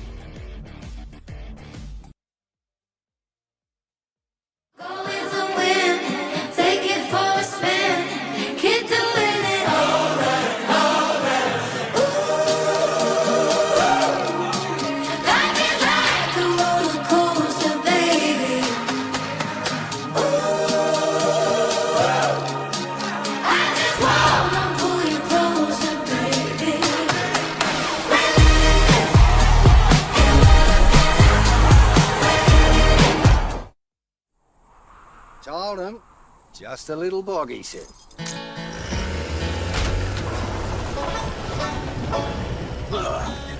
Well, the weather's cleared up. Yeah, we're out. Over. Cheers, Jim. Oh, here he comes. Bugger. Should have known better. You don't send a ute to do a Hilux job. Toyota. Yeah,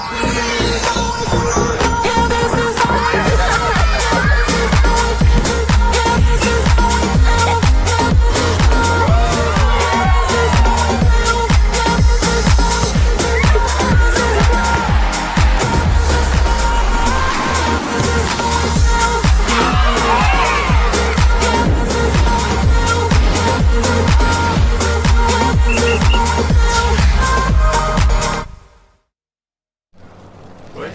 since 58. If it thunders, pours or breaks, if we go where tracks cannot, this cruiser doubles as a cot. There's something I'll tell you for sure, not a lie, it's almost law. This Land Cruiser drives us home. The all-new Land Cruiser Prado. Toyota.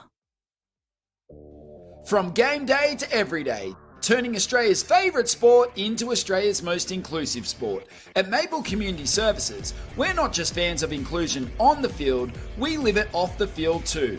Our dedicated team provides personalised care and support services that empower every individual to live independently and participate fully in their community. AFL with Maple, able with Maple.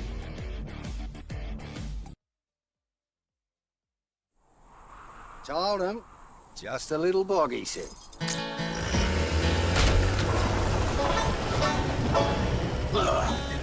Well, the weather's cleared up. Yeah, we're out. Over. Cheers, Jim. Oh, here he comes. Bugger. Should have known better. You don't send a ute to do a Hilux job. Toyota. We're a national sports organisation and charity, and at Disability Sports Australia, we believe that sport and active recreation is a powerful tool for social change. We deliver programs that build the capacity and capability of the sector to be more inclusive.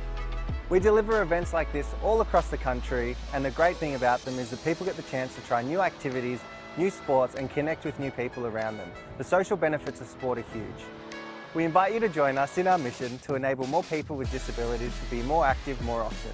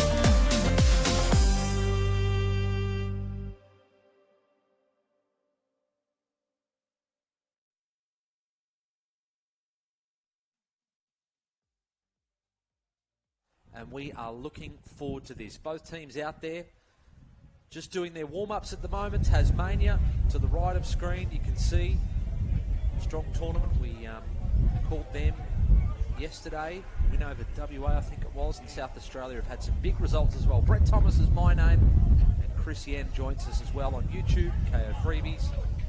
Keep us honest, get involved, write some comments on YouTube. All the good stuff. We unfortunately had some jumbled player names and numbers earlier, but we did have some feedback on YouTube, which we do appreciate, because of course we want to get that right, Andy. Absolutely. We want to encourage those who did give some feedback. Hopefully in the future get involved in local footy and get involved in clubland and inject yourself that way and see what we can do. Look, we've been... we can categorically say we both have lost sleep over this game. Last night it was a bit of tossing and turning. We couldn't wait to see how Tassie and South Australia would go. And after the efforts from Tassie yesterday and the Crow Eaters in that second half against the WA side yesterday, this is going to be the game of the day, no doubt about it. Number 4 we've just seen on screen from Tasmania. He's got the zinc, or number 1's got the zinc across his nose. Mike Hussey style, Kobe Arrowsmith, but Craig Blaschke spoke a lot about him yesterday when we called Tasmania, and he is their most dangerous player, rarely loses balance, uses the ball so well. He's in the middle now for the toss of the coin. But yeah, what a quality young player he is, Yendi. And we've got Josh Wheater there, the captain of South Australia. Likely type. So Tasmania winning the toss, they'll kick to the right of screen. First quarter coming up, Tasmania going into a tight huddle. They've broken off into their respective zones, I think, and then final messages from South Australia as well. They've played a lot of footy from the Lightning round late last week through to the division games, and now the grand final. And this is where you hope you've still got the legs to run this out strongly, because, look, we've seen some one-sided games that both of these teams have been involved in. Let's hope this one is a close one. Yeah, it's going to be tougher conditions here today. We know that there's moisture around the ground. We're seeing humidity up around I think 75% at the moment, and temperatures nearly pushing 30 degrees. So we're heading into the toughest conditions that we've seen throughout the whole carnival. And there is still a fair bit of moisture underneath the playing surface as well. So the surface in parts is actually quite uneven. So it is very spongy. It's going to be harder for those quicker players to get a run on, but if you try and kick the ball to space, it's not going to bounce favourably for you. So these two met on Sunday, and it was Tasmania winning by 23 points. They beat Western Australia by 10 goals, did Tassie. We called that yesterday. Northern Territory, they beat them by 41, and yesterday South Australia, the Crow Eaters, also took care of business against WA by 44 points. And we saw WA earlier today, the playoffs for third against the Northern Territory. So having a big win against WA, that shows the quality that you must have in your team. Absolutely. There's a lot to like about Tasmania. The two times that we did see them yesterday, they were sharp up forward, sharp through the midfield, but their defence held on grimly against the NT as well. So for us, we're getting our first look at South Australia today, and this is going to be a real good test for them to see whether they can take on the reigning champs. Brett Thomas with the call. Well, we are ready to go. Ball gets thrown up in the middle. Two athletic ruckmen go head-to-head. Who can get the first centre clearance? Scrappy ball to win on the ground. Spurts out, and the umpires will let this go. Is it a free kick play on? No, it's got to come back. So Blaschke will have to send that ball back. That allows South Australia just to break off and hopefully get some numbers in defence. Tasmania have a free player at left half forward, but he's been forced to go back and get that ball, Jordan Blizzard, and he goes in short. And here is Blaschke, his first touch of the afternoon in this Division 1 Grand Final. South Australia has just dropped a number back in the hole, so that forces him to go in short. Called to play on. Deegan Campbell goes in short. Tasmania get a mark inside their forward 50. The Indian will line up the big sticks. Yeah, it's all important. Oh, play on. I think this is Kobe Arrowsmith with the zinc across the bridge of his nose. The eyes lit up a little bit too much and overcooked the kick. Through for the first score, which is A behind. Getting uncontested marks inside your attacking 50 is going to be absolutely crucial today, particularly if you're 30 metres out from goal. So Tasmania, I'm not sure if they allowed it, but certainly South Australia coming out to their back pocket with ease, and they come out over the back flank to Luke Goodman. So they're out of danger. High wobbly ball up towards the wing. And is that a mark? I think it touched some Tasmanian hands, so touch play on. South Australia is out here, looping handball over the top. Harrison Mallard. Good tackle. Good tackle, Tasmania, from Hayden Hill. That's that brilliant two-way running here from Tasmania as well. Being able to turn offence into defence pretty quickly with that great tackle. Blaschke covers the ground so well, just goes off on a little bit of a trot, goes to centre half forward. Ball goes over the top. Scott Alex, the vice-captain, or is it Alex Scott? Alex Scott. Alex Scott, there we go. Well, he's got a first name and a last name. He's versatile. Tasmania into attack. The kick over the head towards goal. Has missed. It's lots of headaches already here for South Australia. Jordan Irwin going to be a strong physical presence deep inside that forward 50 for Tassie. So again, South Australia coming out to the broadcast side to a pack of players.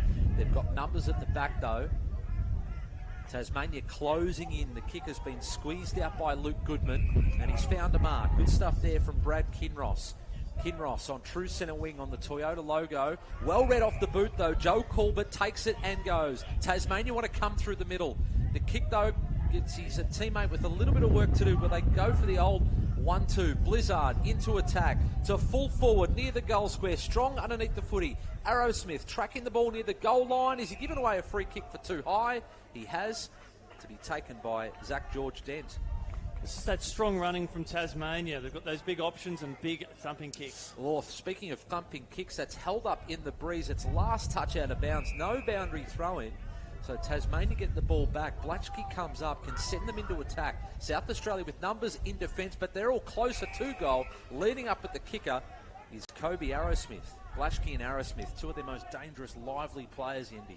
Yeah, they showed some great promise. They were strong starters in the two games yesterday. And Arrowsmith, he's a strong finisher as well. So you've got Blaschke that sort of takes on the middle. They're both working very well together. The 2023 champs doing all of the attacking. Kobe Arrowsmith for the first goal of the afternoon. It's come off his toe, I think, and he looks down at his boots. He'll redo his shoelaces. Bit of a mixed kick, a miss kick. So South Australia get it back, but they've been pinned in this back pocket. Can they get some run and carry into their game? Not a lot of run ahead of him, so he might have to dump this down the line. Send it up towards the half-back position. Just waited for that ball to drift over the back. Brad Kinross wants to get it moving up towards the wing. Back with the flight is number one, Jesse Goodman. Comes back towards the wing. Oh, how about the class from Josh Corbett? Turning opponents inside and out. Has the bounce. Angled ball. Comes through the middle. Corbett wants it back. Kick into attack. Comes from Deegan Campbell. Tasmania once again. Another entry. Should be a goal coming up. Slapped on the boot by Riley Nolan. And they've missed again. It sees some run there from Blake Bonito, who's a wonderful goal kicker for Tasmania. He decided to run 20 metres off his opponent inside that forward 50, create that 2-on-1 there for Tassie. It almost resulted in a goal. So South Australia to a 1-on-1, I should say. Some good body work there, and now South Australia can work the ball up towards the wind. Sets a task there for Jesse Goodman. He's run from one wing to another. And they have a little bit of a cuddle on the deck. Blaschke and the umpire will roll over, and we get a stoppage. So both teams trying to push numbers over to the far side of the ground. We haven't seen a lot of play on that far side of the ground. No, because the wind is blowing directly at us as well, and that's the players are playing corridor or commentary wing side. Blaschke has been released, has a bounce. He can have another one and get within scoring range. He's going to launch one from outside the 50. Blaschke, when you need some class and you need someone to step up and kick a goal, Craig Blaschke has done that for Tasmania. They are on fire. They are 1-8. South Australia, not sure they've had an inside 50 yet. No, they haven't at all, and it's all fallen away for them at half-back, and that's just because Tasmania's defence, which has largely been dominated through Joel Corbett, taking on multiple forwards for South Australia, and he's able to transition the ball through the corridor. So any time that South Australia have tried to get inside that forward 50, Corbett has just stood in the way. So Blaschke with the first goal of the afternoon. And the ball is now back in the middle of South Australia. Just make sure they've got the right numbers in there. James McBride, 12 on 12 footy, so there's plenty of space. So if you can run and carry the footy and you can use it well, you will do well in this inclusion game. South Australia need a centre clearance.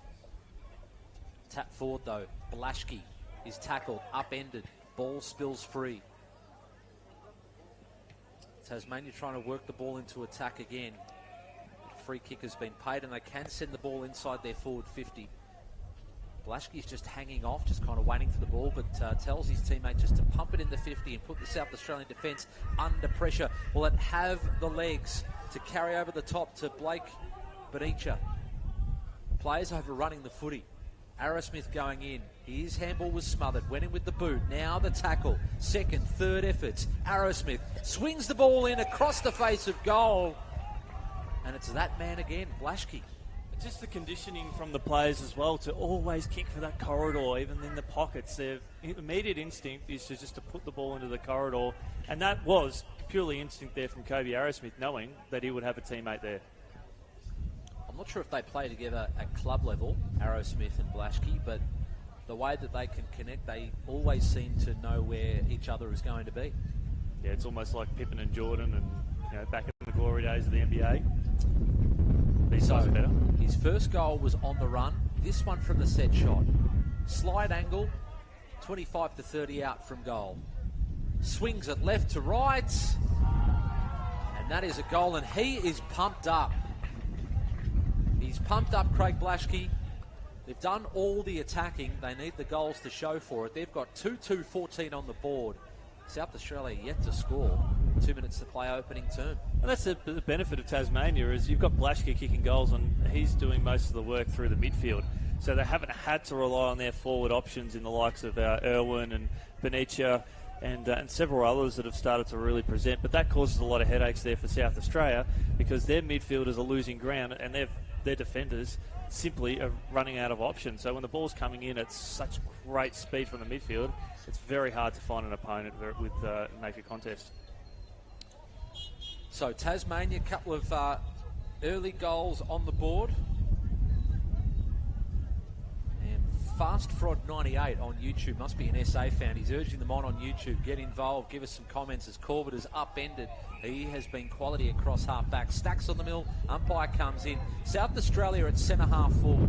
Here is their moment to get on the board. 80 seconds remaining in the first term.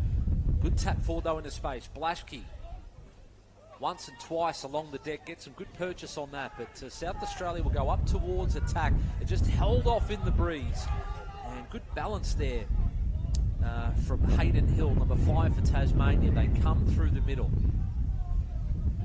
Riley Nolan, ball spills out South Australia's way. Corbett again. Just turns his opponent inside out. Good. Oh, has he ever? Just uses it so well. And here come Tasmania, breaking into space. Can have a bounce. Here is Blake Benicia, inside the forward 50. I don't think we'll have the journey. Getting back is the skipper, Joshua Wheater for South Australia. Inside the final 30 seconds here of the first term. So got to get it moving. I'm sure they're screaming out from the South Australian bench. Just kick it long, unless they're just happy to make sure they don't turn the ball over and concede a score. That would be the worst thing for them coming in towards the end of the quarter. Free kick has been paid over the shoulder, I think. South Australia to take it.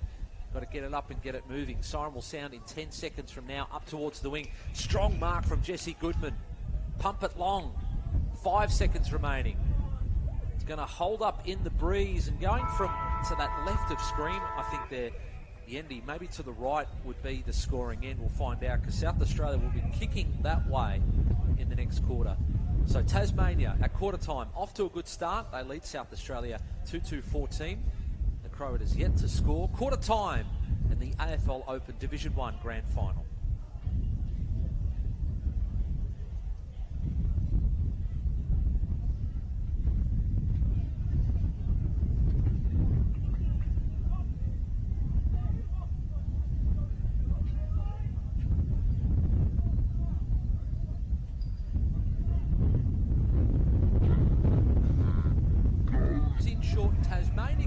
Inside their forward 50.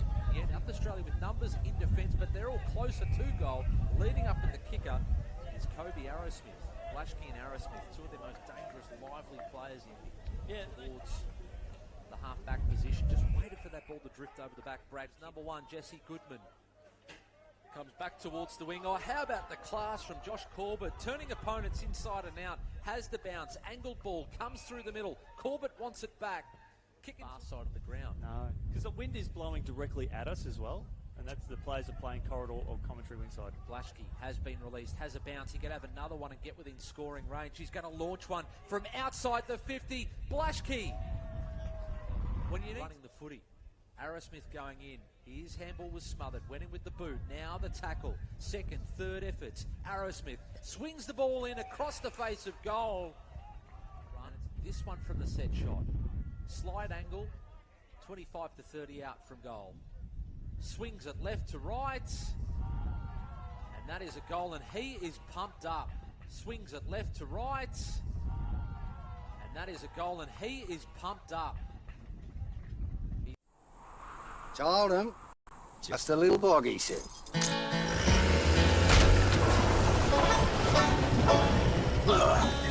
Well, the weather's cleared up. Yeah, we're out. Over. Cheers, Jim. Oh, here he comes. Bugger. Should have known better. You don't send a ute to do a Hilux job.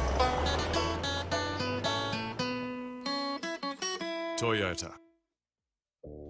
From game day to every day, turning Australia's favourite sport into Australia's most inclusive sport. At Maple Community Services, we're not just fans of inclusion on the field, we live it off the field too. Our dedicated team provides personalised care and support services that empower every individual to live independently and participate fully in their community. AFL with Maple, able with Maple.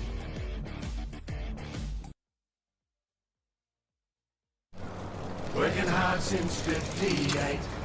If it thunders, pours or breaks, if we go where tracks cannot, this cruiser doubles as a cot. There's something I'll tell you for sure. Not a lie, it's almost law. This Land Cruiser drives us home. The all-new Land Cruiser Prado. Toyota.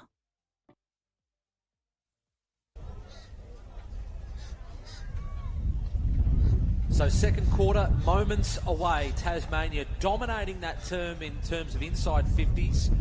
But Chris Yen, in terms of the scoreboard, 2-2-14. If that is the scoring into the right of screen, South Australia certainly not out of this contest. Yeah, they're certainly not. They've just got to shut down Craig Blaschke, who's dominated the play and kicked the only 2 goals of this game, and they've just got to deny his opportunity in the midfield. And he's laying tackles to start the quarter. He's just very, very hard to get around. It's Brett Thomas, Chris Yend, your callers, Division 1 Grand Final, KO Freebies and YouTube, Riley Nisbet on YouTube. Keep your heads up, lads. He's an SA fan. But Tasmania will get it through Blaschke, who's kicked 2 goals playing in the middle. 1 on the run, 1 from a set shot. They break off in all directions around him, and on a long lead coming out to number 14 for Tasmania. Jordan Blizzard had a bit of the footy in the first term. He stumps the ball long. Weecher, I think that is, coming out from defence. He is met heavily by number 3, Riley Nolan for Tasmania. South Australia now up towards the wing. And he's just come on the field of play.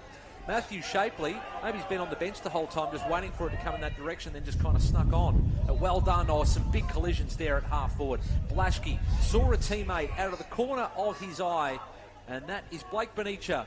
Centres it, does the unselfish thing, and that is a mark under pressure. Oh, there's a bit of push and shove.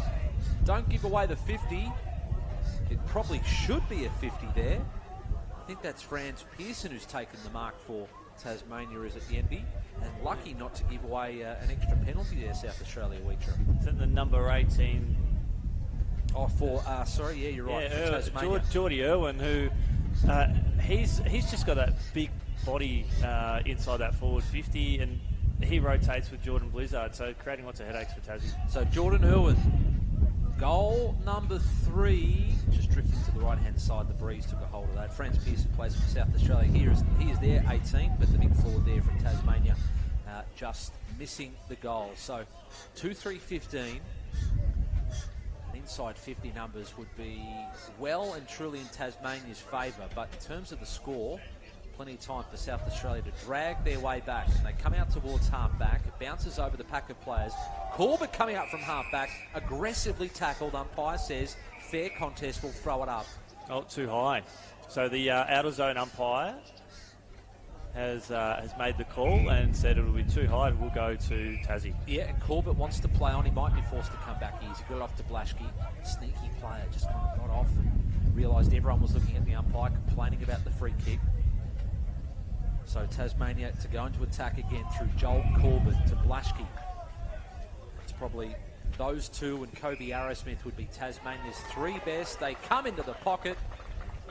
And here's another one who's had plenty of the footy. Jordan Blizzard will line up from an angle about 30 out from goal. Well, that's a 50-metre penalty, and I would have thought that it was a 50-metre penalty that meant that Blaschke would have the ball. And I think Blaschke, is he coming up to take this kick? Just a little bit on Blaschke as well. Did play in the losing grand final TSL Development League for Lauderdale in Tassie. Had a minor of a year though, 20 goals from 20 games. So we're getting a fair idea, Tomo, just what we're seeing here, what he's doing at state league level. Well, he is that most dangerous type of player, a midfielder who goes forward to kick goals. For his third goal, we're only a couple of minutes into the second quarter. He's going to start it out right, swing it back, hits the post. So 2-4-16 Tasmania. South Australia yet to score. For all their attacking, they haven't put them away on the scoreboard just yet. So South Australia is David O'Connor on YouTube. Come on, SA. Timers now. KO Freebies, we're live as well. Toyota AFL Open, Division 1 Grand Final. Tasmania up to Braden Cowell. South Australia win the footy. They want to move it on, but they'll have to come back over the mark.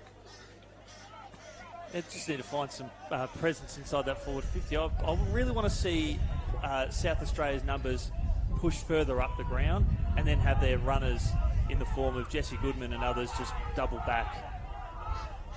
And that's Yendi Chris Yend and I'm Brett Thomas sharing the call today in the Division 1 Grand Final. So just a bit of conversation as to who should take that ball. Harry Phillip, number 5 for South Australia, but he sent it straight down the throat of a Tasmanian, Bradley Connor. Or is it Connor Bradley? So Tasmania go into attack again. He knows who he is. Running in towards goal. Blake Benicia will have the shot himself. Did he run too far? Umpire says no. And you can see the pride in the Tasmanian jumper. Both he and Blaschke, when they've kicked the goal, have kissed that emblem. And there's a lot of passion for both sides. Tasmania go ahead. 3-4-22. SA yet to score. And that's always the challenging part for any team that faces Tasmania, Tomo, is that when you've got Blaschke running through the middle, you've got Benicia kicking goals inside that forward line. Benicia played in the Southern Footy League this year for Dodgers Ferry. He found himself on the receiving end of 27 goals this year, including a bag of 5 against Claremont. So he showed some great poise yesterday. He kicked 3 goals, 4 in the first game that we saw, and then in the second game of the day, kicked 4 straight. So that's his first straight of the day. He's in amazing form. And Ryan Nisbet on YouTube tells us that he made the SA team this year, but had to withdraw. No doubt he would love to be out there. So Blake Benicia again takes the mark. Normally points at the goals and says he's going to kick it, but gives it off. And here comes a goal for Tasmania. Deegan Campbell, I think that was, all clear. 4th goal on the board to Tassie. 4-4-28. South Australia are just thinking, geez, what are we going to do here? Tasmania is well on top. We mentioned they've met once already in this tournament, in the division rounds. And that was a low-scoring win to Tasmania. So certainly South Australia, END, would have thought, well, we only lost by 23 points in the pool game, so we're a big chance today, but it's not going their way at the moment. I think Tasmania have really hit their stride in the last couple of days, starting to play their best footy, making use of this open space on this ground, and their midfield's really starting to click. Their defence was tested at times yesterday, but that has been fixed, and they're just dominating centre clearances. Blaschke will end up with a free kick again here for a hold. And he'll put the ball up towards the top of the square where they've got some big, tall timber. That's what happens when you've got quick, skillful players. You start giving away those little free kicks because you're worried about them getting loose. Tasmania on the attack again. Great running and a great stretch there from Kobe Arrowsmith. So Kobe Arrowsmith wants to have the shot on goal from right half forward on an angle. Now, is that arc true 50 metres or is it 40? It looks 50 from where we are. Yeah, I think it is 50. And the boy from South Launceston will have no trouble making the distance. Here is Arrowsmith. Underneath the footy, I think the breeze, it would have had the distance without the breeze, and South Australia happy to rush that through for a rush behind, because that gives them the ball back. You've got a player breaking out to the half back line. That's been ignored. They'll go even longer, looking for Jesse Goodman, takes a nice strong mark. Now they've got to run. Got to run here, South Australia. Needs someone to get free. One-on-one's ahead of him. Kicks the ball into space, but it has been well trapped, and Tasmania through Hayden Hill. They run. They're away. Kick coming inside the forward 50. Well read off the boot, though, by the South Australian defender. In the vice-captain for them, but there's a free kick South Australia further afield of play. Was it holding there, Andy? Yeah, it was the hold there. Benicia panicked against the South Australian defender and held him without looking at the ball. Jesse Goodman's winning a bit of the footy. He's been their marking target coming out of defence. He's kicked it forward, but they don't have a lot of numbers up there. They've all been forced to push up the ground because Tasmania has had a lot of the ball, and this man has been very damaging. Joel Corbett. She's a wonderful kick. Just took out the little pitching wedge and found his teammate, Braden Cowell. Cowell on the Toyota logo. Not sure about that kick.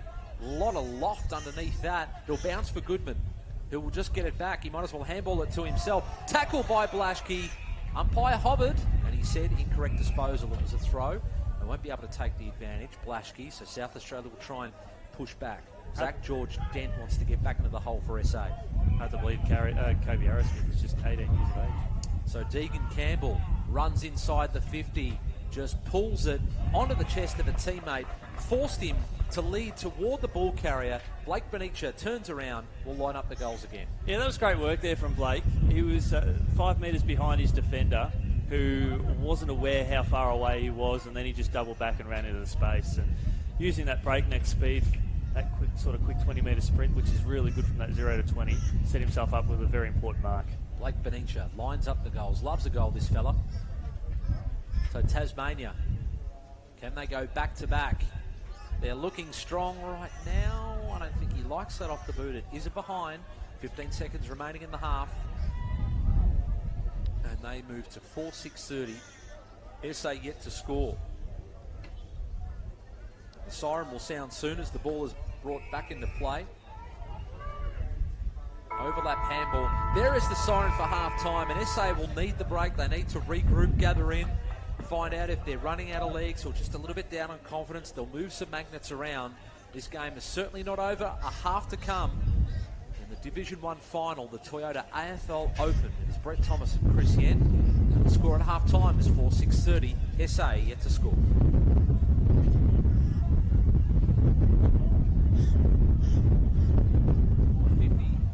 With numbers in defence, but they're all closer to goal. Leading up at the kicker is Kobe Arrowsmith. Blaschke and Arrowsmith, two of their most dangerous, lively players, Yendi. Yeah, towards the half-back position. Just waited for that ball to drift over the back. Brabs, number 1, Jesse Goodman. Comes back towards the wing. Oh, how about the class from Josh Corbett? Turning opponents inside and out. Has the bounce. Angled ball. Comes through the middle. Corbett wants it back. Kicking far side of the ground. No, because the wind is blowing directly at us as well, and that's the players are playing corridor or commentary wing side. Blaschke has been released, has a bounce. He could have another one and get within scoring range. He's going to launch one from outside the 50. Blaschke, when you need running the footy. Arrowsmith going in. His handball was smothered. Went in with the boot. Now the tackle. Second, third efforts. Arrowsmith swings the ball in across the face of goal. Run. This one from the set shot. Slide angle. The wheelchair tournament. Working hard since 58. If it thunders, pours or breaks. If we go where tracks cannot. This cruiser doubles as a cot. There's something I'll tell you for sure. Not a lie, it's almost law. This Land Cruiser drives us home. The all-new Land Cruiser Prado. Toyota. From game day to every day, turning Australia's favourite sport into Australia's most inclusive sport. At Maple Community Services, we're not just fans of inclusion on the field, we live it off the field too. Our dedicated team provides personalised care and support services that empower every individual to live independently and participate fully in their community. AFL with Maple, able with Maple.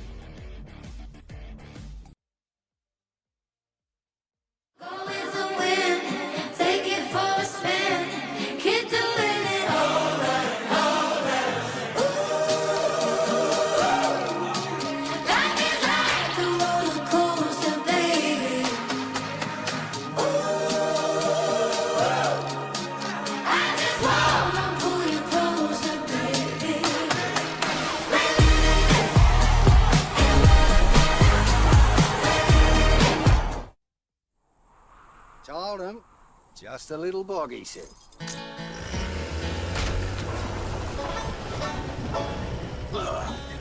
Well, the weather's cleared up. Yeah, we're out, over. Cheers, Jim. Oh, here he comes. Bugger. Should have known better. You don't send a ute to do a Hilux job. Toyota.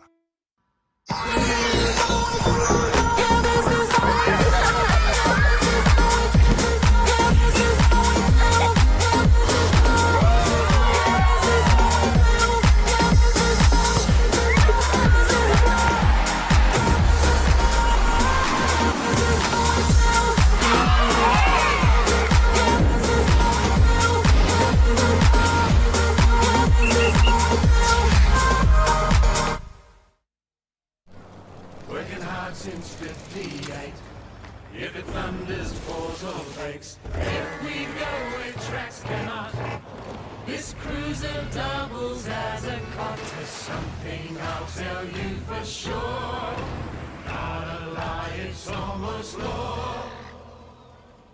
This Land Cruiser drives us home. The all-new Land Cruiser Prado. Toyota.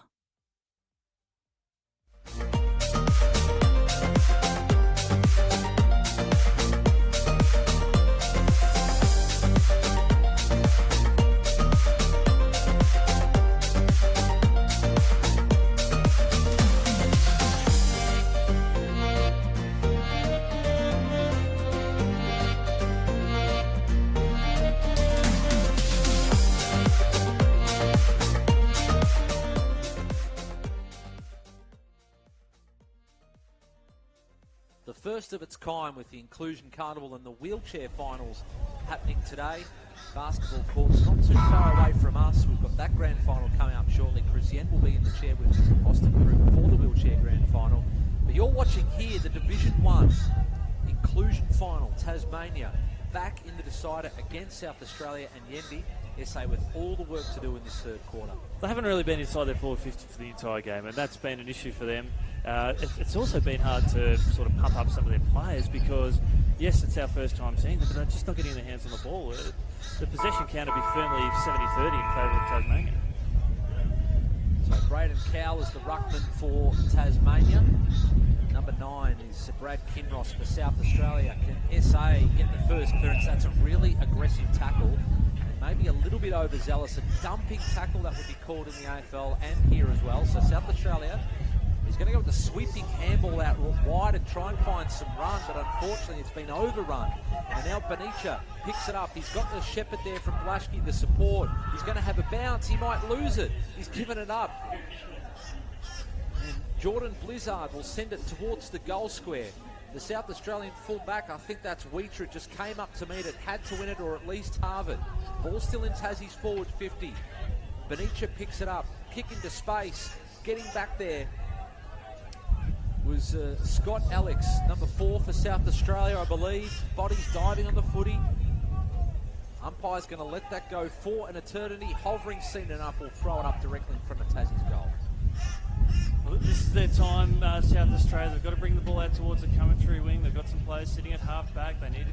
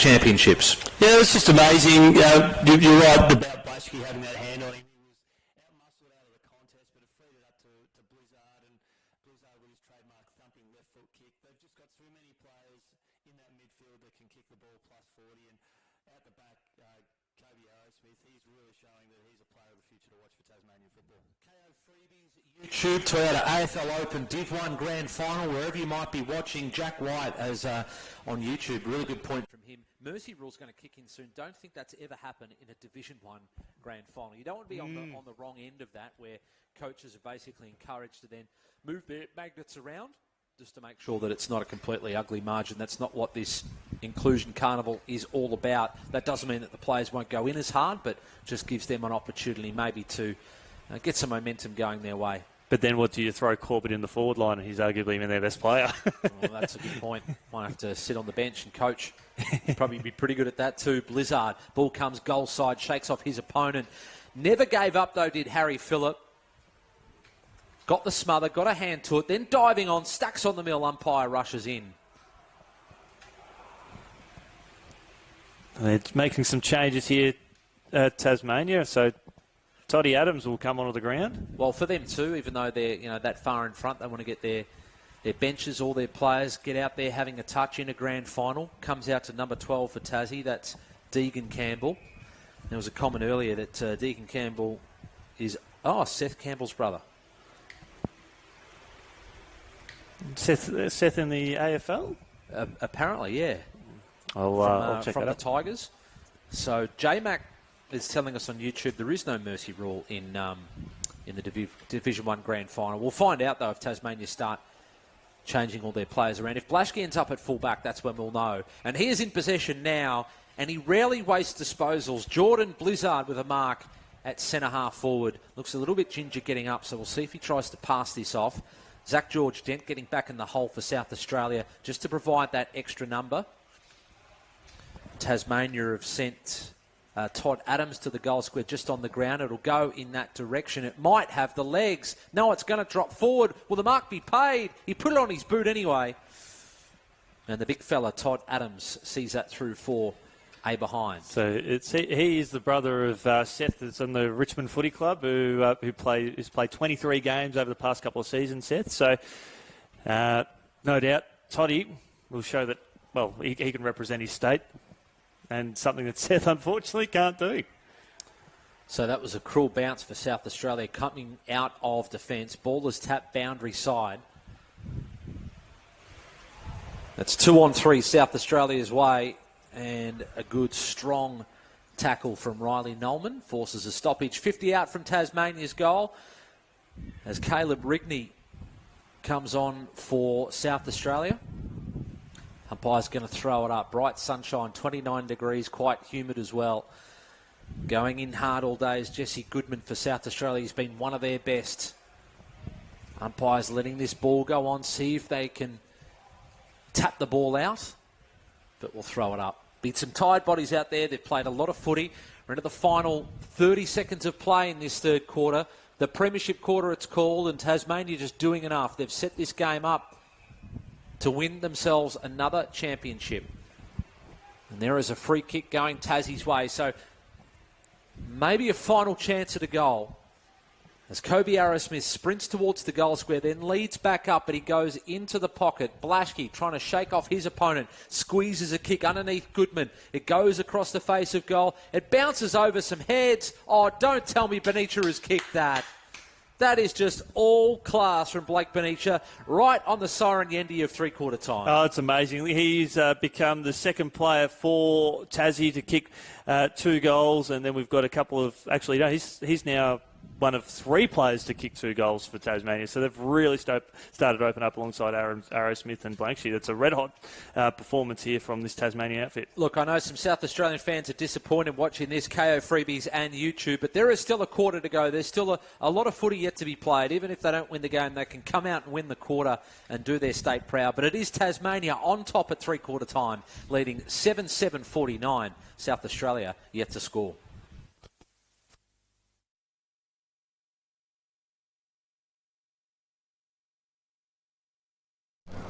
Working hard since 58. If it thunders, pours or breaks, if we go where tracks cannot, this cruiser doubles as a cot. There's something I'll tell you for sure, not a lie, it's almost law. This Land Cruiser drives us home. The all-new Land Cruiser Prado. Toyota. From game day to every day, turning Australia's favourite sport into Australia's most inclusive sport. At Maple Community Services, we're not just fans of inclusion on the field, we live it off the field too. Our dedicated team provides personalised care and support services that empower every individual to live independently and participate fully in their community. AFL with Maple, able with Maple.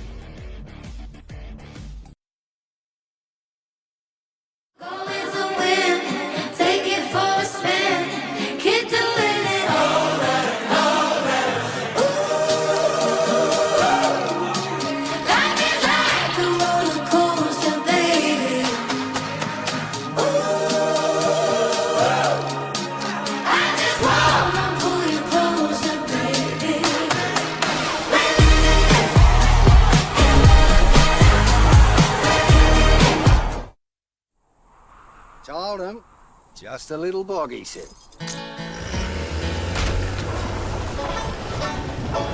Well, the weather's cleared up. Yeah, we're out, over. Cheers, Jim. Oh, here he comes. Bugger. Should have known better. You don't send a ute to do a Hilux job. Toyota.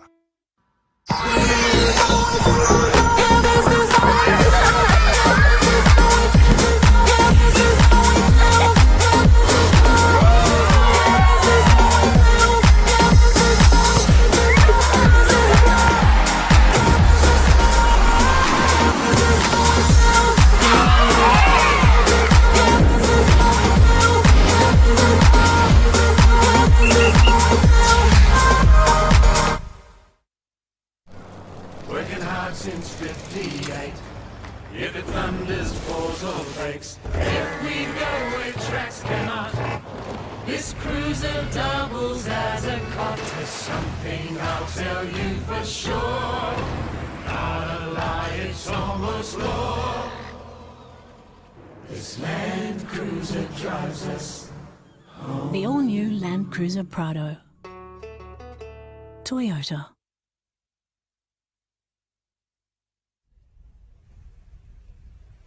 So a quarter to go in the Division 1 Grand Final. Welcome back, Brett Thomas, Chris Yende, your callers. Welcome to our viewers on KO Freebies and YouTube. If you're just tuning in, it is Tasmania with a dominant 7-7-49 lead. South Australia yet to score. Yendi, tell us about the game so far and the goal kickers, please. Kobe Arrowsmith, Craig Blanchik, Blake Benicia have each kicked 2 for Tasmania, and Deegan Campbell has kicked 1 as well. Some good all-round performances there for South Australia. They've only been inside their forward 50 once, and they missed an opportunity to score, but it's their time. We thought they had scored, but didn't register. So South Australia, can they win this quarter? Josh Corbett pushing up on the ball and gang tackle, because they know if he's got just a little bit of space, how damaging he can be. He'll certainly be in the running for best on ground. They keep winning hit-outs as well, Tasmania, which gives them first use. Corbett is upended. South Australia win it back. Corbett got back on his feet. Handball over the top. Tasmania with numbers. Arrowsmith must have switched to half-back. And a good trap there. South Australia should come out of defence. And they work the ball up. Caleb Rigney getting involved. Blashke over the top. Nice. Yeah, clever bit of work. And now they come through the middle. But so often we see this when a player is free, it doesn't quite get there. And a good bump into each other up there on the wing. The ruckman for Tasmania, I think that was Braden Cowell. Ball in dispute. A few metres in from the boundary. Arrowsmith, little show and go. Did well kick that into Blashke. He says just to slow it down. Let's try and get some numbers free. And he does that in Joel Corbett, who probably has one name engraved on the best on ground medal, although there would be a few, I reckon, Yendy, who would lay claim to that. Aerosmith's second half has been exceptional. I think he's sort of taken over the impact from Blackshear, who he started the game really, really strongly, and Aerosmith, the young gunner, sort of resumed proceedings through the midfield. Bailey Menzies hasn't had to do a lot today because he's played across defence. Now Hayden Hill coming up towards the wing. The ball is going to drop short. Will the mark be paid? It will, Braden Cowell. He's done well in the ruck across this championship event. Yeah, look, ruckman, the big guys don't get a lot of love, especially in best on ground medals, but he's been giving the midfielders first use. He has won the lion's share of hitouts, hasn't he? He certainly has, and just he's got a great midfield sitting underneath him, so they're very beneficial to have for each other. She's out of position was Kobe Hetherington. The spoil brings it to ground. The kick inside the forward 50 hangs up for an eternity. The South Australian defender did well off balance to bring that ball to ground. Umpire is hovering, thought about paying, maybe holding the ball, but there was no prior opportunity. Tasmania with a stoppage directly in front of their goal. I just want to see someone from South Australia really put their hand up here in this final term. They just haven't got their hands on the ball enough. When they do, it's been widespread. It's sort of really hard to think of your top 3 players from South Australia that had a genuine impact on this contest. Corbett pushing up the ground. Here is Blizzard. Saw the goals and has slammed it through. Great goal, Jordan Blizzard. His first of the afternoon. So that is now 5 goal kickers, individual goal kickers for Tasmania. Kobe Arrowsmith, Blake Blaschke, Blake Benicia, Craig Blaschke, I should say, Blake Benicia have 2 each. Deegan Campbell now, Jordan Blizzard with the 1 each, Yendi. Yeah, so we look at Blizzard from the Hobart Tigers in the Southern Footy League. Played a handful of games this year across a couple of competitions, and was best on ground in one of them as well. So actually best on ground in a couple of games. So he's shown that he's got a tremendous impact, and having played for Hobart Reserves, look forward to seeing him grow his football. Bryce Rogers comes on for Tasmania. Both sides working through their rotations on a hot day with just 12 per side out on the field. Here comes Blaschke again. Enough time just to bounce, slow it down, work out what he wants to do. And he finds Corbett. He's been outstanding. There's no doubt about it. And just happy to go back. Share the ball around. That's what this game is about, Blaschke. And they can just play tempo footy now. Angle ball into Corbett. He's an elusive customer. Kobe Arrowsmith leads up at him. And I think the last 3 Tasmanian players who've touched the ball, good luck placing the votes for best on ground today, because they'll all be right up there as we keep talking about. They'll be a 3-2-1 in any order, really, wouldn't they? Deegan Campbell getting in low. South Australian player hits the deck, and I think Kobe Arrowsmith, did he hold on too long in the tackle? Umpire waved, play on. Matthew Shapley, South Australia go into attack, but just a sweeping back there. I think that was Hayden Hill for Tasmania, and he wants to come out to Menzies. And Hayden Hill's role can't be ignored either. He's been very firm. He and Corbett have a controlled halfback for Tasmania. So they're just happy to share it around Tasmania. Bailey Menzies, and I'm not sure if they have a player of the tournament or an All-Australian team, but Blaschke has been the standout for mine in Division 1.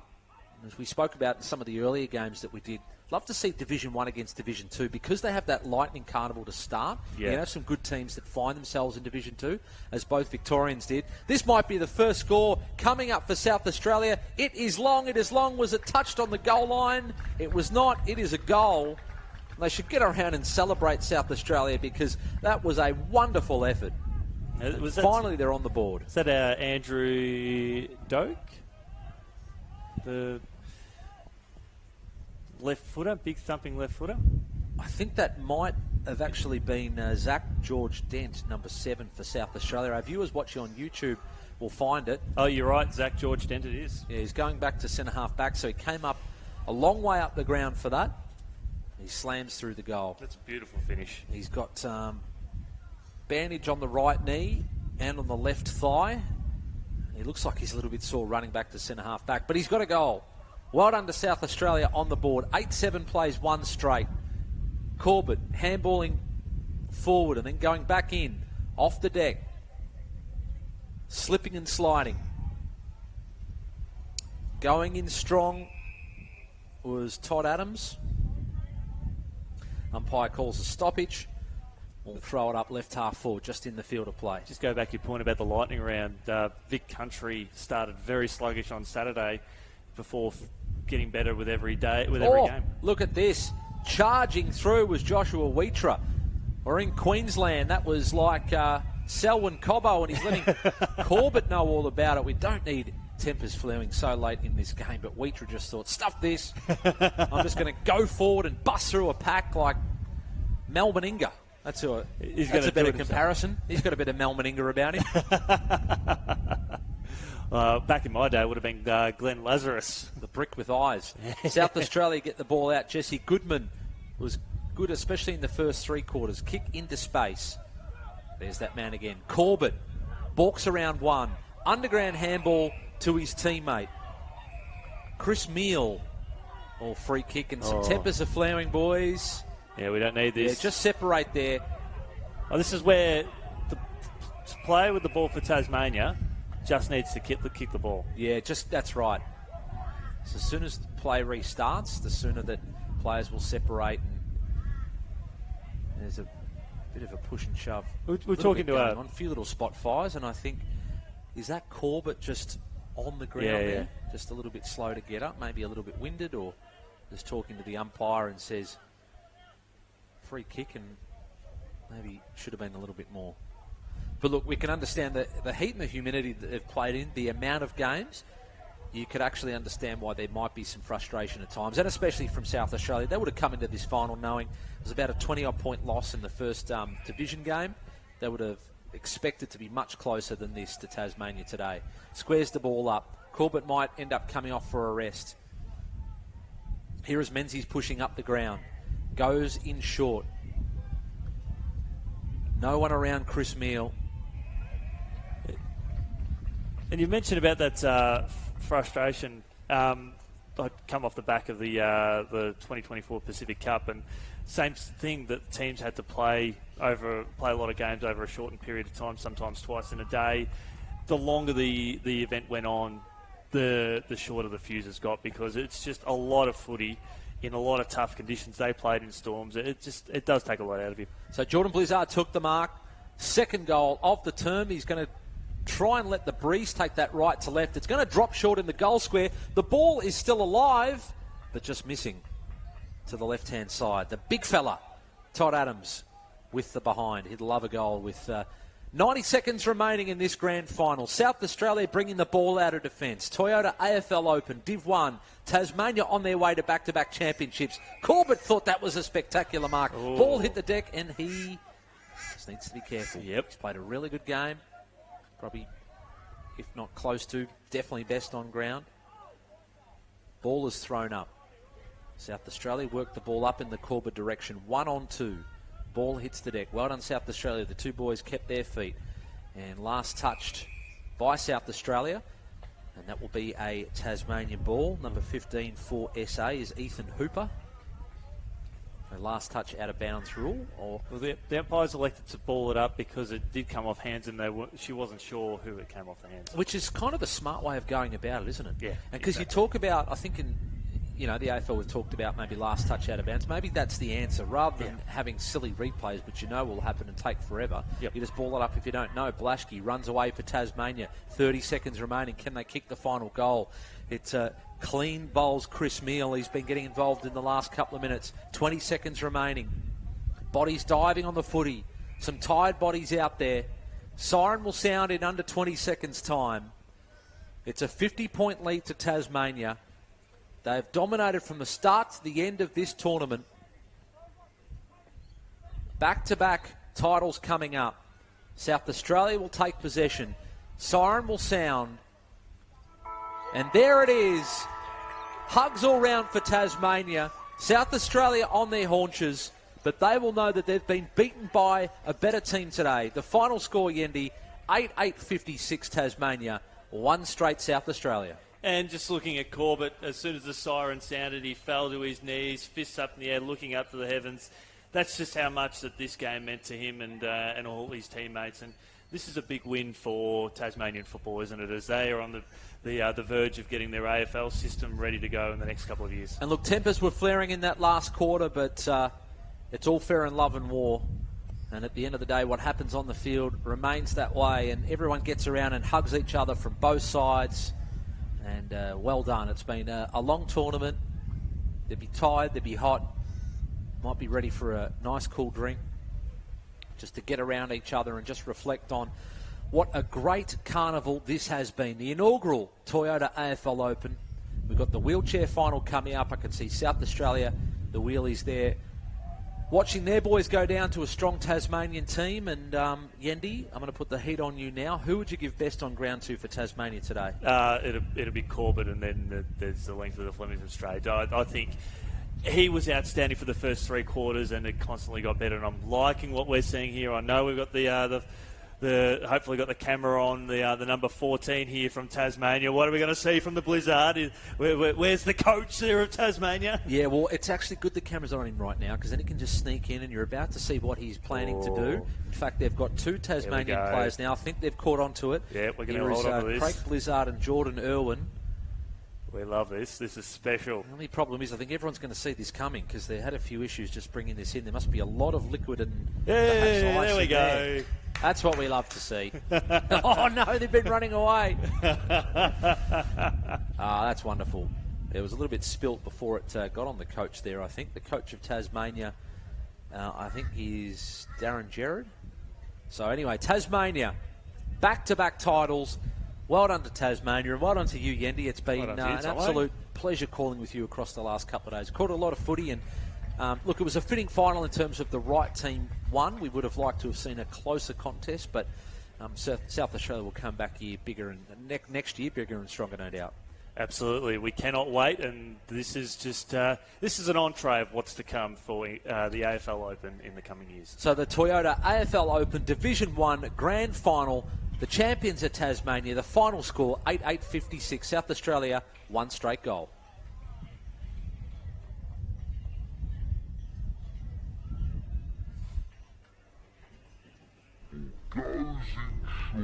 Tasmania get a mark inside their forward 50. Yeah, South Australia with numbers in defence, but they're all closer to goal. Leading up at the kicker is Kobe Arrowsmith. Blashke and Arrowsmith, 2 of their most dangerous, lively players in towards the half-back position. Just waited for that ball to drift over the back. Brad, number 1, Jesse Goodman. Comes back towards the wing. Oh, how about the class from Josh Corbett? Turning opponents inside and out. Has the bounce. Angled ball. Comes through the middle. Corbett wants it back. Kicking far side of the ground. No, because the wind is blowing directly at us as well. And that's the players are playing corridor or commentary inside. Blashke has been released, has a bounce. He can have another one and get within scoring range. He's going to launch one from outside the 50. Blashke. When you running the footy. Arrowsmith going in. His handball was smothered. Went in with the boot. Now the tackle. Second, third efforts. Arrowsmith swings the ball in across the face of goal. Run this one from the set shot. Slide angle. 25 to 30 out from goal. Swings it left to right. And that is a goal, and he is pumped up. Swings it left to right. And that is a goal, and he is pumped up. The Tasmania going to attack again. He knows who he is. Running in towards goal. Blake Benicia will have the shot himself. Did he run too far? Umpire says no. And you can see the pride of Blake Benicia will have the shot himself. Did he run too far? Umpire says no. And you can see the pride in the Tasmania. Ryan Nisbet on YouTube tells us that he made the SA team this year but had to withdraw. No doubt he would love to be out. Benicia again takes the mark. Normally points at the goals and says he's going to kick it, but gives it off. And here comes a goal for Tasmania. Deegan Campbell, I think that was, all clear. Target coming out of defence. He's kicked it forward, but they don't have a lot of numbers up there. They've all been forced to push up the ground because Tasmania has had a lot of the ball, and this man has been very not sure about that kick. A lot of loft underneath that. It'll bounce for Goodman, who will just get it back. He might as well handball it to himself. Tackle by Blashke. Umpire. 18 years of age. So Deegan Campbell runs inside the 50.